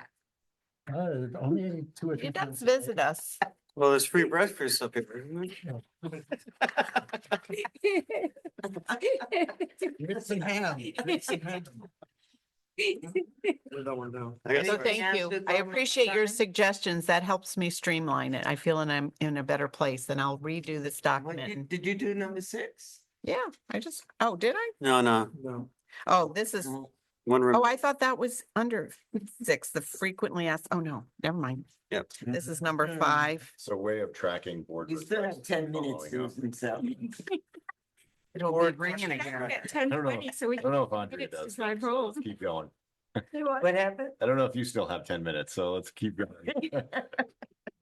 So I would say, here's one of the things I want, even though this is personal, professional, one of the things I think I'm really good at is my networking. with all kinds of group, whether it's the State Department of Ed and asking for funding and all of a sudden I get a check because I said, you've got all these unfunded mandates and you want me to do this, this, and this. Or whether it's working with my Learn group. I mean, they're so wonderful and supportive, whether it's CAPS, CABES, CCLM, all those different organizations. I really take time to professionally feed myself, feed my soul, my intellect, my heart, and to really network and get other people's good ideas, because I think we can't do it alone. So, that's where I feel like personally, and, I really care, and I really, think integrity matters and caring matters. And anything I'm faced with in a problem, like I don't try to blame people. I try to identify what the problem is and bring people in on the problem solving approach, that it's not just my idea, I'm going to fix it. So it's very collaborative. But I would say when I look at this, one of the things that I really want to have happen this year is for everybody to understand this vision of the graduate. And we started bringing it to all different groups, but also with the board to understand it better. Catchphrase, the education always has all these catchphrases. What vision of the graduate? Well, it is something that's identified in the state and it's got to be part of our plan. And the high school had created the plan, but nobody else was involved at that time. So everybody needs to be involved because it starts in pre-K. And if this is the vision of the graduate, when they graduate, what's happening in pre-K? What does that look like? What does elementary children, what does it look like for them? What does it look like for middle schoolers who soar? I guess, do you soar first and then you rise, or do you rise first and then you soar? I don't know. I don't know, but yeah. But it's definitely something that, I like that one. it goes along with the belief that every student can achieve at high levels in this district and can find their proclivities and their passions, and, which will help them in their life find the thing that they love to do. So I really want to take that as an initiative, and I don't know how we'll rate it, but I can certainly tell you and keep track of all the different ways that we've communicated. And if you feel at the end of the year, you understand it better and you've had a say so in it, then that matters. That, it wasn't just some document that we filled out and did for the state and for the plan for NEASC. So But- do you have this document already, the Mhm. vision of the graduate? Mhm. Did you give it to us? No, I mean, I've got it outlined, but I can get it to you. Okay. I mean, it's probably the same vision we have. I'm gonna send you an email on that. I'll copy the rest of the people. Okay. Use it or not. So, again, just only a deliverable date on that we can expect. Is it done or is it still in drafting? It's in drafting, but my idea is to make sure that the whole community understands it, the board understands it deeply and can talk about it and can, that the staff understands it. I think it's part of our strategic planning is to get them to understand it. So I've already laid it out at a administrative retreat for the administrators to really think about it at each of their levels. So, Is this something that you're making up? no, it's something that the State? no, it's it was required through NEASC. The Mhm. high school created it. They surveyed people but then it wasn't really shared with the rest of the school community. So it was just part from the high school. And I've always thought a child comes into the school at pre-K and sometimes they stay all the way to 12th grade. But I think it's really something we have to think about at every level, almost like benchmarking with, what does it look like here? What does it look like here? What are our expectations for them to thrive? So Okay. I would just say along those lines, just to, to close it out, to have a deliverable date where the draft is going to be completed, like a deadline to finish. the So final- I would say the final end of the draft. year, because it's not just a draft. I would get you what we have, but then I want, to be able to work with these different groups, work with you on what does it look like? What does it mean? Not just for the 12th grader So who's then, I graduating. guess also with that, then a schedule for how we're going to accomplish. that. Okay, yeah. When are we going to meet? Who are you meeting with when? Yep. In order to complete that task, and then the final revision of that document. Okay. When could we expect that? Just to have some hard deadlines like Well, throughout. it's going to take me this year to do this. Right, understood, So, yeah. yeah. No, and if it Yeah. takes that long, all I Yeah. know is like, I'm just looking for some. I would like to actually amplify it on the website Mhm. too, you know, so that people who come to Groton will see what our vision of the graduate is and what that means to all of us. Yeah, I have a comment on it too. Okay, okay. You know, but I hope it's a good one. Right. So, oh, go on.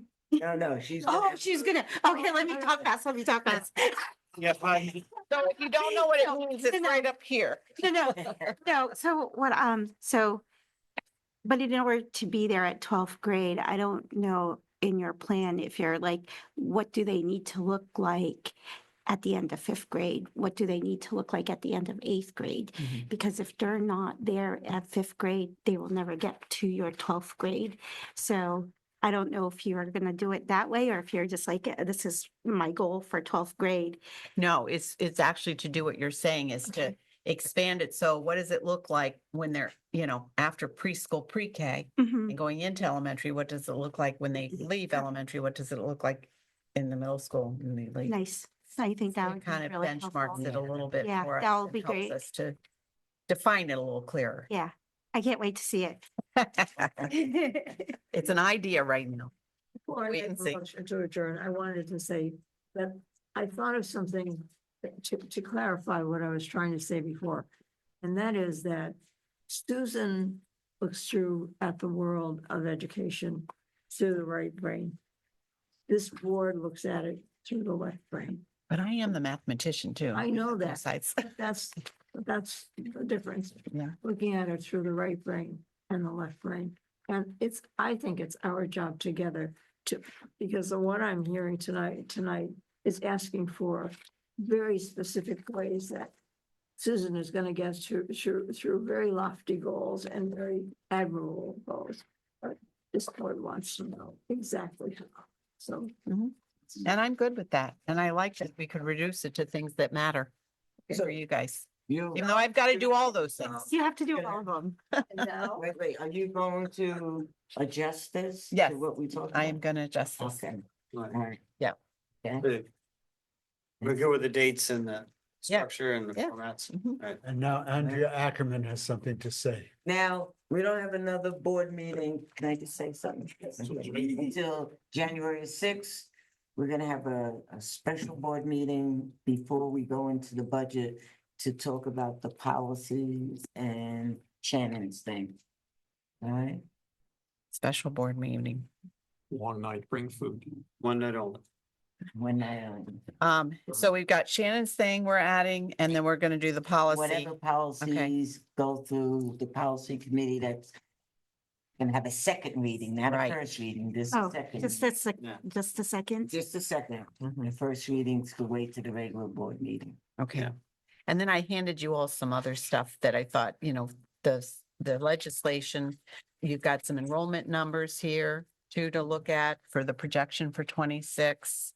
I gave mine And to Chris, so I have to. I have this messy budget calendar and just see if that looks right to you. Just know that we've got public hearing in 2 places. And the reason we had it in the second, we had it here on the 10th of February is because then we'll know more. We'll have gone through this and we'll have had, if we have this joint meeting, I think Beverly, you're going to check to see if they want a joint town council RTM meeting. But that was always something, I've been here 10 years and that was always something that we thought we would do. So that they could give us some feedback Mhm. and then we would do the public hearing. So we typically did the public hearing after we met with the liaison group. But now we're doing it twice. We're doing it once on the 13th and once on the 10th. So just if that's what you want. Right. If Well, you that- think we need that, I don't know if we I- need If I could both. just chime in on that, I mean, as far as like the ad hoc budget procedure committee meeting, you know, like when we talked about it, we did identify wanting to have like sort of a bookend approach to like having like public hearing on the front end of the board's deliberations. And then as we're poised to transition the document towards the town council, Okay, to have a second one. so this draft is good. I can get it cleaned up for you. I So- had no objections with what was there based on all our past deliberations. Okay, all right. And, you know, the compromise date of January So 13th. I'm gonna put clean up and send out.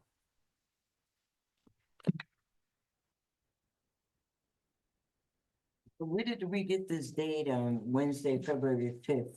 Did we get that date along with the town council? Or did we make this date up ourselves? I mean, do they know about this date already? I don't know that they know about that date. I don't know the answer to that question. Historically, there's always been in early February. It has at some been. Point. Yeah, That it joint gives us session. guidance a Yeah. little bit. Well, it's That's always right. been in early February, but my question is, do they know the date? Or did we just put this down here? We were without trying to asking find, them if this date is okay with them? we couldn't do it on a Tuesday, so Mhm. that's why we put it on a I Wednesday. We hear couldn't you, do it on but I'm Monday. saying, do we No, ask them? but can you find out from them if they want to do it? If they're, 3 if they're, minutes to first of get to all, an answer. well, if No they're answer. interested, first of Yeah, all, yeah, in yeah, doing it, okay. and then, That date is how, good. 'cause how I does have that to date change work? Yeah, That date. we might. But I mean, in the past, there have been, unlike the other departments in town, the Board of Ed's had a couple of meetings with the town council. I'm not suggesting we I do. think one is enough. I'm just saying. In other words, there was one meeting where the council would say, well, we don't like your numbers. Could you come back and tell us if we trimmed X dollars, what would happen? We'd come back again and tell them bad things, that kind of thing. Because because this meeting is on a Board of Ed night, this February 10th, that's a board night, right? I think we usually go to the town council, they don't come here. Well, we do it in the annex, but we sit usually in the area Yeah. to do a liaison. And we'll have a budget meeting after that, so it's But we just, don't. I don't know. well, think about I it. You think let me know. We went home last Why year. don't you find out what I'll works for find both out. of us? I thought we did. Last year is at the senior center. The The public, liaison yeah. meeting? Oh, not the liaison meeting, no. No, our Liaison's meeting usually with at the the town RTM and town council was at the town hall annex last year. But then we usually have a room we go to so we can do more I budget. remember going home. Oh, you do? after that. All right. Maybe you. Your memory is better than mine. Yeah, maybe I went home. You missed guys. it. I think I went home too. I think I was mortified after we heard about what like was in for Yeah, that was Sam's salary. like, I'm not sure what we're talking about as far as like the liaison meeting or versus like the joint town council. The joint. that's The what- joint one. Yeah, Yeah, that's what those at Yeah. 5:55. no, it was up And there then we had a public hearing. with the RTM people. Yeah. Well, it wasn't the whole RTM though, was it? No, it was Mike It- Whitney. it was just like- there. yeah. It was Mike, but it was at the town hall, it wasn't at right 55. That table's. I remember sitting a lot of. Yeah, the only public comment I remember was, Time. Go ahead.